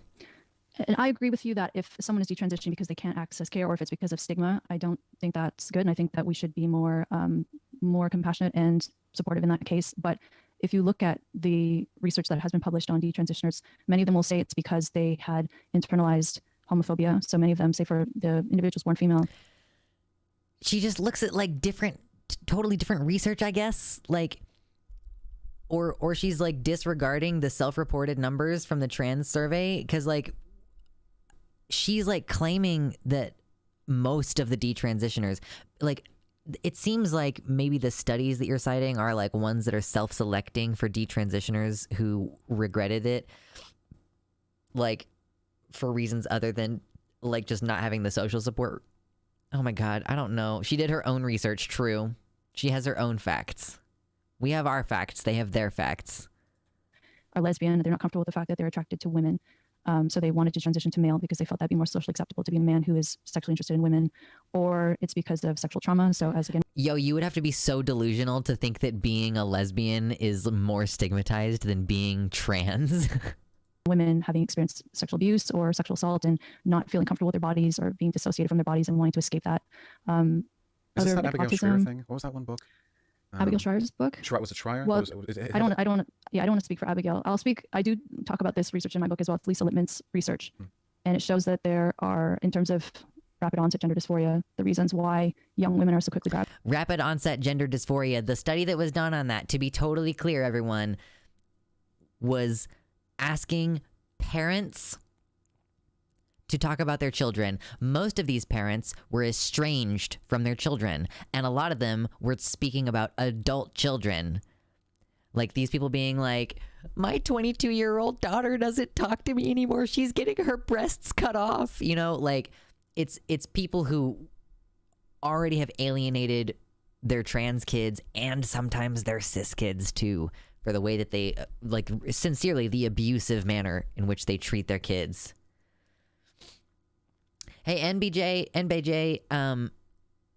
I don't ever feel like you need to say you're detransitioning because you're lacking access to medical care. You're not detransitioning. Like, to me, detransition means like I am stopping identifying as trans. If you just don't have medical care, or if you decide to stop doing certain medical things, like, that's not detransition unless you feel that that's an accurate way. But like, to just say like, oh, I lost access to medical care, I guess I'm detransitioning now. You know, I hope that you are able to, you know, not feel like basically that belief that like medical care is what validates you as trans. You know, you were trans before you started transitioning medically, and you're still trans even if you can't continue transitioning medically. It's really important. But yeah, so just to be clear, the studies that have been shown on rapid onset gender dysphoria were like, didn't actually involve the children in the study, and a lot of the parents didn't even speak to their children anymore. They just, so it's like, you don't actually know what happened to their kids. Gravitating to this label of wanting to be transgender or non-binary and living as men, only to change their mind event later. Once there comes, I think, a greater understanding or self-acceptance of whatever the underlying reason for them wanting to take on that identity was, which is not to say that trans men don't exist or that trans people don't exist, of course. And I'm also, I try to be very mindful and responsible when I talk about this, because I do recognize that there are some people who will say, well, because some people change their mind and detransition, then why should we let anybody transition at all? But I don't agree with that. I do think it's important, though, to talk about what's happening right now with this, in terms of this population, because they are making some decisions that may not ultimately be good for them. It's tearing families apart. The parents, this is another area that you might be skeptical of, but I hear from so many parents who are saying they can't talk to their kids. Their kids are essentially... True noodle incident. It was like a survey saying global warming isn't an important issue taken at a petroleum industry trade show. They are making some decisions that may not ultimately be good for them. It's tearing families apart. The parents, this is another area that you might be skeptical of, but I hear from so many parents who are saying they can't talk to their kids. Their kids are essentially, you know, being protected by the state. They don't have any say in terms of their care. And for a parent, I mean, that's terrifying, I'm sure. What? I totally get that. I do want to say, though, with regards to a counterpoint, is that Littman's research is utterly without integrity and shouldn't be trusted. The term rapid onset gender dysphoria came from a study where Littman did a question survey of moms who frequented websites oriented around parents of trans children who didn't like the fact that their children were trans. True. A psychiatric evaluation into a group being done by polling their disapproving parents is like the bad joke version of how you would do a sociological study. True. I think that the fact that that study got published, and worse, peer-reviewed, is like actually a bigger strike against legitimacy of academia than anything else I've ever heard, including that James Lindsay, let's publish those so-and-so fake sociological articles to prove how bad the discipline is. Oh God. The idea that, for the record, I thought James's investigation was brilliant, but we disagree. Oh my God. I think about Lisa's work as well, but I think he's a loon and he's been running for me, but I'll get him one of these days. With regards to the Littman stuff, I think he's a loon and he's been running for me, but I'll get him. Oh, Vosh. This isn't a study even worth considering. It's a psychiatric evaluation by polling disapproving parents. You might as well get like an evaluation on race and IQ by polling like white, Southern, what are they called, country club members. You know, it's just meaningless in terms of like where these. Oh my God. Thank you for pointing that out, Jack Coleman. Several of you. She is blinking so much right now. Just like, I'm just going to take this back like 20 seconds and I'm just going to mute it. Look at how much she is blinking. So much. Oh my God, girl. Are your eyes, do you need some clear eyes? Get Ben Stein up in here. She needs the clear eyes. That James Lindsay, let's publish those so-and-so fake sociological articles to prove how bad the discipline is. Oh God. The idea that, for the record, I thought James's investigation was brilliant, but we disagree on that. And I think about Lisa's work as well, but I think he's a loon and he's been running for me, but I'll get him one of these days. With regards to the Littman stuff, this isn't a study even worth considering. It's a psychiatric evaluation by polling disapproving parents. You might as well get like an evaluation on race and IQ by polling like white, Southern, what are they called, country club members. You know, it's just meaningless in terms of like where these. Can I make a point about the parents before you move to your next? Sure, point? but you have to recognize, of course, that a psychiatric evaluation done by polling disapproving parents is a ridiculous way to conduct. Like, so the parents say that, it was because of internalized homophobia. How could you possibly, I mean, sure, they could say that, perhaps. Of what relevance is that to actual scientific inquiry? But I don't think it's fair to label these parents as transphobic, because many of them would say they didn't care whether their child was trans. I don't think he said transphobic one single time. He said unaccepting, didn't he? I would have to scrub back, but I don't think he said transphobic. I think that's another instance of her projecting. or not. They didn't care about the outcome. And many of them were in the study. It says that they were very much in favor of equal rights for gay people and for gay marriage. And many of them, I can't remember the number off the top of my head, but were. Wow, it's almost as if trans people are a different fucking category than gay people. It's almost like a lot of people support gays but don't support trans people. Whoa, what a weird fucking concept. Also, it's been shown that people will say, oh, I support trans kids or I support trans people in general, but then their own kid comes out as trans and they're suddenly having an issue. They're suddenly unaccepting. Or even for gayness. Even you could even say like, oh, I'm oh my god, I had to do some YouTube moderation, so my brain fucked off for a second there, but oh my god, she's frustrating me. But we knew that was going to happen. Would say they didn't care whether their child was trans or not. They didn't care about the outcome. And many of them were in the study. It says that they were very much in favor of equal rights for gay people and for gay marriage. And many of them, I can't remember the number off the top of my head, but were self-identified as Democrats. So these are not parents who are anti-trans. This is indefensible research. Can you believe that she just said these are parents that self-report being in support of gay marriage, so they're not anti-trans? Oh my god. The researcher Littman literally went out of their way looking for websites which are opposed in some way to trans. Whether they always say this, right? It's like, well, I was a Democrat. A lot of these people are TERFs, you know. A lot of these people were. Okay, well, I would say TERF is a slur, but TERF is absolutely not a slur. It's not a discriminatory characteristic. It's only a smear against a person's political affiliation. Which, I mean, you might as well say Nazi is a slur if we're going down that road. I mean, I do mean it with all negativity intended, but not a slur. Nothing against women. There are TERF men that I've talked to, and they're fun too. Anyway, no. I don't know why that label is necessary. I feel like we can have the discussion without having to insult people. It's what they are. I could call them transphobes, which they also are, which I would also. Well, that's also an insult, right? Well, no.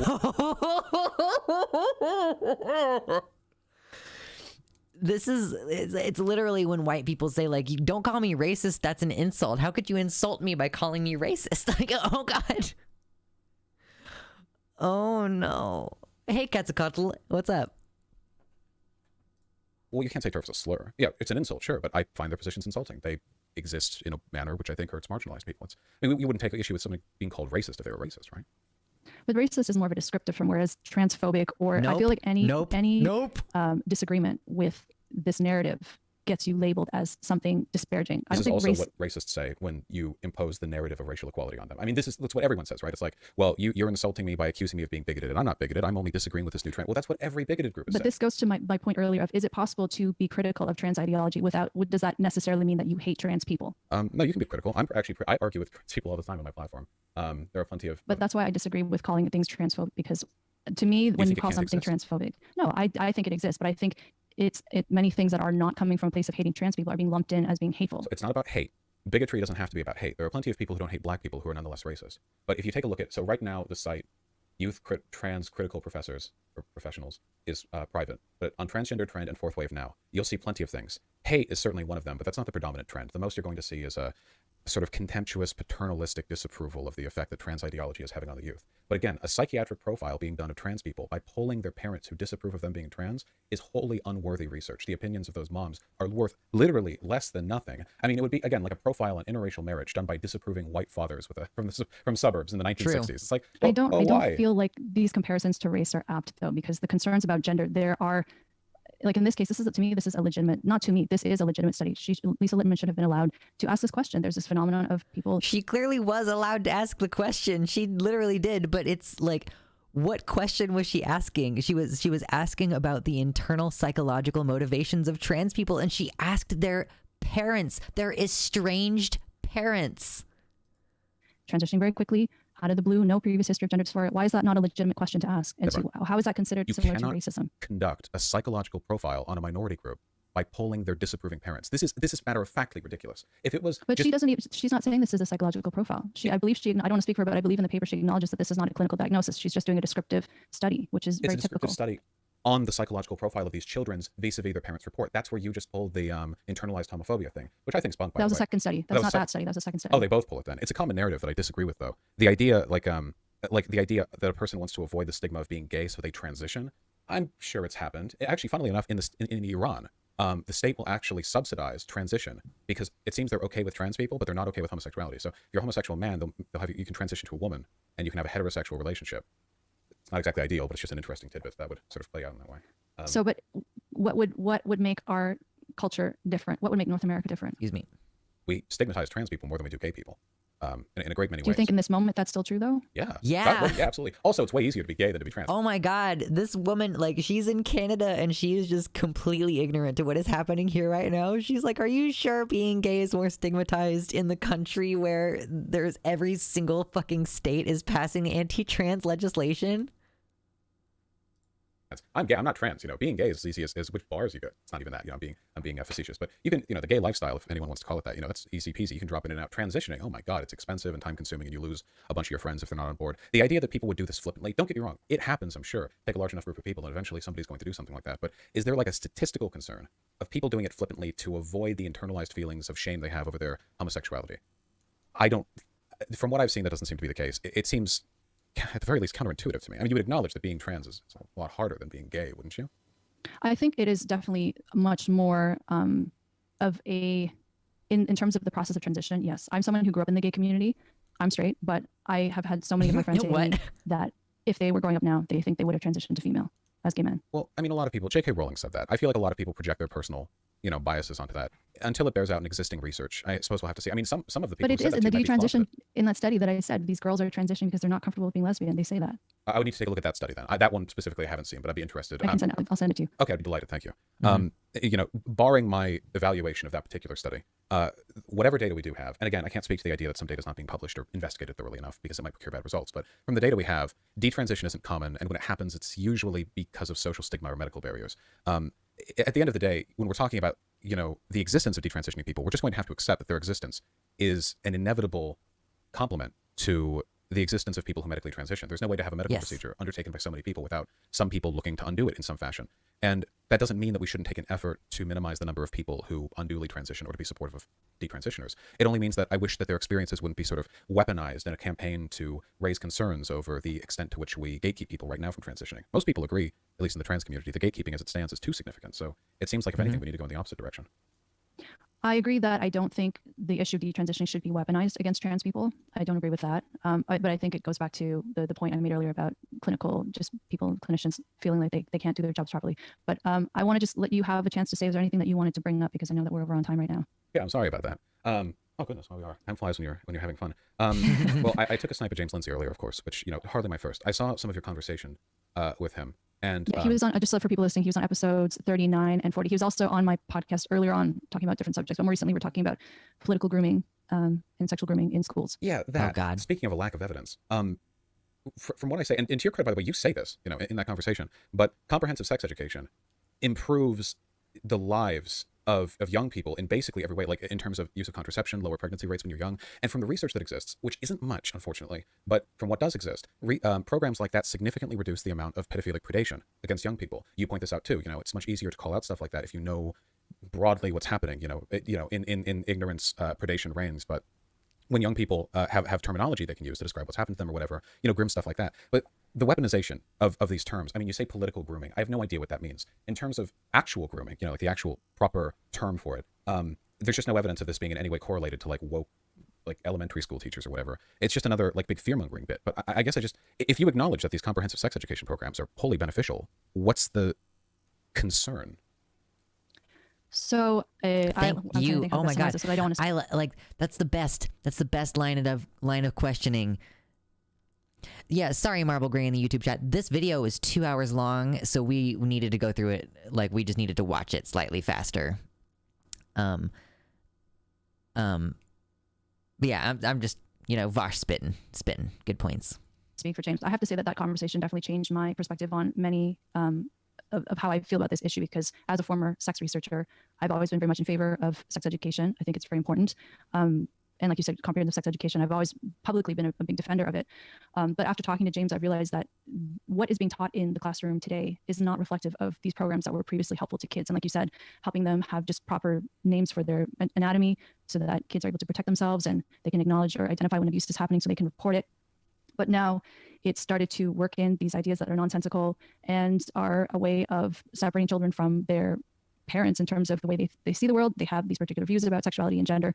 And it's a way of like pretty much everything we've talked about in this conversation, things like gender fluidity, that children can be, let's not talk about boys and girls, because if you are a little girl, you may not really be a little girl. I mean, that the possibility that a child is going to grow up to be a transgender adult is so statistically small. And I just don't think it's appropriate to be talking to kids about this stuff because it's very confusing for young children. It's not confusing at all.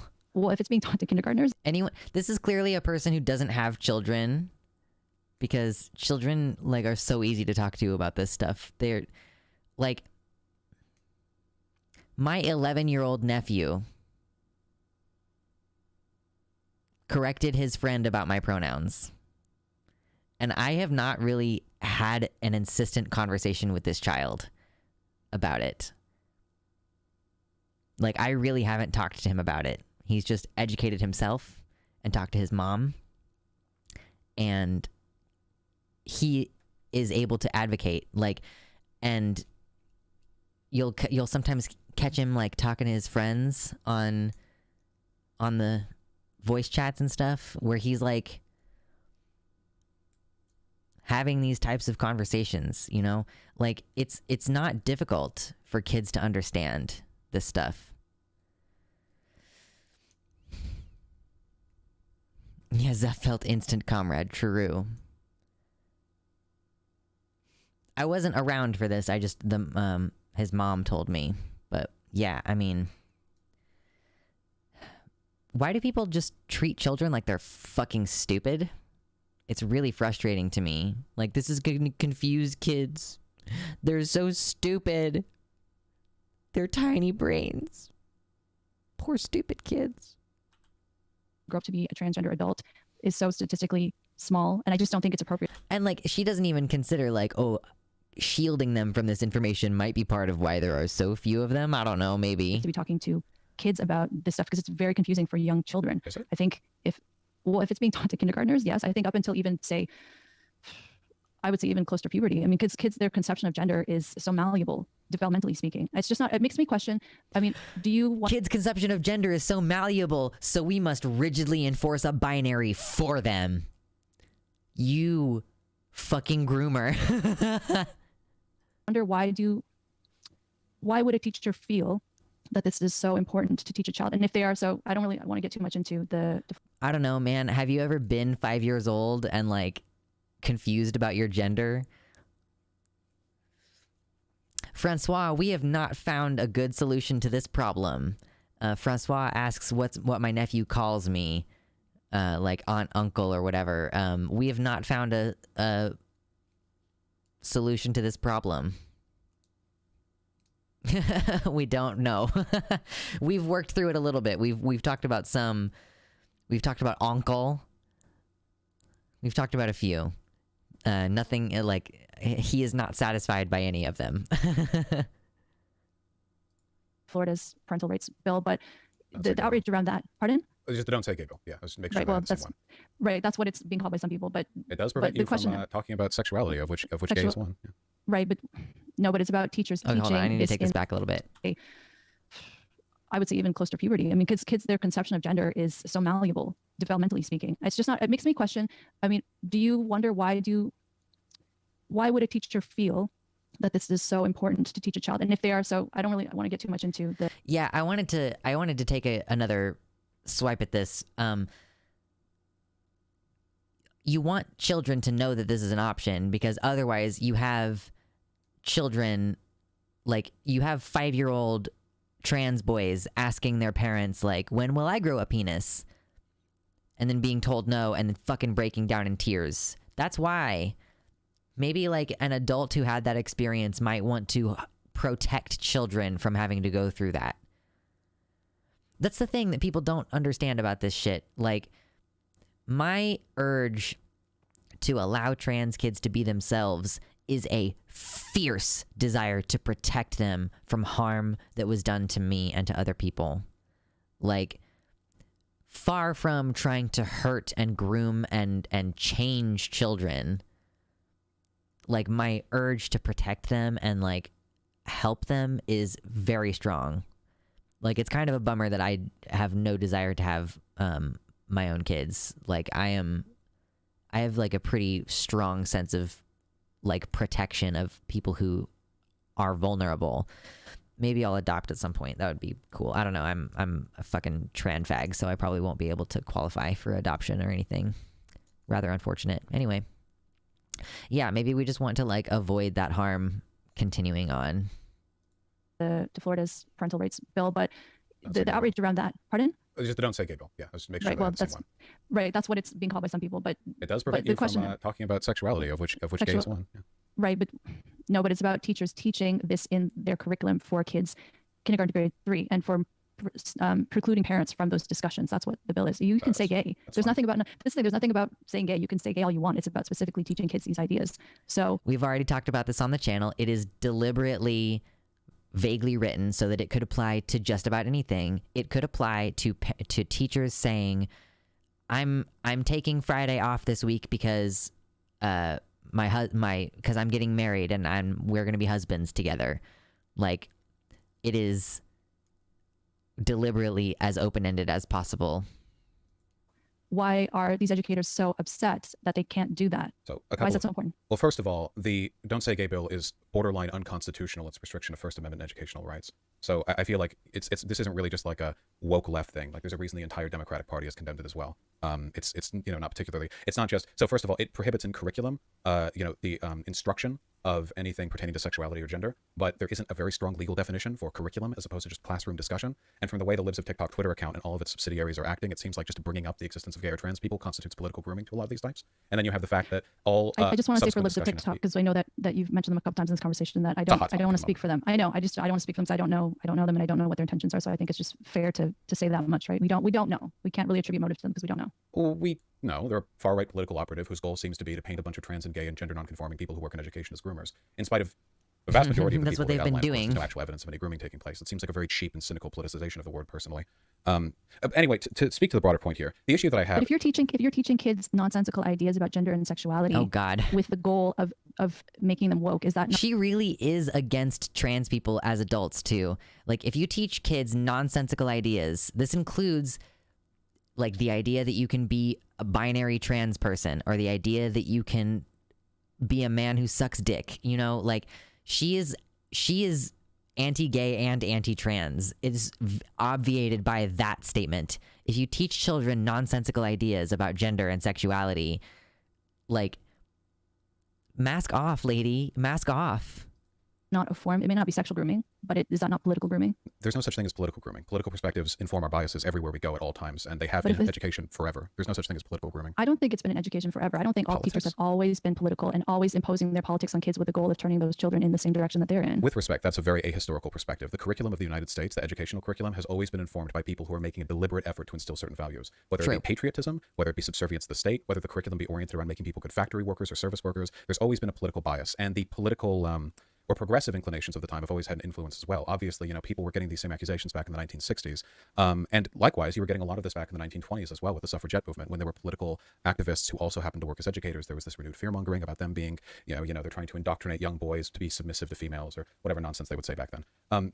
But do you not think there are some teachers who would go into teaching saying, my politics, it's not my place to put my politics on my students? Is that not an admirable way to go about teaching? If your students don't know what your political, I don't think it should matter about someone's politics. I think regardless of left or right, you shouldn't be imposing those. Those aren't your children. Racial it's equality? Not your place.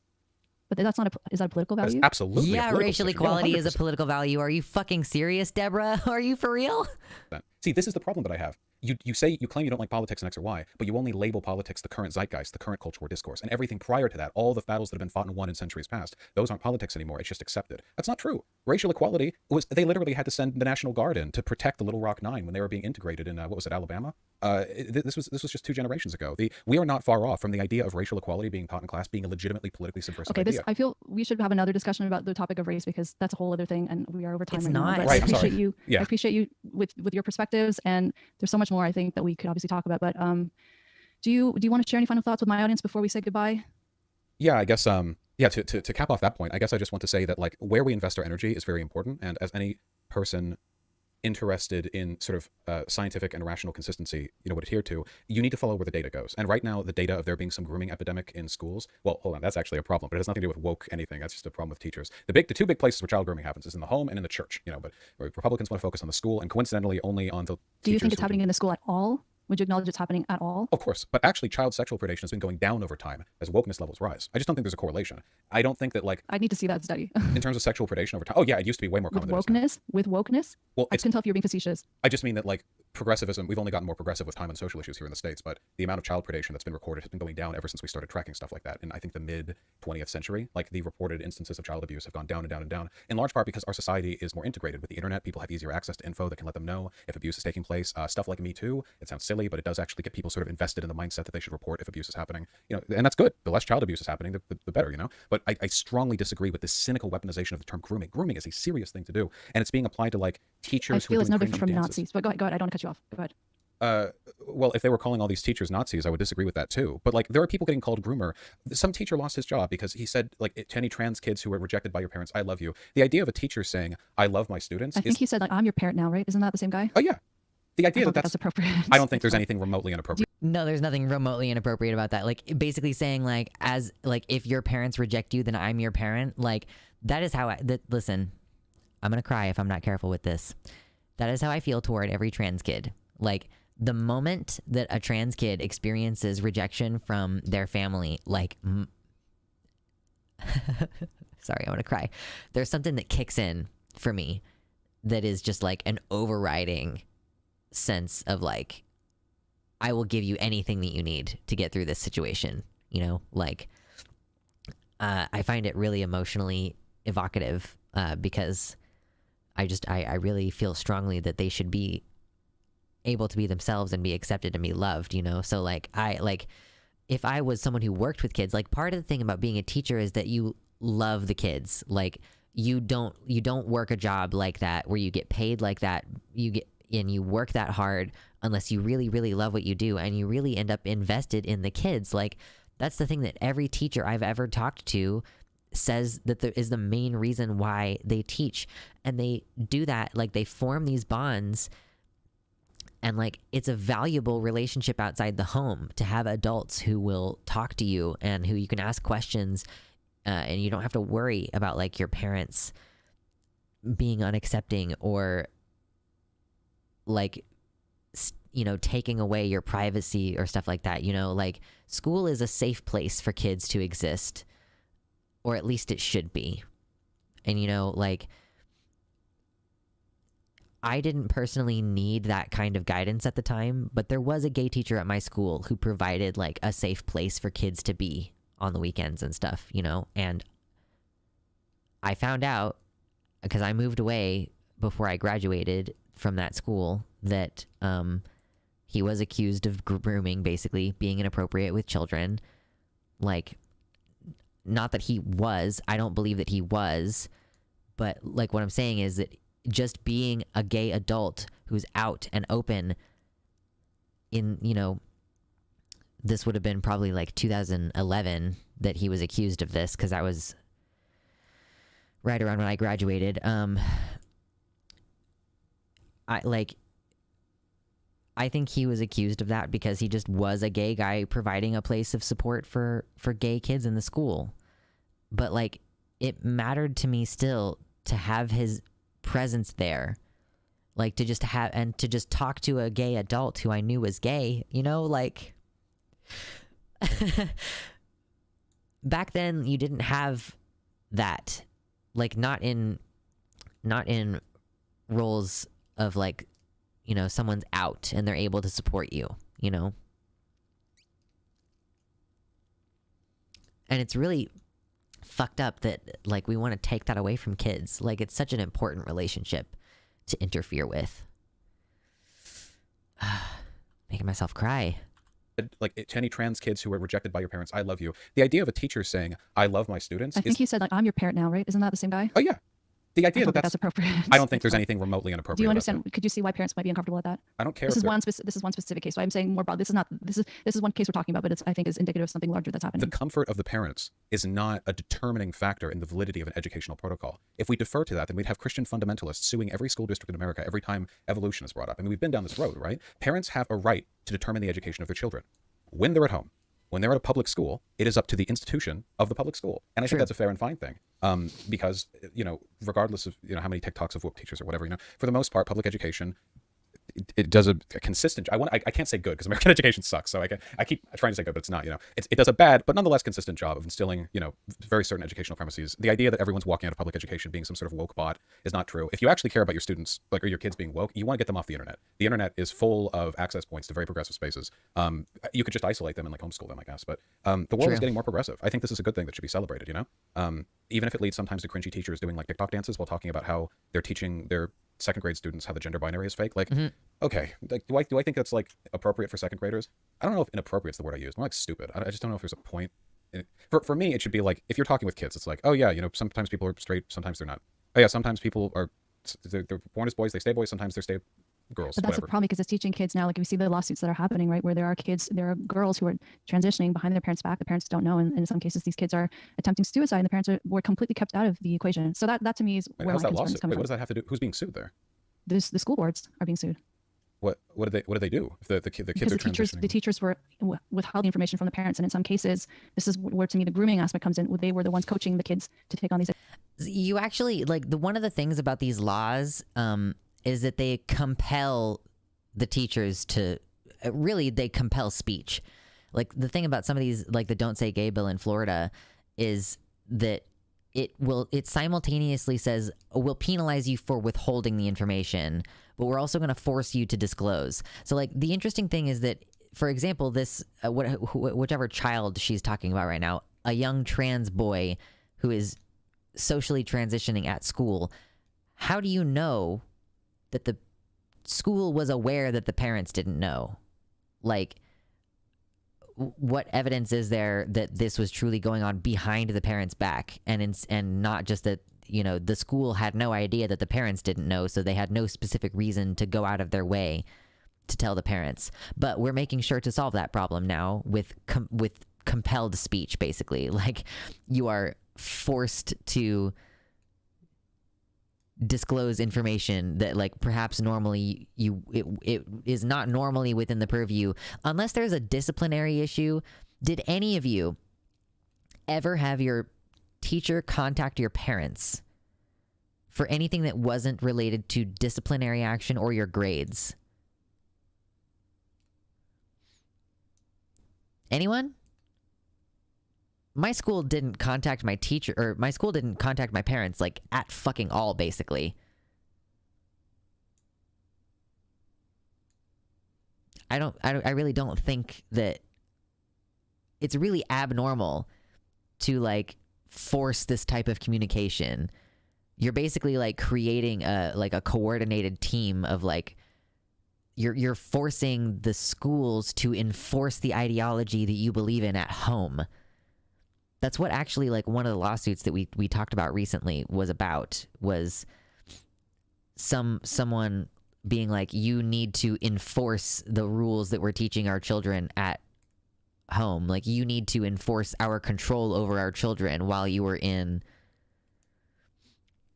Well, Baphomet, but so nothing went on at school that mom didn't hear about. But was it disciplinary? Were you actually acting out? So it was your child is acting out. Your child hit another kid, so we're telling you. And your child threw something across the room, so we're telling you. That's not the same as your child is wearing fingernail polish. I need to let you know that there's a potential concern here. That's the level that we're at. We're your kid said that they wanted to cut their hair to look more like a boy's. So I'm contacting you to let you know. It's pretty fucked up, TBH. identities. Anyway, if you want to come back on another time, I'll have you back on. Sure. Yeah. So the kids because are the teachers were withheld information from the parents, and in some cases, this is where to me the grooming aspect comes in. They were the ones coaching the kids to take on these identities. Anyway, if you want to come back on another time, I'll have you back on. Sure. Yeah. Sorry, we keep running over. My apologies. I just have to ask though. Last thing. Yeah. Just last thing. I swear to God. No. Would you say the same thing if like a kid disclosed they were gay, like they had homophobic parents, and they told a teacher like, "Hey, I think I'm gay, but I can't tell my parents because my parents would beat the shit out of me." And the teacher's like, "Oh, that's okay. You live your life, you know." And then later that kid like attempted suicide because of social pressure, and the school district got sued by the parents. Like, do you think that'd be a legit lawsuit? Like, is that grooming or is that just? So I've thought about that, and I think in that case, the teacher who's being told that the child is in an abusive situation should report that to the authorities. I don't think it should be the teachers. I don't think it's appropriate for the teacher to be the one keeping secrets with the child in any or having a special relationship with the child. That to me is a huge red flag. Whether or not someone has the intention of it being a sexual relationship, it could become a step down that way, or it could maybe not. But I just don't think it's appropriate for people in positions of power to be having secrets with children. But do you agree? Well, not really. I mean, when I was in school, you know, I didn't even know I was gay back then. But like, good teachers can be like another like calming authority figure in your life. You spend a whole year with them when you're young, and if there's like advice they have, you know, don't get me wrong. The secret relationship is kind of a loaded term. Like we're talking a wide range here. If a kid discloses something, you know, if there's no avenue to report to the police abuse, I mean, if you report it to the police, then what? Like they show up at the house and it gets made public, and the kid gets beaten within an inch of their life after the. Yeah, true. That's absolutely true too. Like she's saying, like if a kid discloses that they're gay and their parents are homophobic to a teacher, like should the teacher, she's saying the teacher should contact the authorities. Like, yeah, so the authorities are going to show up. The camera is out, but I'm still here. The authorities are going to show up at the house and say like, we heard your kids, you know, out here licking ball sacks or whatever. And then like just fucking worsen the situation for the kid. Like, oh, so you told someone about what happens in this home? You told someone what happens under this roof? Dead kids galore. Congratulations. The police find that there's nothing they can officially charge the parents with because there's no evidence for, like, yeah, I don't know. Like, it well, I seems mean, like but that's an extreme. That's an extreme. I think it should at least. It's not an extreme. I mean, Do you have any idea how, like, people don't give a shit about children? If it's obvious, it can be obvious that a child is being abused. Like, if anything, these cops are going to roll up and be like, we were told that you're abusing your kid for being a fag. And then, like, they're going to, like, shake the dad's hand and be like, yeah, I had to do the same thing with my son. You know, he was out there sucking dick. I had to scalp him, get all that long hair off his head. You know, like, it's just like she lives in a fantasy world where all parents are good and mean well for their children. Like, I'm so happy for her that she grew up in a home where she could have that delusional belief last this long into her adulthood, that this woman could be like, this woman could have a PhD and still like be this ignorant about child abuse. I am jealous, frankly, of her innocence in this matter. If you want to talk about what should be done in that case, I just don't think there are situations, and I think most adults who are put in that position probably would be uncomfortable to say, I don't feel right that a child's telling me something and I have to keep this a secret. They should want to at least, I think, if they're concerned about the child's well-being, to put some sort of precautionary measures. Sometimes just having a person to disclose to can be hugely beneficial for the suicidality of queer youth. You know, like the feeling they don't have to keep it hidden from absolutely everyone if they know they have a supportive teacher. I just don't think that leads to like parents will groom their kids too. I just think there's a potential there for it to be abused, right? There is a potential there for it to be abused. True, but we're normalizing the secrets between teachers and kids. Well, any standard where any relationship between like people in a position of power and children can be harmful would include parents, right? I mean, parents, I'm pretty sure the household's the #1 grooming station, you know, 8 lines on that union station. So it just seems like a sort of weird imbalance, especially since the only thing this is getting focused on is queer issues. Like, at the end of the day, look, if a kid is transitioning or like thinks they're a boy or a girl, you know, whatever, and they don't feel comfortable telling their parents, the abuser, as far as I'm concerned, is the parents. Any environment in which a child can't even voice concerns like that or like questions or interests with their parents, talk it out, is one in which, that, as far as I'm concerned, the child's already being abused. The teacher being disclosed to in that case is just probably a modicum of relief for the student, that they don't have to hide everything from everyone. True. But I'll take a look at the details of the lawsuit. It just seems to me like a lot of this is misdirected anger at trans people trying to be weaponized against institutions that can be sued, because you can't sue every trans kid. Yeah, there have been multiple lawsuits. Can I just say before we say goodbye, I just ask for people listening who may not be familiar with my work to please read The End of Gender. You can get it free on Audible. The audiobook is read by me. so that you know what my positions are. I feel that much of the criticism I get is people who have not read my book, have not read my work. It's based on things that other people have said about me, which in many cases are not true or are not accurate reflections of my opinions on these issues. So I just ask that. And I really thank you for coming on my podcast. I feel like there's something more you want to say. God, there's always something more I want to say. Don't tell me that. Don't give me permission. I appreciate you having me on. Seriously, it's been a good time. Sorry for running over. That's all right. All right. Well, thank you so much. So we talked about, I'm going to be releasing this in a few days. And all right, take care. I actually did have fun with that. I thought that I was going to be annoyed the whole time. I was kind of annoyed, but listen, I think that I might be kind of similar to Vosh, you know, in that, like, I do think that arguments are juicy and fun. I do, like, engage in arguments well past the point at which it makes any sense for me to be doing that.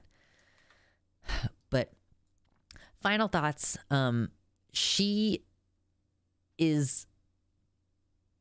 it's really hard for me to tell. It's really hard for me to tell if these people are genuinely concerned or if they're just grifting.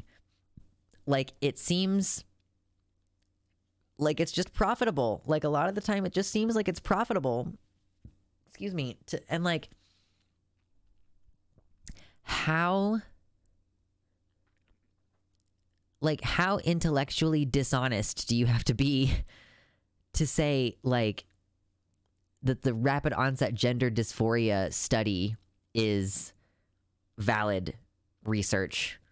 Like, holy shit, dude. She'll move the goalposts when you engage with the arguments she makes in her book. Interesting. I don't know if he read the book in familiarizing himself with her work. If I were to read it, I would have to find some way to get a hold of it, you know. You understand. Trans egg. There is a trans egg. There's actually two of them, but one of them is slightly out of frame.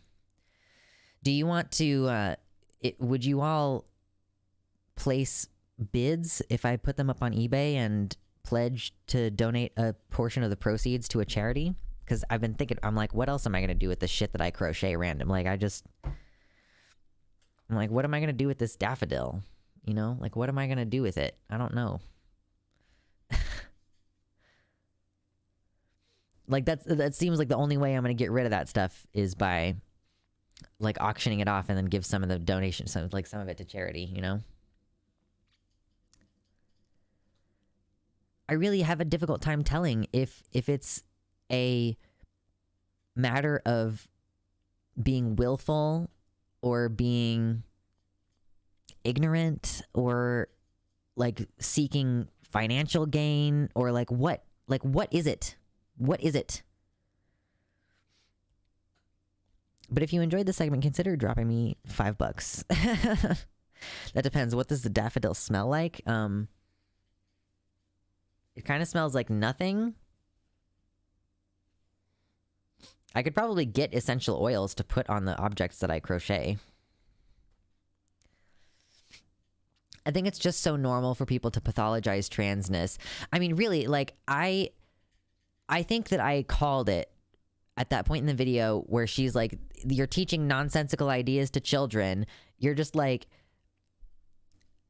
yeah, no, that's 100%. You're just saying that it's all ridiculous, but I have to, for political reasons, say it's okay for trans adults to transition. Or maybe I'll even hedge and say pubescent trans kids should get blockers.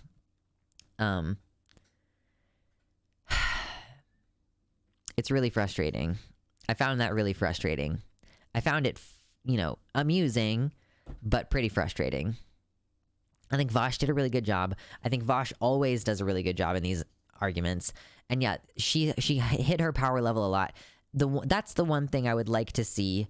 If Vosh ever follows up with her again, I would like him to zero in on that power level shit. I would really like him to... Honestly, I would like him to feel more comfortable interrupting her, because there were a couple times where she slipped something in and then she finished with a certain point and he would, like, address the last thing that she said. And in my opinion, because I was able to pause her speaking, missed out on some of the kind of more like fucked up things that she just sort of slipped in there, in my opinion, you know? They both cited studies. They didn't like call the names of the studies, but there were times where they were clearly talking about the same situation or the same study or whatever.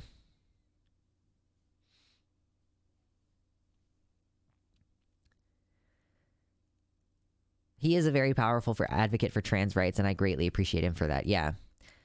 No matter what else, like, that's the thing. I'm sorry, like Vosh has done a lot of good work, you know? He's definitely fucked up on a couple things, but I think in general, like, dragging the Overton window back to the left, kicking and screaming is something that I appreciate. Vosh gets head pats. That is such a weird conception. I had not thought about that, Rain Raven, ever before. Like, the idea of Vosh being like an ooh-woo bottom. I cannot imagine Vosh being like, ooh-woo, and getting head pats. Like, wow.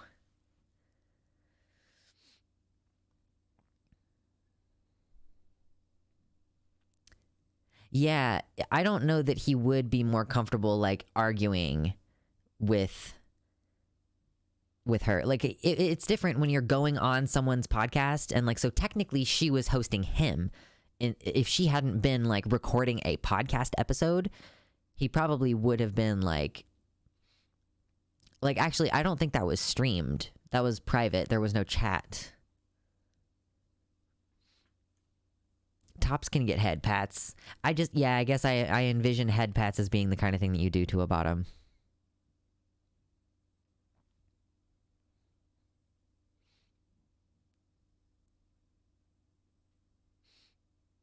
Yeah, Vosh is pansexual, like queer.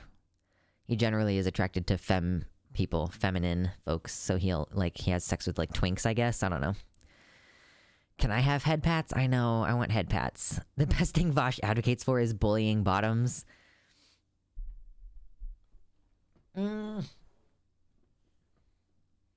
Honestly, I always figured that the person to decisively best Vosh gets to date him,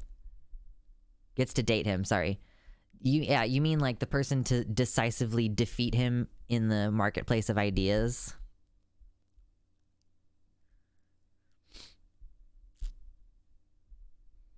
We gotta find something to argue about, I guess. Head pats for everyone, woo. True. Everyone gets head pats. He bullies the bottoms in his chat constantly. Vosh does like to play into him being he likes to play into the top persona that he has. I feel like he has a persona as a top. Head pats for exposure, oh whoa. Instead of compliments, offer head pats. Yeah, we still have like 52 people here. If you're a member of my horde, we are trying to get the channel to grow and kind of recover from the fact that my subscriber number has just been dropping consistently since the entirety of 2022. So if you want to receive a lavish and specific compliment from me on stream on Tuesday, consider sharing the videos. Like, pick a video from my channel, share it to someone, take a screenshot of you sharing it, and there's a channel in the Discord called Homework. Join my Discord server. There is a channel called Homework where you can post it, and I'll say like, oh, here we have this person, and I'll double check, oh, this is what their pronouns are, and then I'll give you a weird compliment. Frankly, they're weird compliments. Weird and lavish compliments. If you would like to help get the channel back up to, we're trying to get, we've gotten to 30,000 subscribers twice, and it has dropped back below twice. So we're trying to recover. I'm too tall to get a head pats. Welcome, Tempest. Tempest, did you edit that video of the podcast recording between Deborah So and Vosh? Just out of curiosity. I am free to be a brat. True.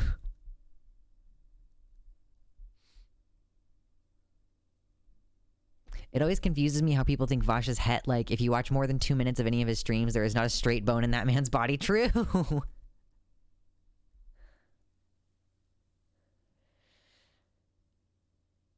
Which channel's sub count are you tracking? Well, my channel has, like, my VOD channel has, like, 200 subscribers versus my actual channel, which has, like, 29,000.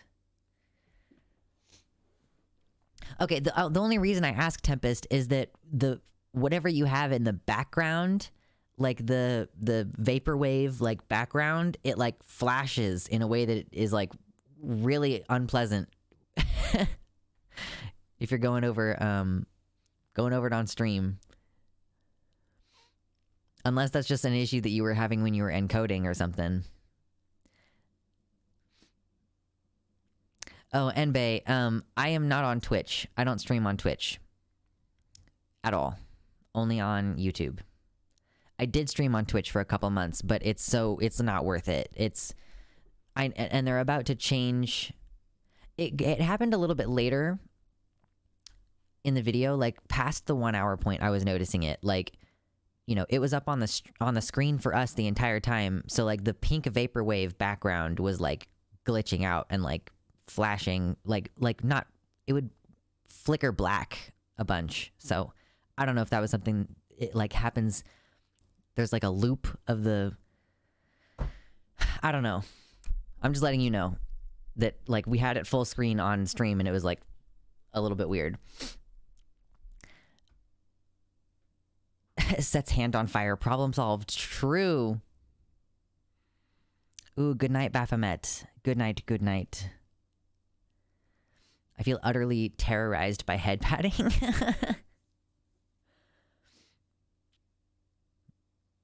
I get head pats sometimes. Even the meanest dom is no match for 10 bottoms. Do you think 10 bottoms together could take out a dom? I think 10 bottoms together could take out a dom. Yeah. I definitely think so. I'm going to take a quick break, everybody. It's been almost 5 hours now. This is going so well. I like this stream. It's going nicely. I don't have a plan for what we're going to talk about next because we just filled up 5 hours with content. That was pretty hot. That was like pretty sexy, if I'm being honest. So I'm going to just take a quick little break. We'll come back. We'll cool back down a little bit. Probably. And we'll come back. Yeah, I have this chat going, and on YouTube it's usually pretty dead. Yeah, I am deliberately siphoning away. Like, I don't want to deal with YouTube chat at all. I like my website chat. I do pay attention to YouTube chat because I have members over there who I want to acknowledge. Oh my gosh. Fight waves of 10 bottoms with a switch as a mini boss every third wave. True.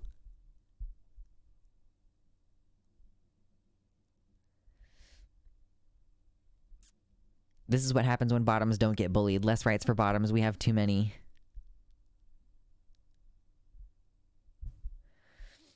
That reminds me of, like, Natalie was like, she made her whatever video where she was in Natalie.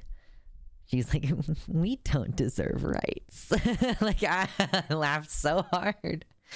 Oh, God bless you, Natalie Wynn. All right. Burb.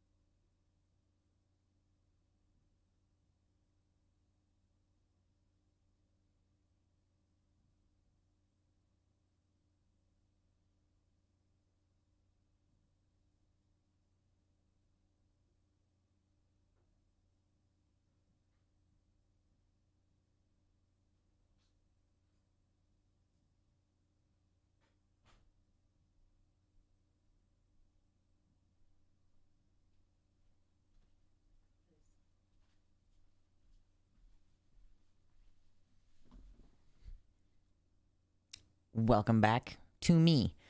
I hurt my neck a little bit doing that. Natalie.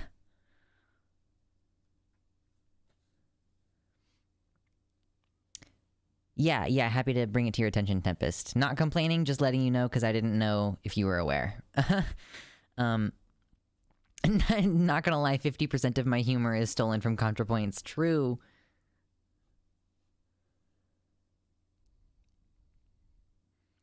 Oh my gosh, I have nuanced feelings about ContraPoints and got kicked from a Discord for expressing anything other than hatred for her. NBG, is it NBG or NBJ? Either way, Jay, you're gonna be just right at home here in my community. Because, like, here's my thing. I acknowledge that not everyone likes Vosh, you know? In my community, you're gonna have to tolerate being around people who fucking hate Vosh and people who really like Vosh. There are people who fucking hate Natalie and people who really like Natalie. I would actually bet that people who fucking hate Natalie have nothing to do with me because I have historically been like, she's not terrible. Sorry. But, you know, I'm not gonna kick someone out of my community for any of that stuff. Is the neck a sex injury? I wish, TBH. I'm glad, Mersh, that you like Vosh. I feel like that was a good representation of his ability to argue. He didn't get, like, you know, spicy or anything. Yeah, people don't like Vosh? Oh, what? I think it's healthy to have nuanced opinions. And I agree. Like, it's unhealthy to have unnuanced opinions about a person. Like, there are some people that I think are, you know, like Richard Spencer is, like, pretty much just a Nazi, you know? Like, I don't really feel the need to have a very nuanced opinion about him. But for the most part, I think if short of actually advocating for ethno-states, you know, Vosh is one of the least controversial streamers on the online left. True. I love Shakachu. It's one of my favorite memes or emojis or anything just ever, in the whole ever of ever. I thought everyone agreed Vosh rad. Vosh rad. Vosh rad. It's really funny. Like, I guess I just kind of assume that, like I talk about Vosh on the channel, and, like, I'll mention Demon Mama, and I'll mention Doe. And I kind of just always assume that those people, or I'll mention Natalie, and I always just assume that those people are not watching the stream and that they don't know that I'm, like, I just assume that people don't think about me very much, if I'm being honest. I assume that people don't think about me. So, if, like, I just hope that they don't ever think it's weird that I'm talking about them. And yes, J rhymes with Bay. Okay. Is N Bay part? So is N Bay J the whole thing? How did I get into watching following Vosh? In early 2020, I was a full-time student and I was commuting to school. So I had a pretty long drive. And at the time, YouTube, like, recommended, like, I think I had been seeing him on Twitter a bit. I initially thought that Vosh was Roosh V. Like, I just had I had no idea who he was, and it was literally, I just saw the name Vosh and was like, it reminded me of Roosh V. So I just didn't pay attention, and then I started seeing the YouTube videos getting recommended, and I was like, oh, okay, so this person is not Roosh V. Like, I don't know why I thought that. Vosh V, Roosh, yeah, you know, exactly, it was Vosh V or whatever. I just didn't know who he was initially. So then his videos started getting recommended to me on YouTube. So it was like December 2019, January 2020-ish. And yeah, I was listening to his VODs and stuff while I was commuting. And then I would join in on the streams.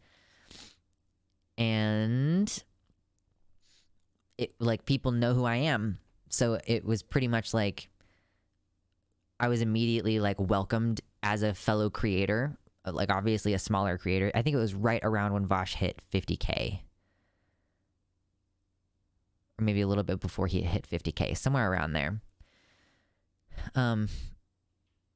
So I guess maybe at the time he wasn't much bigger than me, or maybe he just hit 100K. I can't remember.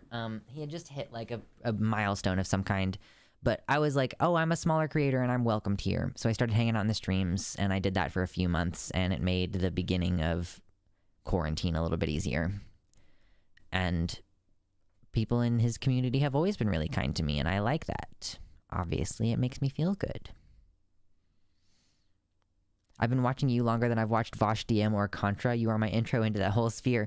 That's pretty cool.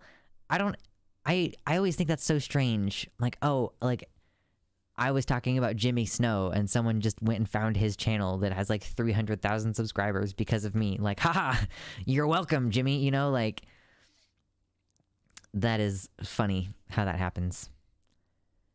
I wonder if that happens like not more often because of the number of people going either direction, but as a percentage, I wonder if like me as a smaller creator, the kind of relationship I have with my viewers, I wonder if you all are more likely to follow through on a recommendation than like if Vosh has like 300,000 subscribers or whatever. Just, I don't know what the actual numbers are. I'm just throwing shit out there. If I go on his stream and talk to him for a minute and he's like, go follow Luxander, like, I don't know, like, how often people actually convert. I'm really not sure. It's hard to tell. I'm like, where are these subscribers coming from? As much as my channel keeps losing subscribers, like, I think that every day I'm like gaining a couple, and like I'm losing more than I'm gaining each day, but I'm still gaining each day. So hopefully it'll fucking stabilize at some point, because it's, God, I've just had to train myself to be like, I expect it to be lower. So when it's higher, I'm like, oh, well, that's weird. And like, nah. Like, I've had to make this change because it was getting to be so obnoxious that it was going down all the time.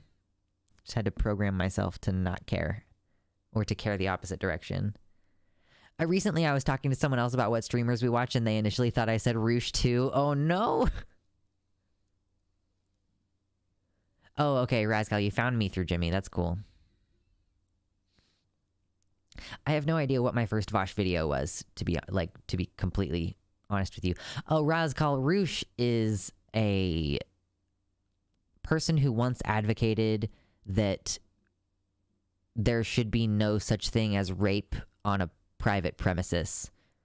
Like, he basically advocated that it should be the law that if a woman agrees to go to a man's house, that nothing that happens to her on premises could be considered rape. So he just like a pickup artist, like a shitty, gross pickup artist. A masculine bread scientist. True.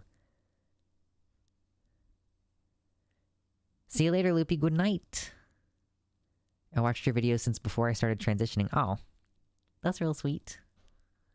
I always love to hear that. Yeah, he is a creepy pickup artist type who is now into bread, but it's strictly a very manly relationship to bread. It's very scientific. Making bread is very scientific. It's actually not. It's really interesting. People always say like, oh, it's so scientific, but like I've actually been reflecting on what those words mean, and like it's actually just like you have to pretty rigidly follow the directions.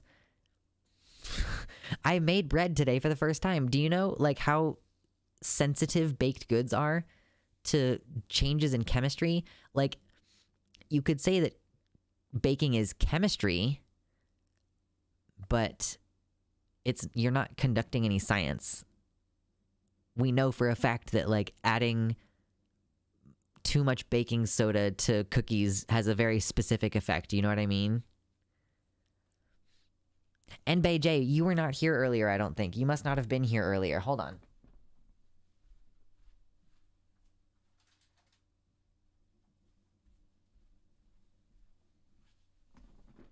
I made this.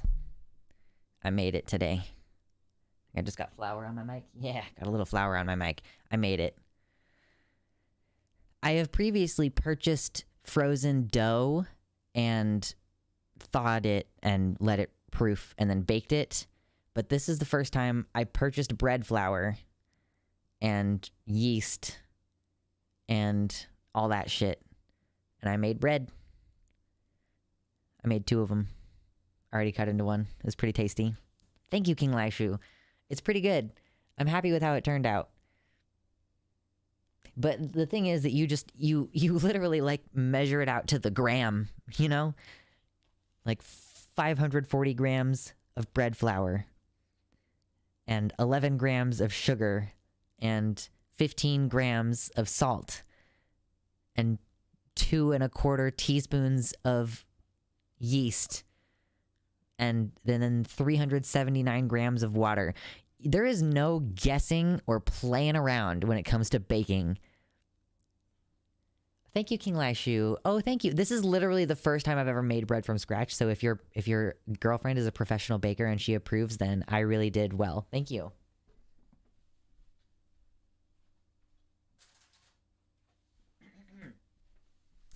I think it might be a little bit underbaked because the bottom is a little bit soft. And so, like, I don't, somewhere in all the boxes that I have yet to unpack from having moved recently, I have a in-oven thermometer, and I don't know where it is.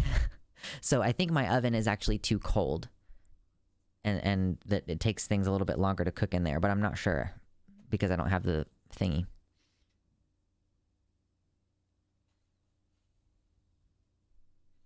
Nice buns. True.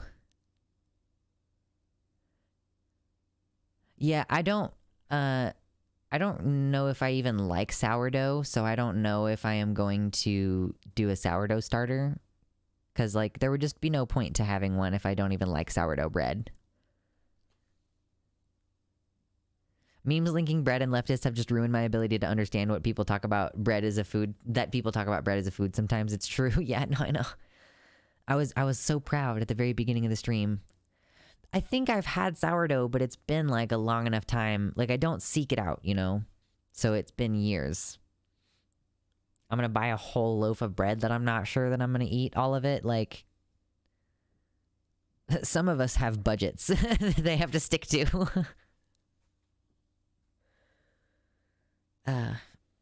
God bless all of you for giving me a job. Oh my gosh. Am I a picky eater? Not especially. I don't think I'm especially a picky eater.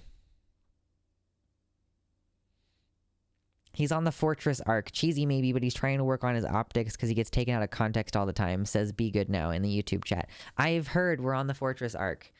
People have mentioned, like, in the chat, they were asking, like, have you seen the video called, like, Vosh is an unlikely ally? I have not seen it. Is it a Vosh video or is it by someone else about Vosh? I don't know why he would be an unlikely ally, because he's queer and, excuse me, like supports trans people. Oh, it's just an edit and I love it. Okay, okay. I'm still not even that clear on what the Fortress arc is. King Laishu, I think, like, the impression that I got is that it is like he's working on building relationships within his community. Did I say something else? I read Vosh makes an unlikely ally. When you stream, sometimes you just say things and your brain doesn't register that your mouth has ejected some things. Fortress to me is what Aaron Hansen does when he gambles. God bless Aaron Hansen.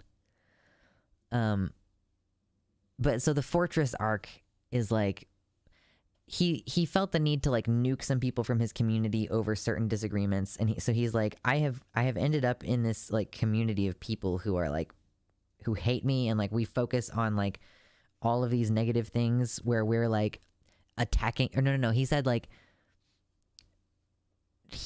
we spend, he was like, I spend so much time on the defense and like not getting to put forth my own ideas, so I'm just gonna focus on like maybe like putting forth more proactive ideas within our community, in our space, as opposed to like constantly engaging with attacks against me and my ideas and my community. That's the impression that I got about what the Fortress arc is supposed to be. I got nuked by him, unfortunately. This is a thing that other streamers do pretty frequently, where they're like, I'm just gonna nuke everybody who disagrees with me about this. And I'm like, I can't imagine being that annoyed with you all. But maybe that's just because you all are so good to me so far.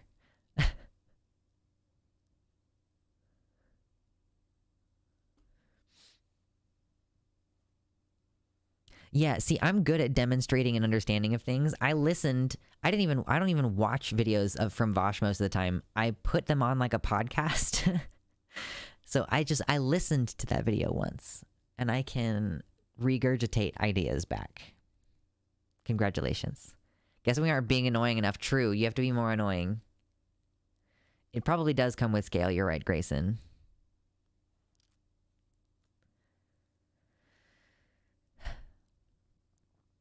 But I don't know. I also generally don't dig in on my takes. I feel like if there were enough of you going like, you're really wrong about this, I don't know. That might not be the case. If every single one of you disagreed with me about the Will Smith violence thing, I would probably just be like, congratulations on having been brainwashed. So maybe there are situations in which I would just decide that you're wrong.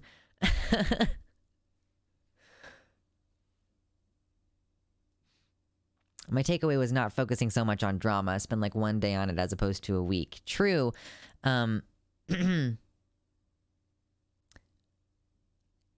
Like, yeah, he already kind of like sidelines the drama content to his secondary channel. It's already not on his main channel, so it's not like that's what he does that makes the majority of his money. What was my Will Smith take? So my Will Smith take actually like was only a very small part of my whole broad point. Like, I don't really have a strong opinion about the Will Smith Chris Rock issue itself. I really don't have a strong opinion about it. Like, I think that in some capacity, like, Chris Rock could deserve it for having, because it wasn't an isolated incident. Like, he's been making fun of her for years.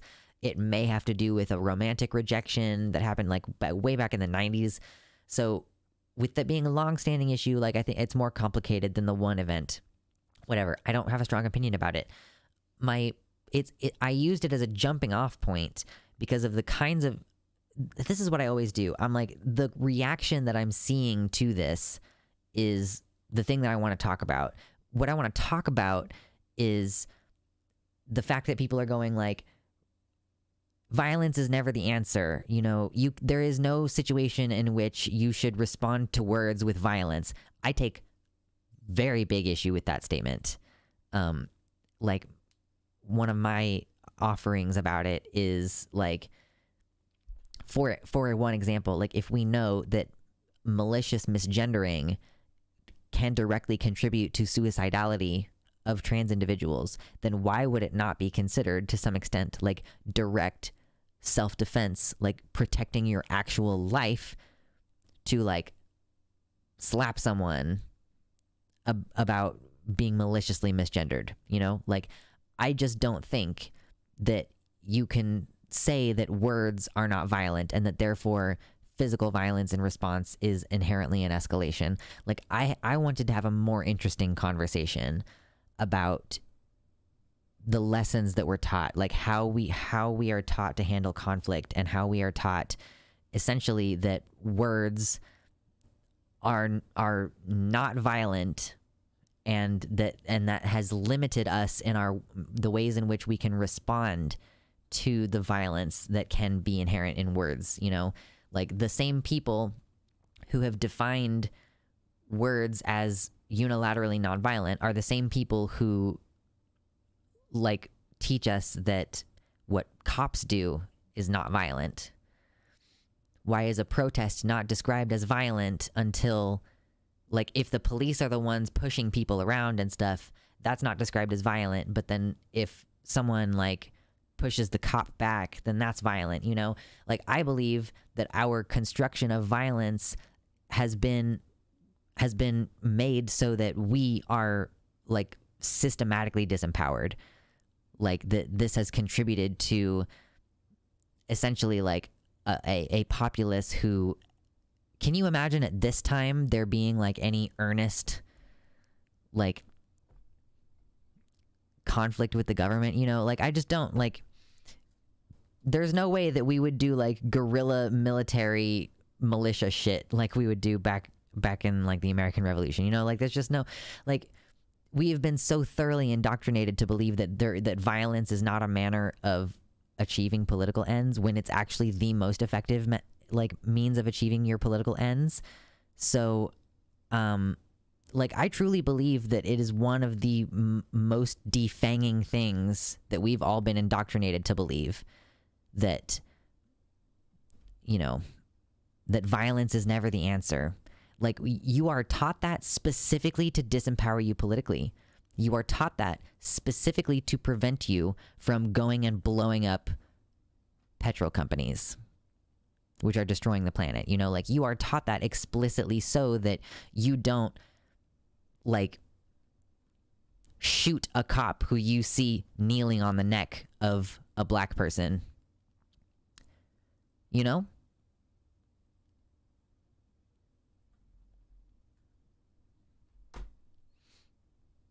I don't think it should be the first answer. Like, I'm usually not. The thing is that, like, we are under an incredible amount of violence on a daily basis.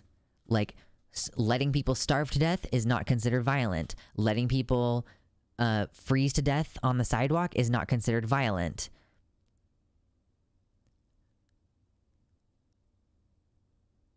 Throwing a brick through a window so that you can sleep somewhere warm is considered violent, you know? You're good, Royal Rose. You're good. So yeah, I just think that it's really important to challenge that, and that if you're going to make an argument, if you're going to oppose what I say by saying, like if you're going to make an argument that you believe words, like, you should never meet words with violence, like physical violence, that you should never retaliate, you know, like, you need to, like, actually justify that one is seriously different than the other, and not just, like, regurgitate, like I know that, like, use your words and not hitting is what we are all taught when we're 5 years old. Like, I am interested in a more advanced conversation on the subject. I'm worried about Will's mental health. I saw him, like, didn't he post from, like, he was meditating in India or something? Like, he is on a real one right now.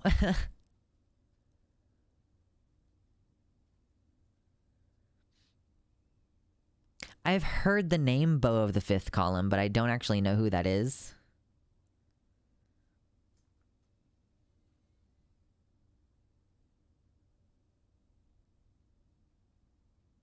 Oh my god. I almost got hit by a car on the street yesterday. We verbally disagreed. It was pretty violent. Holy shit.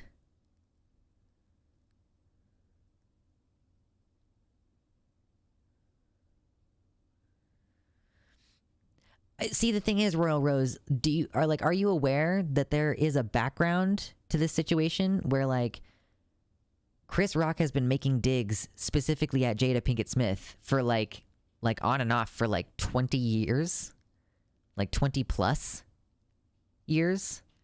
So it's not like he just blew up. Like, it's not like this situation isn't one that they've been trying to just, I think, what is it Jada said? Jada said that they had been being mature about it before. But he, like, that didn't stop him from continuing to, like, publicly harass you, basically. I don't do violence because the state is scary. True, Dank Cat Lord. Bow of the Fifth Column. Everybody's recommending Bow of the Fifth Column. Okay.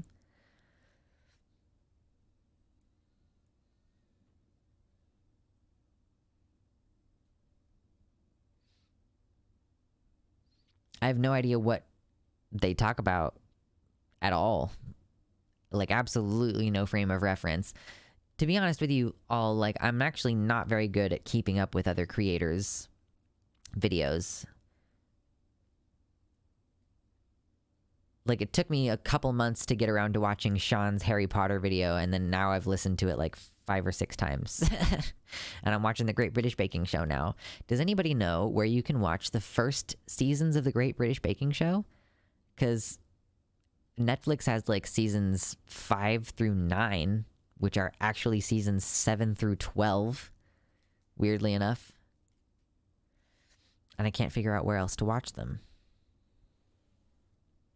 I just started watching it this week, King Laishu. I just on a whim was like, oh, I've heard about this a lot. I'll just go ahead and watch an episode of it, and then I've watched all of it that's available to me. That Harry Potter vid is an absolute banger. Oh my god, it's so good.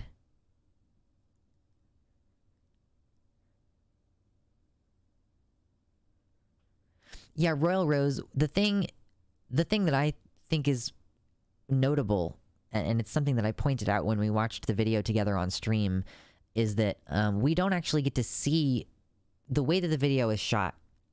We are looking at Will Smith and Jada Pinkett Smith as the joke is delivered. And so they're already smiling a little bit, prepared for a joke. The joke pops off. Will Smith laughs a little bit. Jada Pinkett Smith rolls her eyes. And then we cut back away to Chris Rock. And then it's still on Chris Rock, and Will Smith starts walking up to the stage. And then we get the wide shot of him walking up to the stage. We don't get to see the evolution or transformation. Like, did he even know at first that this was a joke about her hair? Like, it would not have clicked for me immediately, because I would be like, what do you mean fucking G.I. Jane? Like, it probably was more like he like laughed a little bit and then looked over at her and saw that she was making an ugly face, and he probably was like quizzical, and then she like indicated that it was about her hair. Like, that's what I imagine happened in that brief window. And then he's like, oh shit, he just made a joke about your fucking hair. Now the change happens, you know?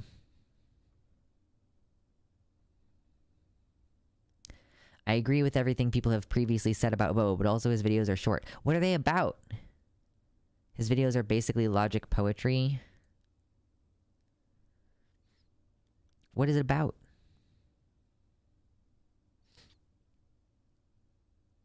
What am I about anymore? Like, I don't think I can say... Oh, NBJ. Well, Sean's video about Harry Potter is him going through all the ways in which it is bad. Like, he's basically like, this is actually a really cruel series. Like, it's very casually cruel in a number of ways. It kind of like is exposing how J.K. Rowling's like bad worldview has leached into every part of the story. So in that way, it's really fascinating. It's quite interesting. And it's not positive. And then he straight up said, keep my wife's name out of your fucking mouth. True.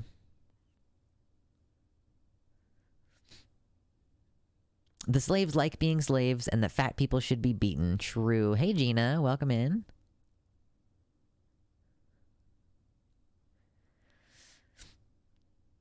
Yeah, I really don't spend very much time, Gina, like justifying the slap in Will Smith's specific case. I really I feel pretty non-committally about it. I may have tried to justify it previously, but at this point I'm like, I don't know. I understand why it happened, and I understand that the nuances of this kind of shit are different, you know, within the not queer community, within the black community and stuff. Like, sometimes you slap the shit out of somebody for crossing you, you know? Like, I just think that, like, I do think that there is an argument to be made that in situations like this, maybe the threat of a slap would prevent people from being so openly disrespectful. Like, do you think that someone would call you a groomer to your face if they knew that you would fucking punch the shit out of them?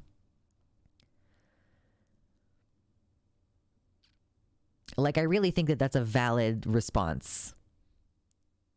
Like, if anybody ever called me a groomer to my face, I don't know that I wouldn't just elbow their teeth out of their face. I would probably avoid punching for the most part because I think I would break my hand. But like, you know, palm heel strike. You practice on garlic. You got to palm heel strike the garlic. Practice on the garlic. Or elbows. If you can get in close enough and you're not worried about getting grappled, you can get the elbows. Oh, sorry, NBJ. Yeah. You were saying Sean and it wasn't clicking who you were talking about. He doesn't have a very specific name on the channel. I don't have a VPN. I probably should, but again, I do not have money. Bo talks about a lot of topics from a left-wing perspective. Good foreign policy, good social issues, good police issues, mutual aid and community networks, and framing it in ways that are very difficult for anyone to disagree with. Hey, that's good. But then your hands smell like garlic. That's true, be good, but that's the best. I want to smell like garlic. I actually want to smell like cinnamon. It's really hard to smell like cinnamon, though, without, like, burning your skin. Oh, goodness gracious. I should have a VPN. That would be a good idea. Good Lord, do we really have 49 people in here for, like, a weird chillin' at the end of the night part of the stream?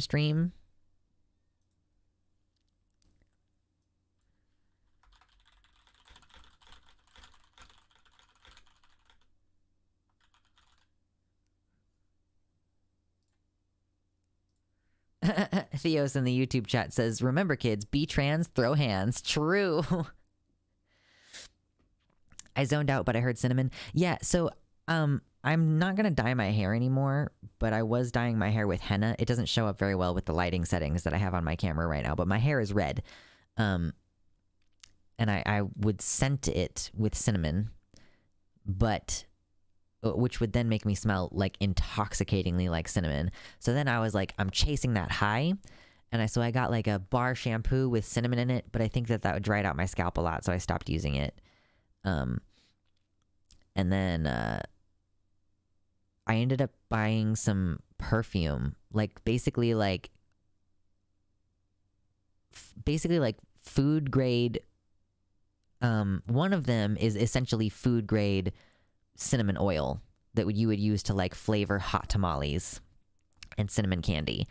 The other one is an actual perfume blend that is like, it has cinnamon in it, but also like other things. So it's more balanced. And I bought them at the Renaissance Festival because I was like, I want to smell like a spicy fairy. Like I must smell like a spicy fairy. But I cannot put either of them directly on my skin or I will get a rash. It is caustic. Like it's like acidic, basically. Like it will burn you. And so I have to put it on my clothes, but it will bleach my clothes, I discovered.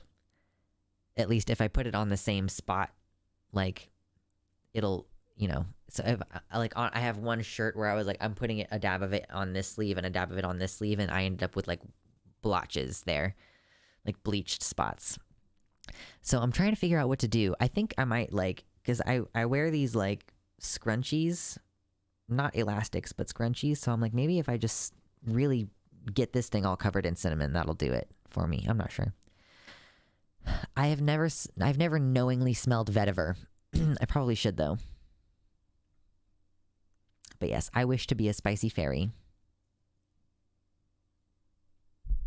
Thank you. Spicy fairy. I can't wait for the Renaissance Festival this year. I was actually planning on like maybe trying to 3D print a bunch of ocarinas and sell them, but I don't know. I would need my partner's help to do that. Small potpourri necklace, maybe joints for points. I do have a potpourri necklace that I just took a cotton ball and shoved it inside there, and then I'll like periodically wet the edges. But it's like, it's just here. And it's like, so it smells good to me. The difficulty is that I want other people to be able to smell me. I want to like pass by someone and like as the eddies of my passage stir the air, the cinnamon spice is oddly like arousing. You know, like I want to turn heads. I want people to be like, is that cinnamon? Do you smell like cinnamon? Who is that? Like, I want them to look long after I pass by and go on my way. Just be drunk off Fireball at all times. True. Sillage? What is sillage? Tell me, Noodle Incident. What is sillage? I think perfume is kind of fascinating. I think smells are really fascinating to me. Bye, Spider. Yeah, don't procrastinate. Go write a 12-page paper. Good luck. Good luck. And BJ, I actually have you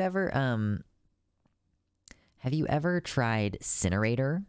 Because it's like Fireball, but it's like 10% more alcohol and it's a lot less syrupy. Sounds like sillage. It means the cloud of smell you leave in your wake. Yes, I want to have a head-turning sillage. Oh, it's like visage. It's like your visage, but sillage.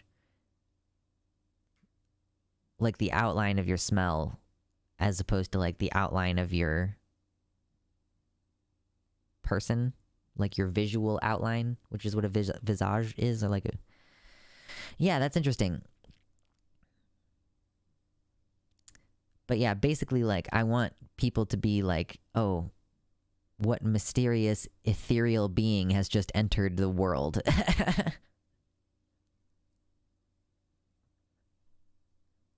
Had Hot Damn 100, though. Okay. Yeah, I for a while, I was really hunting down Cinerator. I was like, that is what I want to drink. I got 3 weeks this week. I'm 3 weeks, haven't had any alcohol. Blame it on the alcohol. Oh no, hold on. Oh, I didn't mean to do that. That's really annoying. I tried to click on a notification on my phone, and it actually just swiped it away, which is pretty obnoxious. Oh well, though.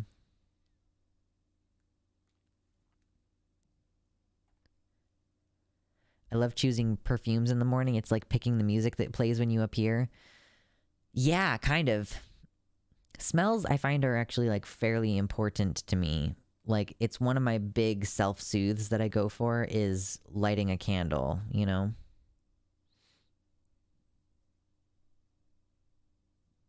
I'd be intrigued by the passing sillage of a spicy cinnamon fairy. True. Yeah, I'll say if nothing else, it's saving me money, and I think I'm sleeping a lot better now that I'm not drinking alcohol. So, all good things.